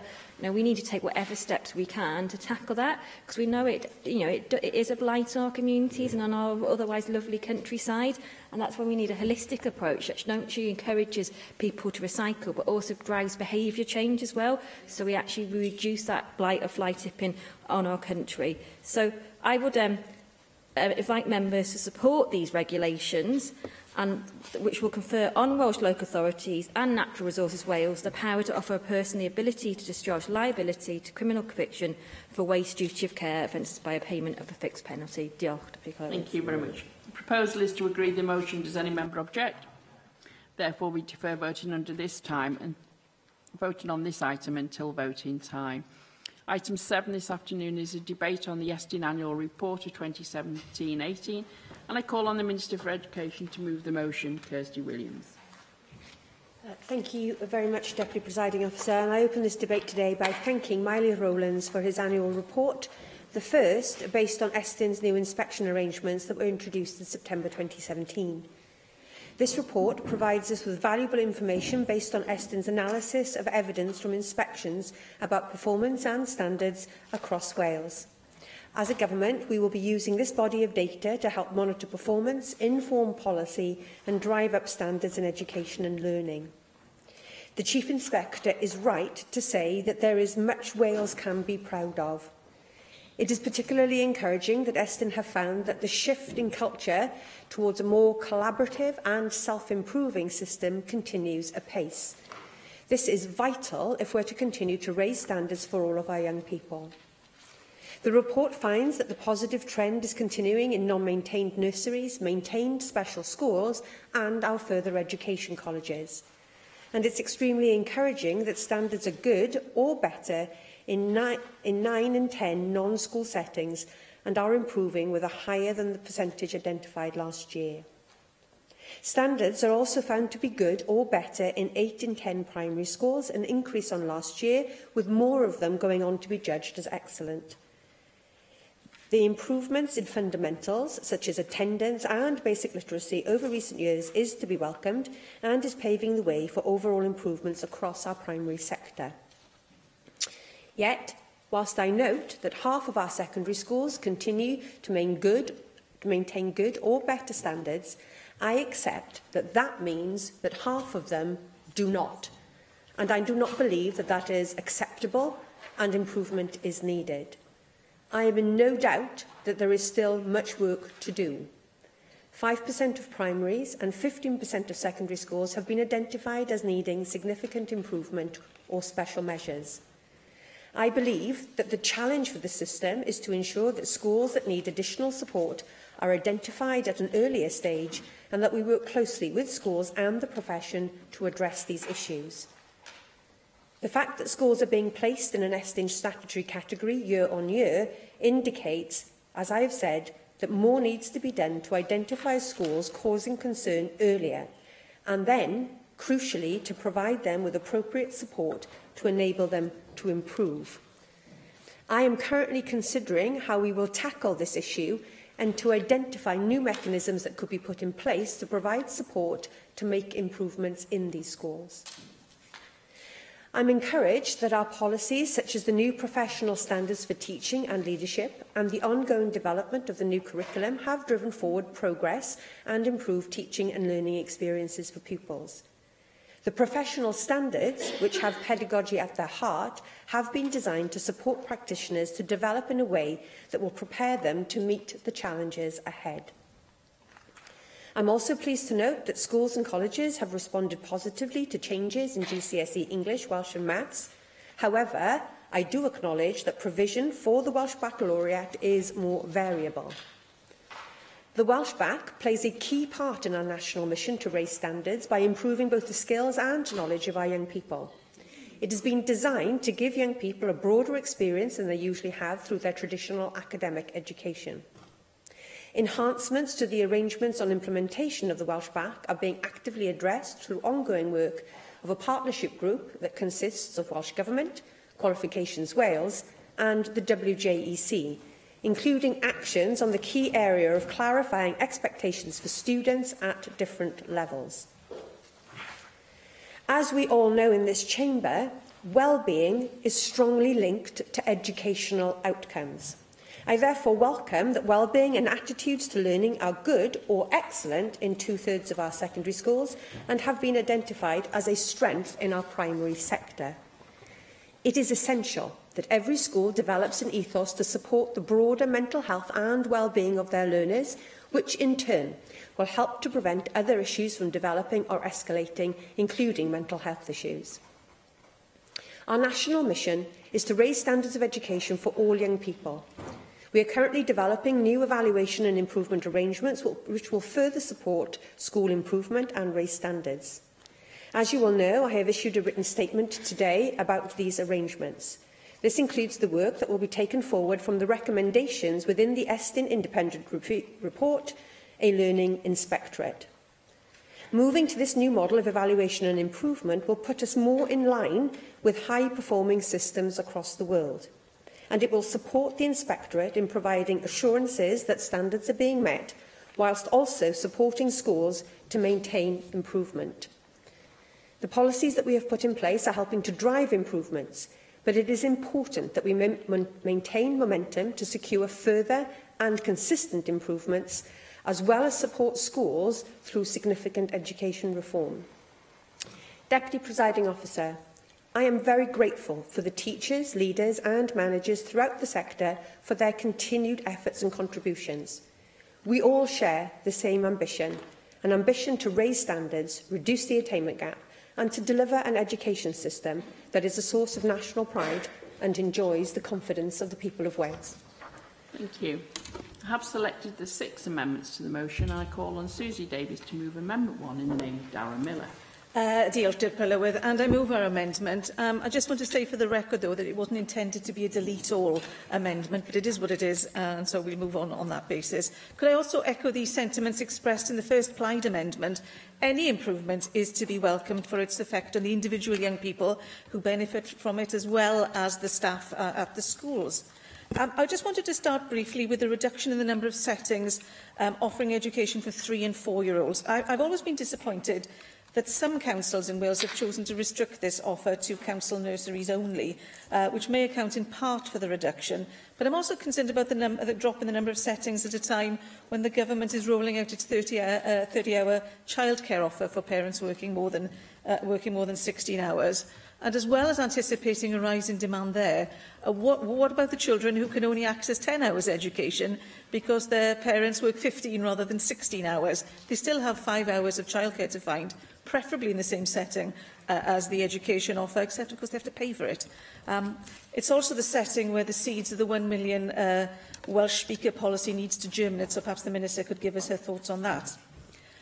Point 4 of our amendment is an opportunity for the Minister to let us in on how the risk profile and financial management associated with policies aimed at school improvement is managed within government. The consortia and local authorities working together are supposed to be the backroom engines of school improvement. They're only briefly mentioned in this report, although the standout finding there is that, as a result of a range of failures in one consortium, the pace of improvement in secondary schools causing concern is just too slow. But specific trouble in one consortium doesn't explain the wild variation in school performance across Wales. You accept that there is variability. It's within schools as well as between schools, a finding of the OECD in its report in the last Assembly term, and that doesn't really seem to have changed much.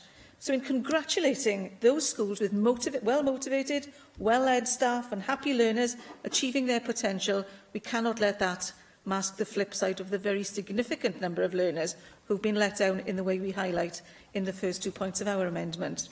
Now, as you say, Minister, 5% of primary schools and 15% of secondary schools are in special measures or in need of significant improvement. Those are quite high percentages when we're talking about the nadir of performance. And these concerns are not new. So how has your audit and risk management within your department helped you improve the monitoring and evaluation of policy design and implementation? In short, what have you changed as a result of that work? When only 8% of our primary schools are considered excellent when it comes to standards, Why are 88% of them categorised as green and in need of minimum support? Barely half our secondary schools are good, let alone excellent, yet 70% of them will only get 10 days or less support. How did we get to a position where only a third of our through schools, the fashionable format for leadership and management now, were found to be good at leadership and management, let alone standards and teaching and learning? Only a third of them. There were no excellence. This report shows that despite the demographics and other challenges of our schools, any one of them can be excellent across the 5 inspected areas. So why exactly do so few of our primary schools achieve that? And how can we have such extremes between success and failure in the secondary sector? It doesn't tally with the categorisation. It doesn't tally with half our schools needing inspection follow-up. And despite some very, very pleasing results, as you said, around well-being, that doesn't necessarily tally with higher standards, because Estin says you only see that where the schools are exceptionally strong on well-being. But where I think the urgency now lies is with self-evaluation. The OECD said we had problems with this previously, and it is patently clear that far too many schools and school leaders are still struggling with this, even now. Half of secondary schools. These are the schools you're asking to take on new qualifications and a new curriculum questioned yet again today in the Times Education Supplement, which is dependent on self-evaluation and self-improvement within the schools to achieve its aims. And you said that was vital. If, as claimed, a shift to a self-improving culture is moving apace, why aren't standards improving apace? Estin says that despite various initiatives, including banding and categorisation, it remains the case that these schools, the poorer performing ones, are not identified early enough and not enough is done to support them. You said that in your opening remarks, and you said that you're currently considering how. Minister, you have the powers of intervention to shake up these schools and councils and consortia who continue to fail children. Please use them. Thank you. Thank you. Can I call on Sean Gwenllian to move amendments 2, 3, 4, 5 and 6 in the name of Rhyn ap Iorwerth? Diolch yn fawr, a dwi'n symud gwelliannau rheini. Diolch yn fawr am y cyfle I drafod canfyddiadau adroddiad Estyn 2017-18. Mae sefyllfa yn hysgolion uwchradd yn fater o bryder mawr, gyda disgyblion mewn hannar yn ysgolion uwchradd, sef mewn tua 100 o ysgolion yn cael ei gadael lawr. Hynny yw, dydy'r plant ddim yn cyrraedd eu llawn potensial erbyn iddyn nhw adael yr ysgol. Mae hyn yn sobor I bob un person ifanc sy'n cyrraedd y sefyllfa honno, a mae hefyd yn sobor o ran ffyniant y genedl yn gyffredinol. Mae Cymru angen cyfundrefn addysg o'r radd flaena lles y genedl a chenedlaethau'r dyfodol. Dim ond 195 ysgol uwchradd sy'n yng Nghymru. Dydy hyn ddim yn rhif anferth, ac mae rhaid felly bod yna rhywbeth mawr o'i le, nad oes modd sicrhau safona cyrhaeddiad uwch a chyson ar draws Cymru. Y cwestiwn pwysig ydy sut mae gwella'r sefyllfa. Mi nododd prif arolygydd Estyn yn y Pwyllgor Plant, Pobl Ifanc ac Addysg yn Rhagfyr y llynedd bod angen gwneud 3 peth. Yn gyntaf, mae angen adnabod yr ysgolion yn gynt, hynny yw yr ysgolion sy'n tan berfformio. Yn ail, mae angen gwneud yn siŵr I bod nhw yn cael gwell cefnogaeth, ac yn drydydd, mae angen cydgordio'r gefnogaeth y maen nhw'n ei chael ar hyn o bryd yn well. Dwi'n mynd I hoelio sylw ar y trydydd pwynt yma sydd yn holl bwysig, dwi'n meddwl, ac yn heiddi sylw. Ar hyn o bryd, mae cymaint o haenau yn y system, yr ysgolion eu hunain a'i tîm a rheoli, y llywodraethwyr, yr awdurdodau lleol, a'r consortia ag Adran Addysg Llywodraeth Cymru, pwy sydd yn cymryd y cyfrifoldeb? Ydy o'n gyfrifoldeb I bawb ac I neb yn y pen draw? Mae hyn yn bryder. Mae angen gwella atebolrwydd yn y system drwyddi draw a hynny ar frys, ac mae angen adolygu'r trefniadau a'r angen am yr holl haenau mwyn gwneud cydgordio'r gefnogaeth yn well, sef be mae un o amcanion yr prif arolygydd. Troi at adroddiad Donaldson ar yr arolygiaeth dysgu, Y prif fyrdwn hwnnw oedd y dyla fod gan Estyn fwy o rôl o ran cefnogi'r broses o wella ysgolion. Hynny yw, y dyla Estyn fod yn fwy gweithredol yn yr ymateb, yn hytrach na dim ond yn y diagnosis. Ac mae yna ddadleuon o blaid ac yn erbyn hynny. A'r bore yma fe gafwyd datganiad gan y Llywodraeth yn deud eu bod nhw yn derbyn yr argymhellion yn yr adroddiad yna.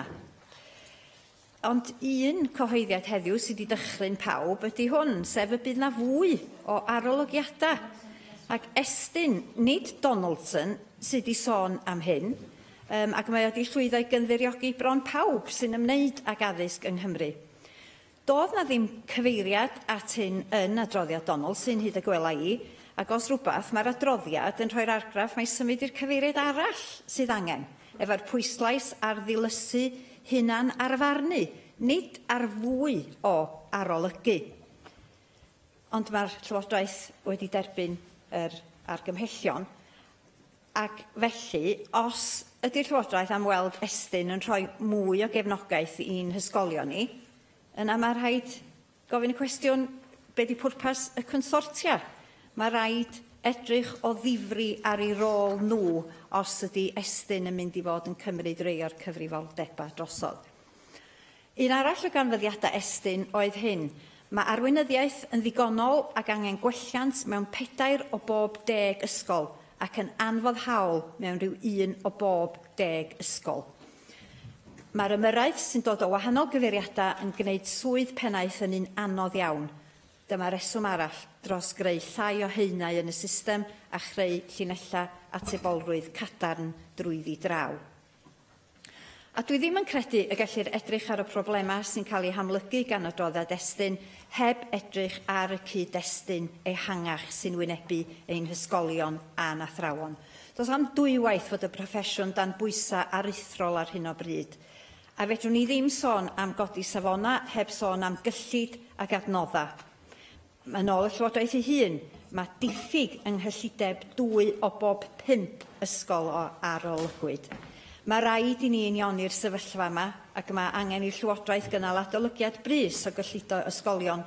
Ydy'r lefel cyllido'n ddigonol? A beth am y sleisen o'r gacan sy'n mynd at addysg? Os digon ohono yn mynd at yn ysgolion?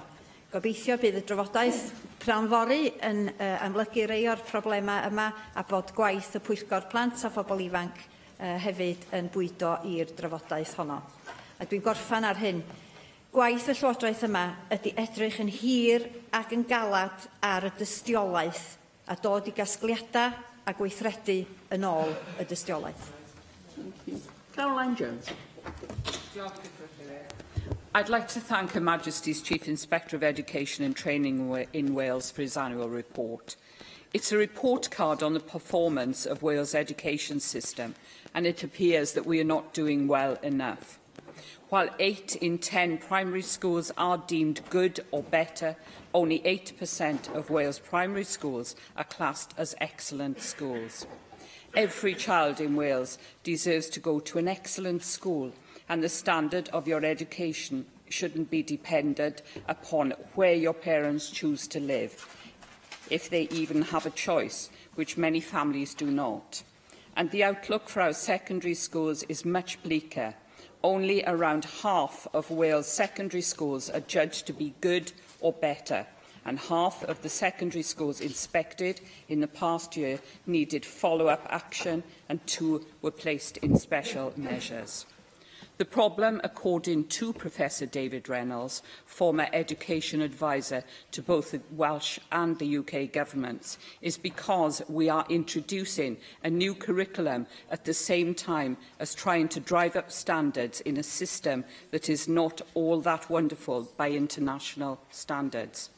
Standards have improved slightly, and of course that's very welcome, but we still have one of the worst performing education systems in the world. We are letting down future generations and condemning us to languishing at the bottom of the economic league tables. We are preventing half of Wales' young people from achieving their true potential. We have known for years that we weren't helping our brightest, but as highlighted by the Chief Inspector's report, we are letting down pupils across all abilities and all age ranges. I had the pleasure of attending the official opening of Ysgol Carreg Hir in my region, a new primary school resulted from the merger of two primary schools, Bryn Hyfryd and Ynys Madi, and one was in special measures, Llanssawel. I have to say I was very impressed with the new school buildings, the staff and the pupils. The pupils seemed to thrive in the new environment, which was conducive to learning. And I have no doubt the new school will be much better than the sum of its parts, and it will, thanks to the staff, pupils and parents, be judged as excellent when Estyn inspectors visit this school. However, not all our children and young people are lucky enough to have state-of-the-art learning environments. Many pupils are crammed into crumbling classrooms filled with broken and out-of-date equipment. Teachers and pupils alike do their best, but massive underinvestment and budget cuts have taken their toll. I recently met with the head teacher of Ysgol Gyfun Cymraeg Llangynoed to discuss the future of Welsh medium education in the Bridgend County Borough. His school had a good rating from Estyn and scored 5 stars in the Real Schools Guide.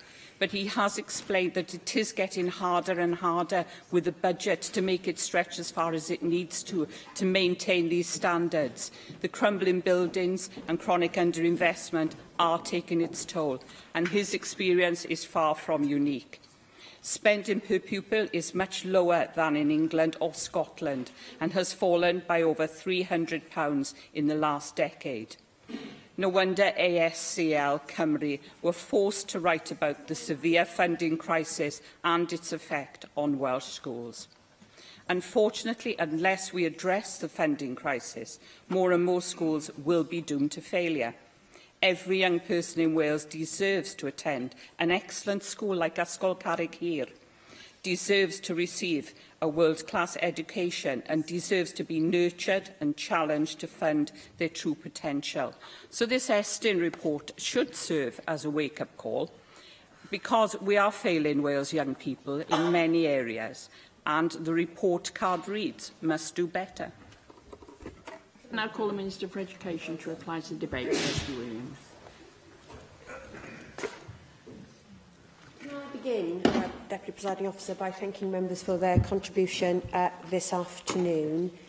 If I could begin by addressing some of the comments made by Susie Davis. I'm not the one who's claiming that the culture of cooperation and self-improvement is moving apace. That's what is reported back from the Chief Inspector himself.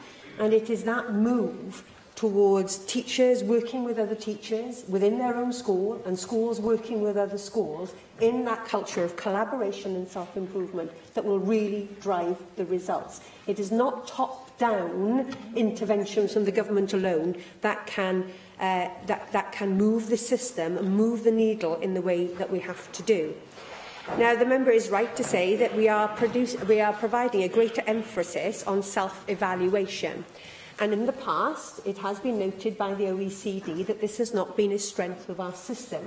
And that's why Estyn are working with the OECD to design a self-evaluation toolkit to ensure that there is a consistency in approach to self-evaluation across the Welsh education system, and that consistency is also a robust approach to self-evaluation. And the purpose of a reformed inspectorate is for Estyn to be able to validate a school's self-improvement work. If they are confident, and Estyn are confident that that school is doing it well, and their self-evaluation is robust and is driving change, then that school will have a greater sense of earned autonomy before Estyn will come back. If Estyn has concerns about that approach, then they will be back at the school more frequently. And that's how we will drive the system forward. Now, the member made the point around non-maintained settings, and the report itself doesn't say whether the drop in numbers is a good thing or a bad thing. What it does say, and the member is right to point out, that it is not simply the preserve of maintained settings that can offer excellence to our youngest learners. And in fact, the quality of our non-maintained sector is commented upon by the Chief Inspector, and the non-maintained provision for our youngest learners is one of the strengths of our system.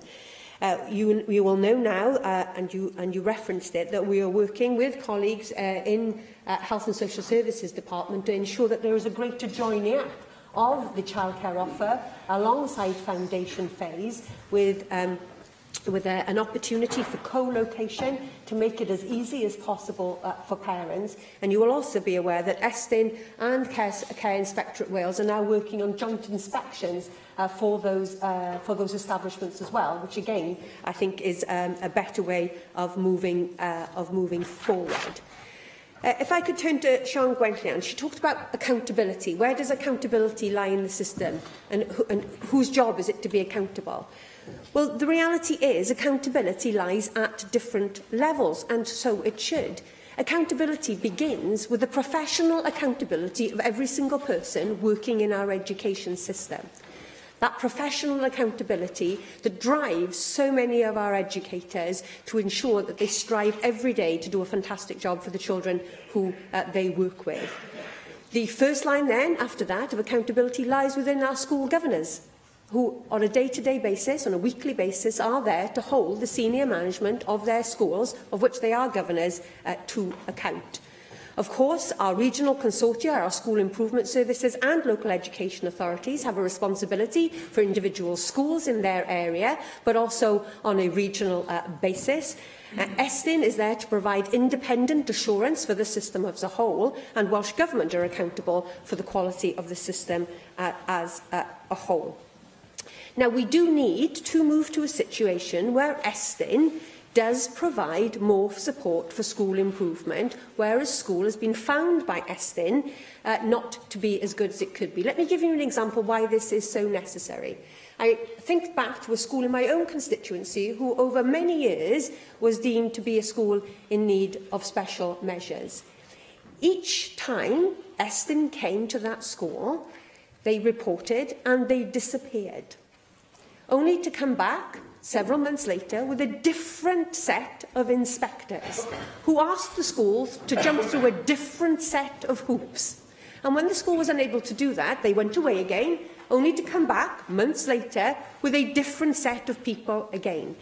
Now, that's not the way I want our inspectorate to behave. We need to have Estyn, our inspectors, around the table with our school improvement services, with our LEAs, to create a plan for that school and to work with others to ensure that that plan is delivered and that school moves out of a category more quickly than some of our schools do at the moment. And it's a vision that I share with the Chief Inspector, because I think Estyn has more to do than it is currently doing at the moment.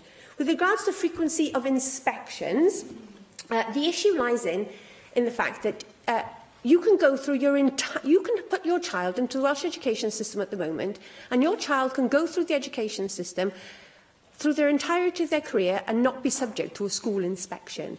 What we do know is that some schools who are in a category can improve really, really quickly, but we also know that good schools can go down really, really quickly. And this system that is being proposed today and will be consulted upon gives us the opportunity to provide parents with better real-time data and information about what is going on in their schools. And Plaid Cymru might not want, they say they want greater accountability. Plaid Cymru may not want that accountability, but I think parents want to see more timely, up-to-date data about what's going on in their children's schools than is currently available. And we have to get away, and Plaid Cymru have to acknowledge that we are moving to a different type of inspection system, and we're doing it to help us make sure that all of our children get a fantastic education. Can I just say about Caroline Jones, she says that we're the worst system in the world, but I'm very glad then she went on to clarify that by giving some examples of fantastic schools in our own region that are doing a great job. She says we're not doing enough for our more able and talented students. We have introduced a more able and talented programme.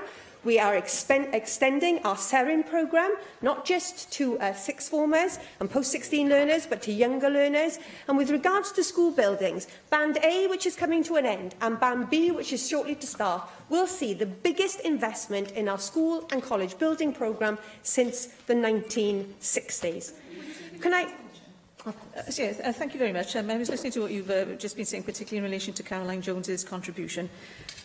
I still don't think you've given us an answer why we still have so many persistent failing schools. And I've used failing advisedly, but there is a certain cohort of schools that is still not moving out of special measures and so on, despite years and years of intervention. What is it? And I agree with you that there are certain schools that appear in red categorisation and in Estin categorisation too often. And we could probably all, between us, name what those schools are. And which is why I made reference in my speech to a changing the role of Estin. So they're not simply there to make a judgment. They have to be part of that school improvement. They have to be part and more proactive in school improvement than simply making a judgment. And why I have said that we will be reviewing how we can make more effective interventions for those schools, because it is not right that those schools are left in those situations for sometimes for a period of years. We have to have a more effective way of moving those schools more quickly than we currently do at the moment. And I acknowledge that in my opening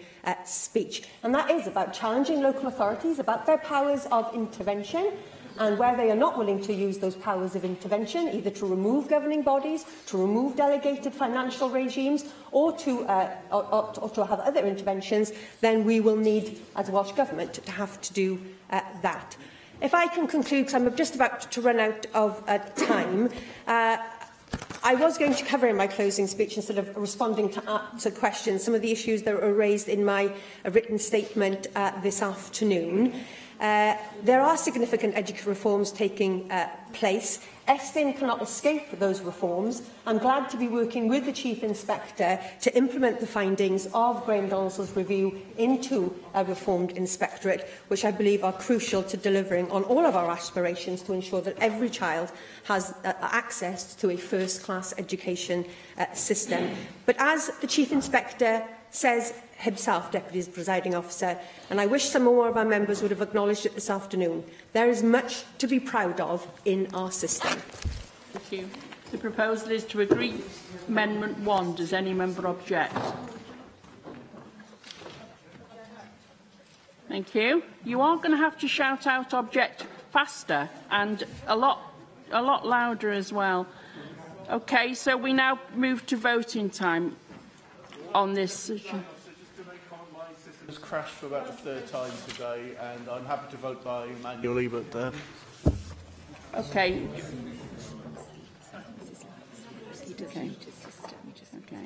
I'm being reliably informed, as long as your lights are working, when we come to voting, you don't need a system. You don't need the system. So, unless 3 members wish for the bell to be rung, I am now going to move to voting time. Fine. So the first vote this afternoon then is on the Household Waste Duty of Care Fixed Penalties Wales Regulations 2019, and I call for a vote on the motion tabled in the name of Rebecca Evans. Open the vote.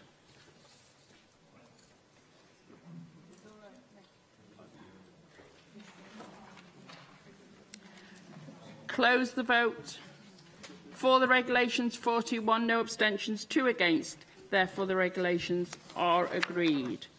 We now move to vote on the debate on the Estin annual report, and I call for a vote on Amendment 1, tabled in the name of Darren Miller. Open the vote.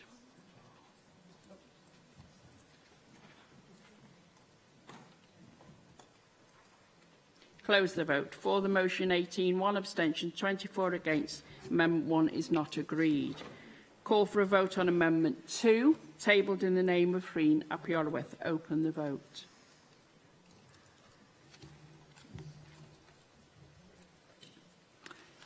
Close the vote. For the amendment, 42, 1 abstention. Therefore, Amendment 2 is agreed. Now call for a vote on Amendment 3, tabled in the name of Rhyn ap Iorwerth. Open the vote.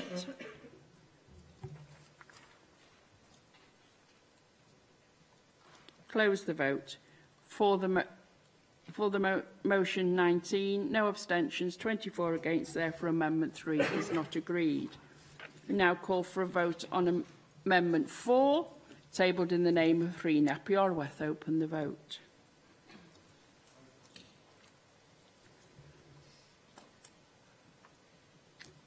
Close the vote. For the Amendment 18, no abstentions, 25 against, therefore Amendment 4 is not agreed. Call for a vote on Amendment 5, tabled in the name of Rhun ap Iorwerth. Open the vote. Close the vote. For the Amendment 18, no abstentions, 25 against, therefore Amendment 5 is not agreed. And I call for a vote on Amendment 6, tabled in the name of Rhun ap Iorwerth. Open the vote.